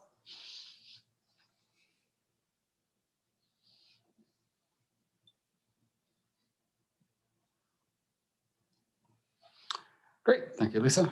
So just a brief history on this service. So again, this service, was established a number of years ago. And of course, as I mentioned earlier, this largely is to facilitate a contribution to the Vancouver Island Regional Library District. The service is funded, near entirely by tax requisition. And as it states up there, the tax rate for 2021 is estimated to be 0.1667 per thousand, slightly less than what it was in 2020. What that means for a house assessed at $500,000 is a tax levy of $83.35. And of course, all 3 electoral areas do participate in this service. This particular service, the budget request we get from VIRL is kind of broken into 2 components. So it is levied firstly on 50% of assessment and also 50% on population. So as you can see there, population, according to the submission from the regional library, population increased in 2021 by 0.34% versus 1.18% across the entire VIRL service area. With respect to assessments in the Comox Valley, those increased to about 5.8% for over 2020 versus about 5.4% across their entire service area. So a lot of consistency there. Basically, the IRL, their board meets, they adopt a 5-year plan similar to what we do. That 5-year plan, or the initial version thereof, was adopted back in September of 2020. We may see some further iterations of that, but at this point, that's kind of what we're going with. And we've provided a link within the staff report for those that may be interested in going and finding out more about their financial plan and what's all kind of built into that. So in front of you is the proposed budget for 2021. As you can see, the requisition is up slightly, $27,659. That again, largely is to accommodate the increased request from VIRL. Small little bit of surplus last year, no real surplus coming in this year. We're pretty well at a net zero at the end of 2020, so we won't have that available. And then, as I said, about 99.5% of all of that 1.38 million goes to support the ask from VIRL.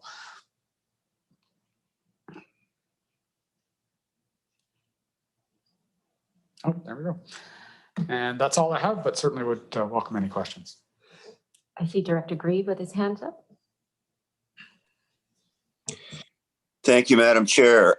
You've heard me in the past say that over 50% of the money that goes from property taxes in Area C ends up in the city of Courtenay, and this is another one. When you talk about transit, same thing, 7% of the service hours, 27% paying into transit.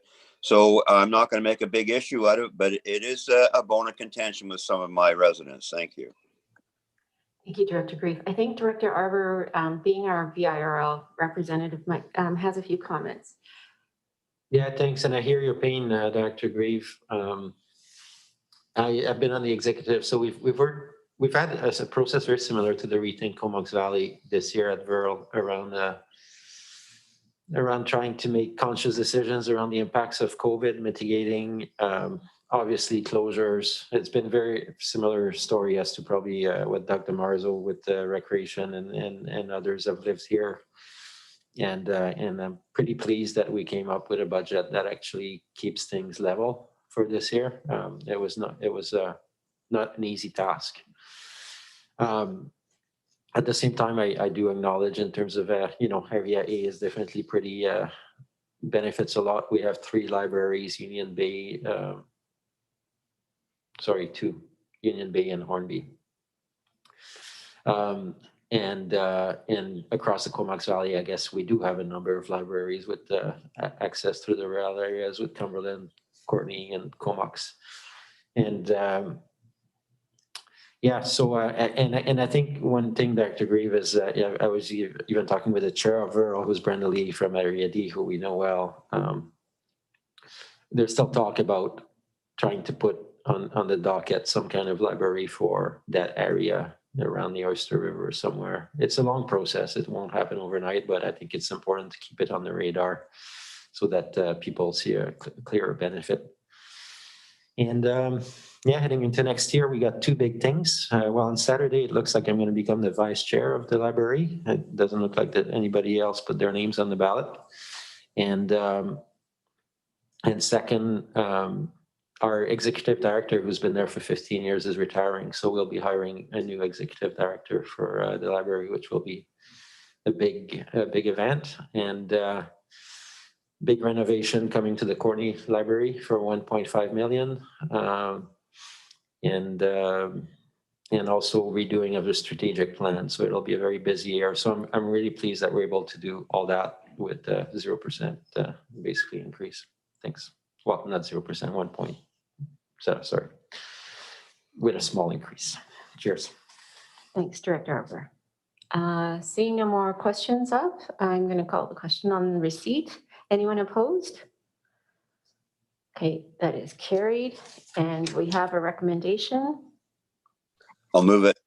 Moved and seconded that the financial plan for the Vancouver Island Regional Library Participation Service Function 630 be approved as presented. Anyone opposed? And that's carried. We have Hornby Island Community Hall Function 670 next. Moved and seconded, and over to staff. Thank you very much, Chair and Directors. And Doug DeMarzo will take you from Hornby Island to Comfort Stations and beyond. Thank you. And through the Madam Chair, before I get started, I'd just like to acknowledge that, yeah, we have a number of community hall budgets coming up. And in that sense, we have to think of what community halls mean to us. And to me, community halls are important focal points for activities that bring people together. They promote the healthy lifestyles, a place for idea sharing and socializing, and a place for celebration and sharing food. And there's no doubt that this year with COVID, all our community halls have been challenged. And you'll see those reoccurring themes throughout the presentations. With that, I'll get started into the Hornby Island Community Hall Service 670. One of the initiatives from Rethink Comox Valley was to bring a platform for those community halls to communicate with each other through COVID-19. And as such, the CVRD hosted many meetings from May and still ongoing to allow those communications to happen between community halls. A strategic driver is the community partnerships. and both fiscal responsibility, which you'll see throughout. Allowing with the community partnerships, we partner closely with HERA to look at how they run their community halls. And really, the conversation is largely driven through HERA and how this community hall operates, as well as the capital improvements needed. So it's very important those community partnerships are in place. And this hall, although shut down for most of the year, still did a little bit of work, including fixing chairs and stuff and resurfacing tables. So there's still some work ongoing, as well as some activities that still went on throughout the year, depending on various restrictions. So looking ahead to 2021, they still hope to achieve some accessibility upgrades as part of their capital planning. So if you look to the proposed budget, you will notice an increase here. And I think it's important to acknowledge that, you know, the increase is due to a number of things. First of all, here is looked at their wage review and structure. So there's some increases in line with that, as well as a significant contribution to the HERA core services. In 2019, for example, the budget was only 78,000. So you'll notice in 2 years, it's gone up to the proposed budget of 99,000 here. It is a little bit of a concern for us as we are looking at reserves in the future years. There's less money going into reserves, and some of the capital works where there's no capital works plan, there is no operating expenditures exceeding those reserves. So it is a bit of a trend and a concern at this stage, something to be noting in this budget. Otherwise, pretty much we hope to get back to serving the community as we move forward. And that pretty much brings us to the point of questions for this community hall service. Thanks, Doug. Any questions? Director Arbour. Yeah, thanks. It looks like we're keeping the requisition steady, but basically using the surplus of the past to bridge this year. But what will it mean for future years? Because as you say, we can't just keep drawing from, unless we start drawing from their capital reserve of 185,000. I think the Hornby Island Community Hall, it has to be looked at pretty carefully, especially as we consider bringing on new halls around the cost of operations. I do have some concerns around such a big increase in any year that, I mean, I understand the revenue drop from leases and fees, but I'm not seeing any of the fixed costs or personal costs having been affected at all through a year where the hall was basically closed for much of the year. So I do question what is happening over there around the community hall. And further, you know, I love what we're seeing on Denman, where for a similar amount of requisition, they're actually able to support 2 facilities now. And as the Arts Center come online, it's been my hope that we'd be able to fit them in as well as one possible option. You know, I know there's many options, but I'm just seeing how much more other communities are able to stretch the dollar, you know, of some of our other halls, whereas Hornby seems to be the cost leader for sure. So just my comment for today. And for this year, I guess I should be happy that the requisition stays the same, but it's a big red flag that they've got a big increase like that, and I'm not sure what that's gonna mean in the 5-year financial plan.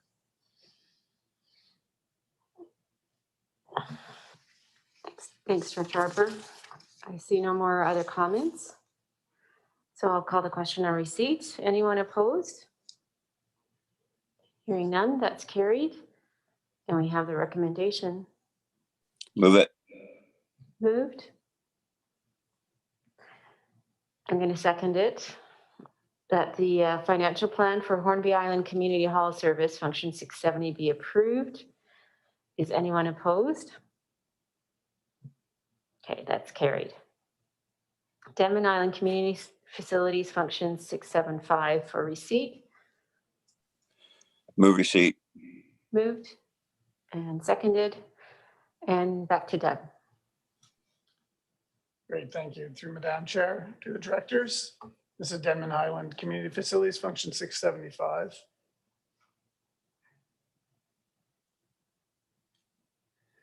And again, Denman benefited from being part of these meetings throughout the community halls as part of the Rethink Comox Valley.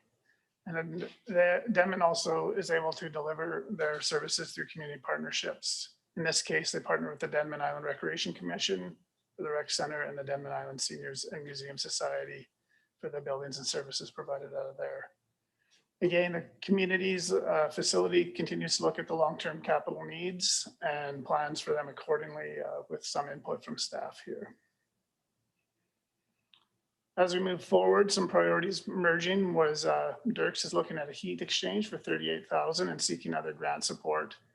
We have noted in this budget that of that $38,000, there is a potential of it being slated in this budget, although we're only hoping to contribute about 19 out of that.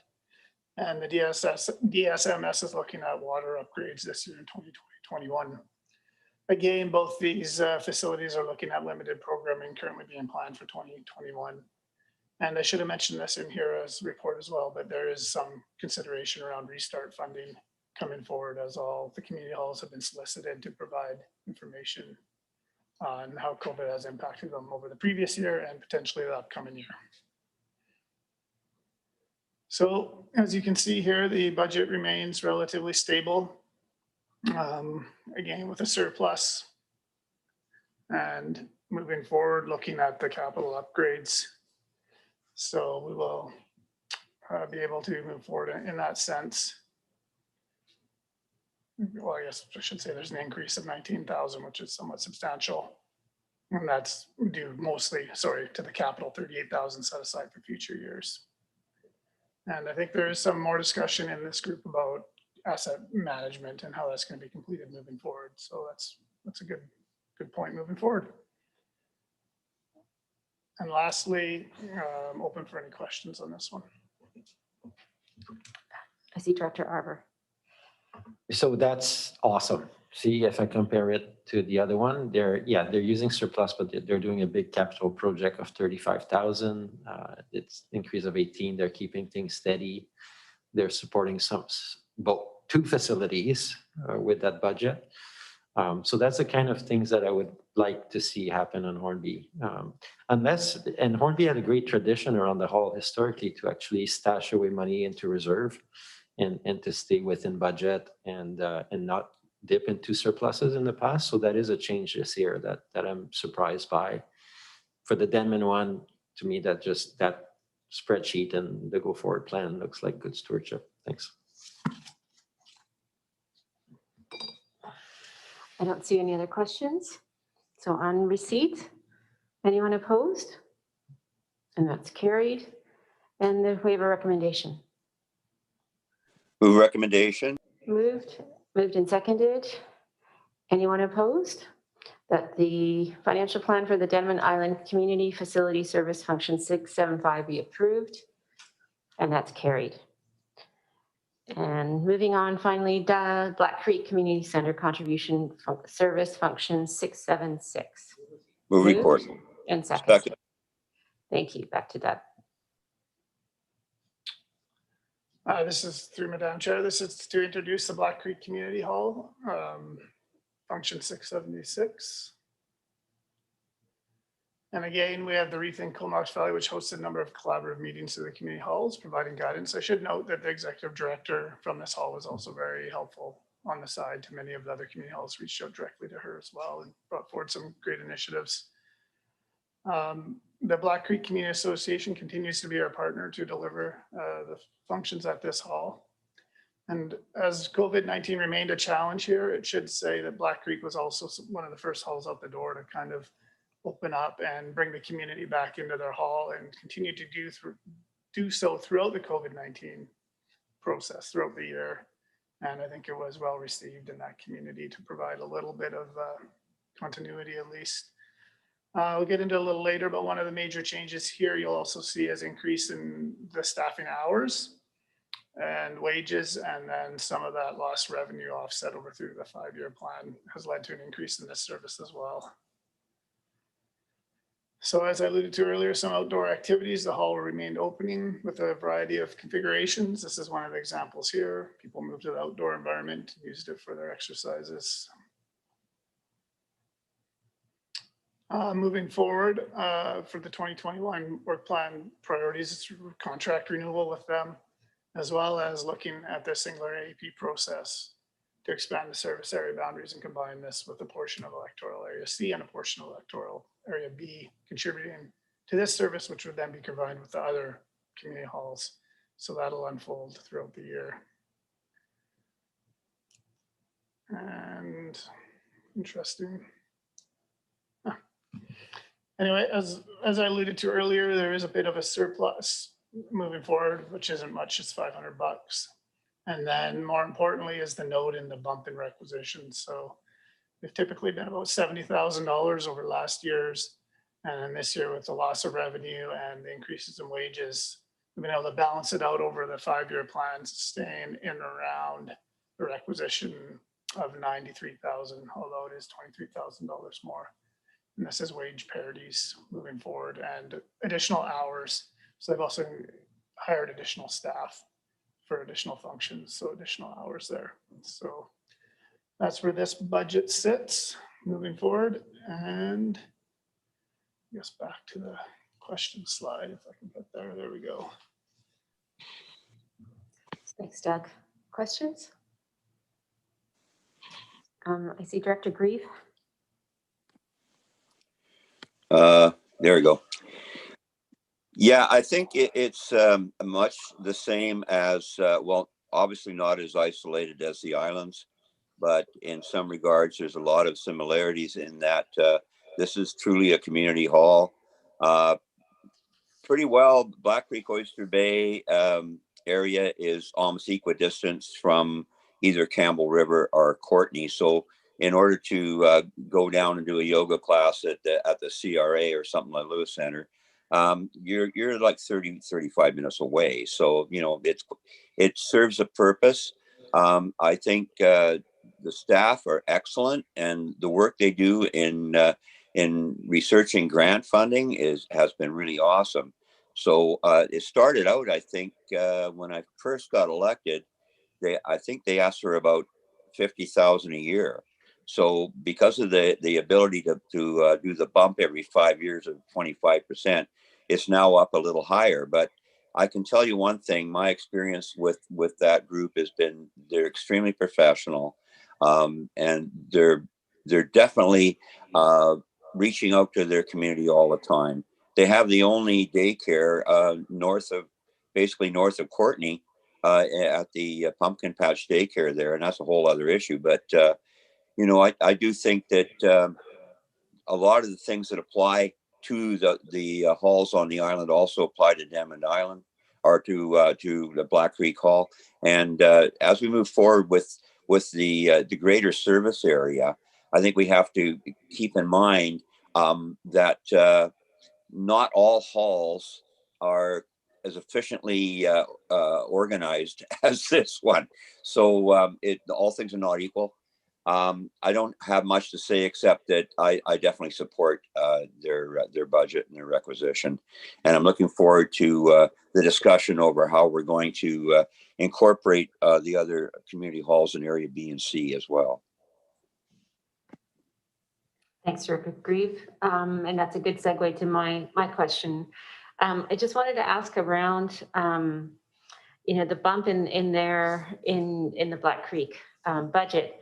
Was that primarily because they were open during COVID, or would some of those staff increases have happened anyways? Or I'm just trying to think, like, it was awesome that they were open, and I wouldn't, you know, really want it any other way, but just trying to see what the cost, I guess, was for them keeping open with reduced revenues.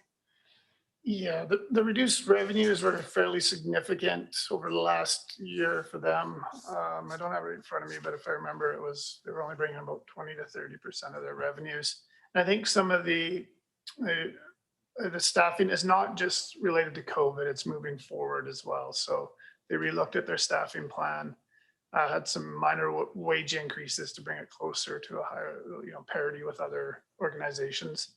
and then added some additional hours. So those hours are moving forward throughout the next 5 years as well and foreseeable future. So it's a combination of both.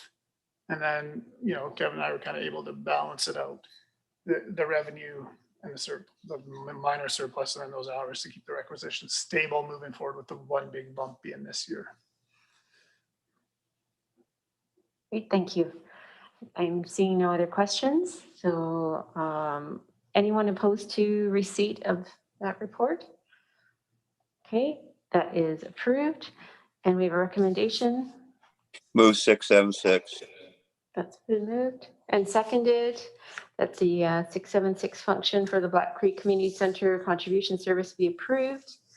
Anyone opposed? And that's carried.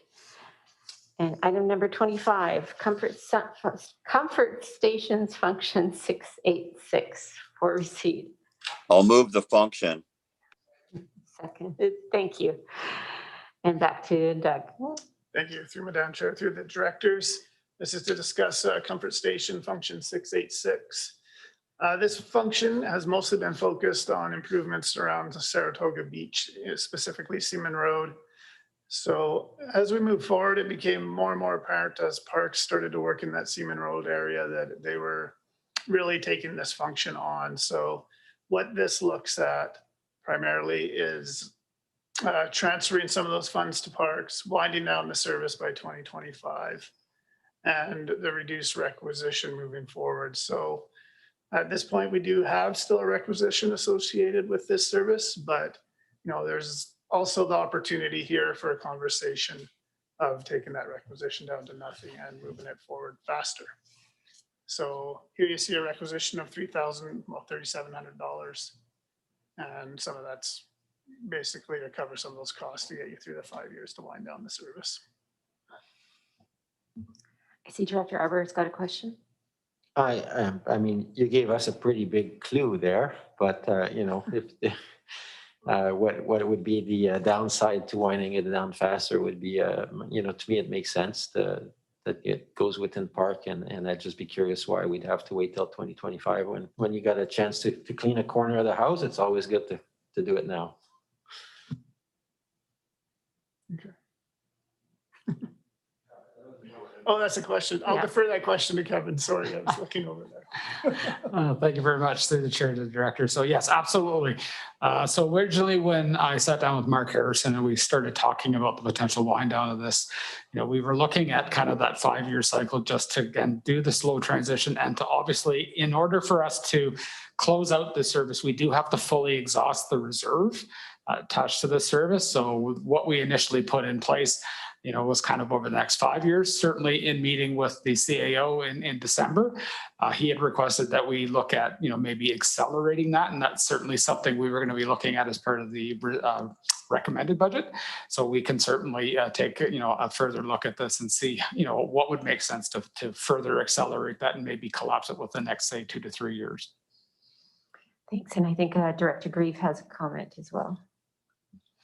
Yeah, I concur with that totally. So out of all the comfort stations, this is the only one that's standalone. And my understanding is that every function has a certain contribution to administration and what have you. So it's kind of superfluous to go ahead with a standalone function just for the Seaman Road location, you know, unless we were going to make it a part of a series of comfort stations across the area. But the rest of them are all pretty well part of parks, correct?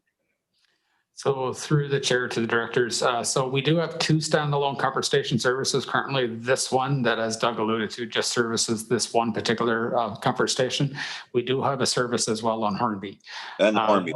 Yeah, that one is done through HIRA, so there would be a bit more kind of discussions with respect to if we wanted to look at something similar in that regard. But certainly with this one, absolutely, you know, given that the bulk majority of any comfort stations are within our parks anyway, it made sense just to streamline things and have them located within the park services themselves. Thank you. I think Director Arbor's got a follow-up. Yeah, just because I won't ask again for a year. Is there a possibility to wind down the reserve to just put a capital, I mean, we have a need for comfort stations in lots of places. So could we do a capital, invest in a new comfort station and then just wind down the service? That's a possibility, you know, even replacing our existing parks comfort stations could potentially fall into this. I think it's the same participants in this budget as it is in our park service for Bainstown and B and C. So that is a possibility we can look at. I think we'll have further conversation in the recommended budget. You'll see a solution to this.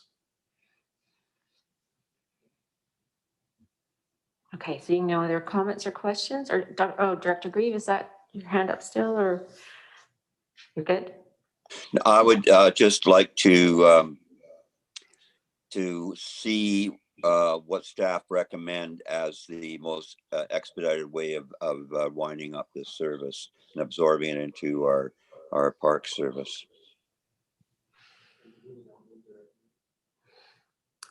And maybe for, I'll move referral to next CA with a staff report. I think we're still on receipt, but are there any other, I don't see Director Grieve with any questions. So on receipt, is there anyone opposed? Okay, seeing none, that is approved. And then we have a motion to refer. And I'll second it.